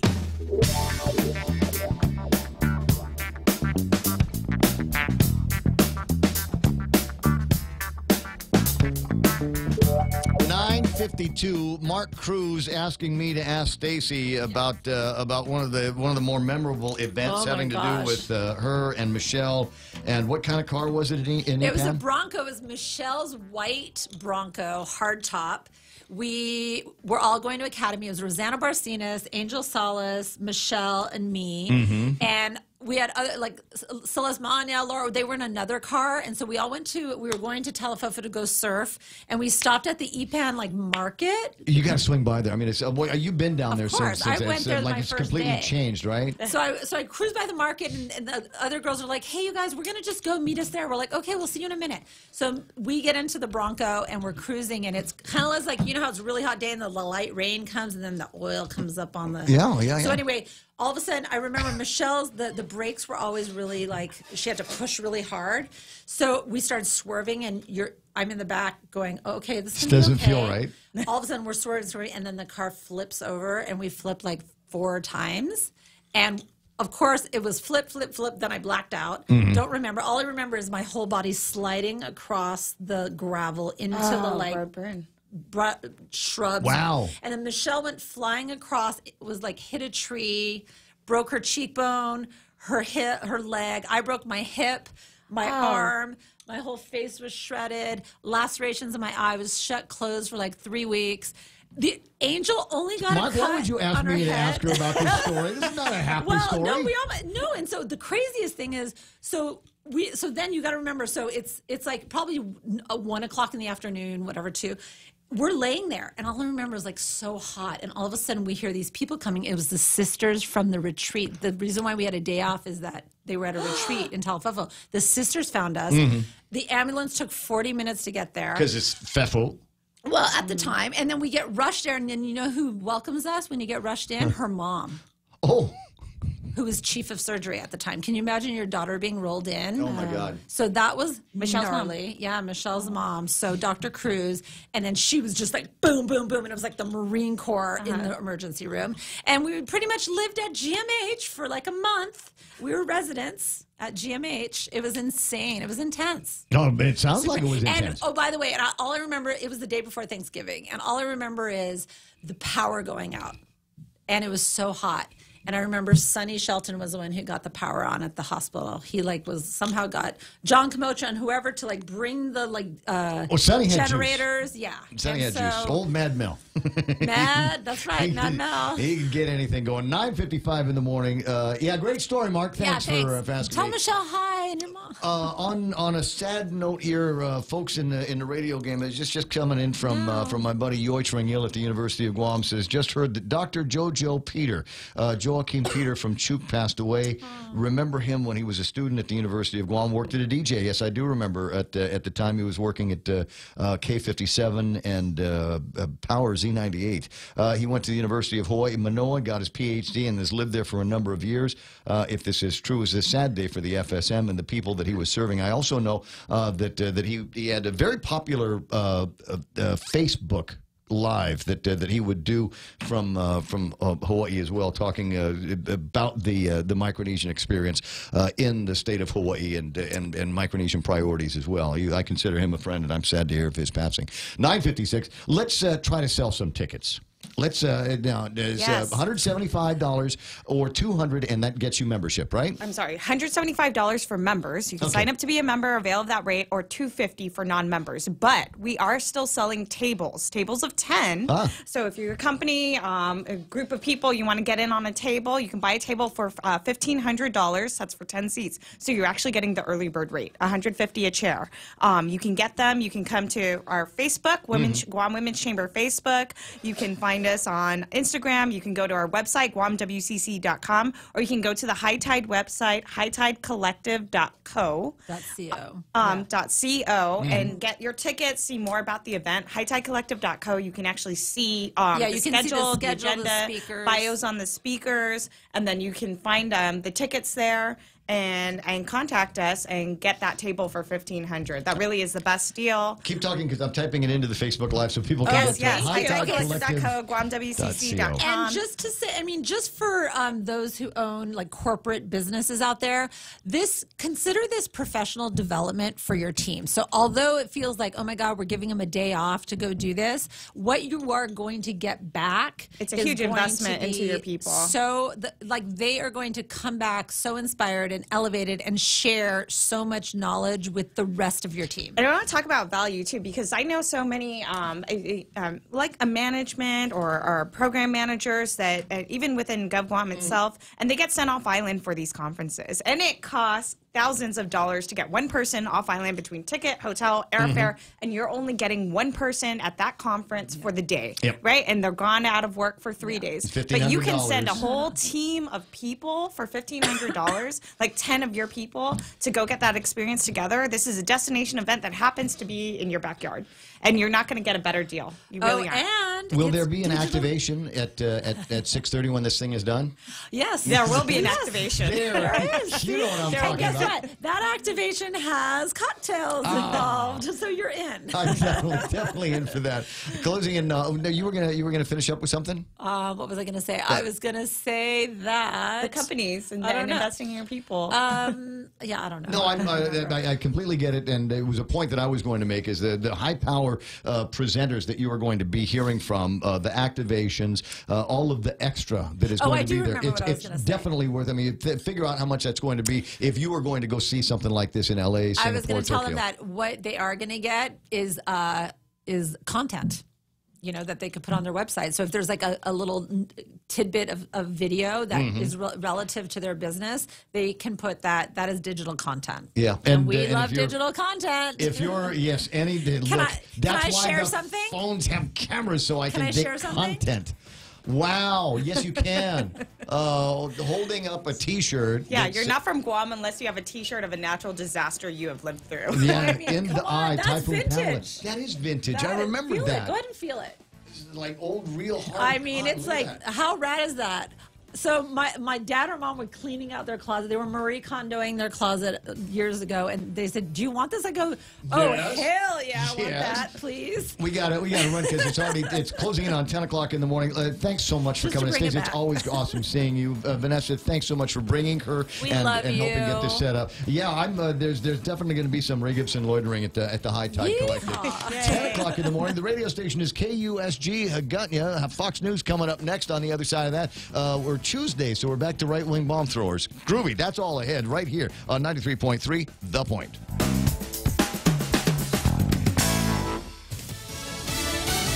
Targeting tourists. I'm Lisa Lacera, Fox News. Federal charges filed against a Maryland man authorities say planned an attack that was inspired by ISIS. Fox's Steve Rappaport has more live. Lisa, prosecutors say Rondell Henry stole a U-Haul truck and wanted to ram it into crowds of people at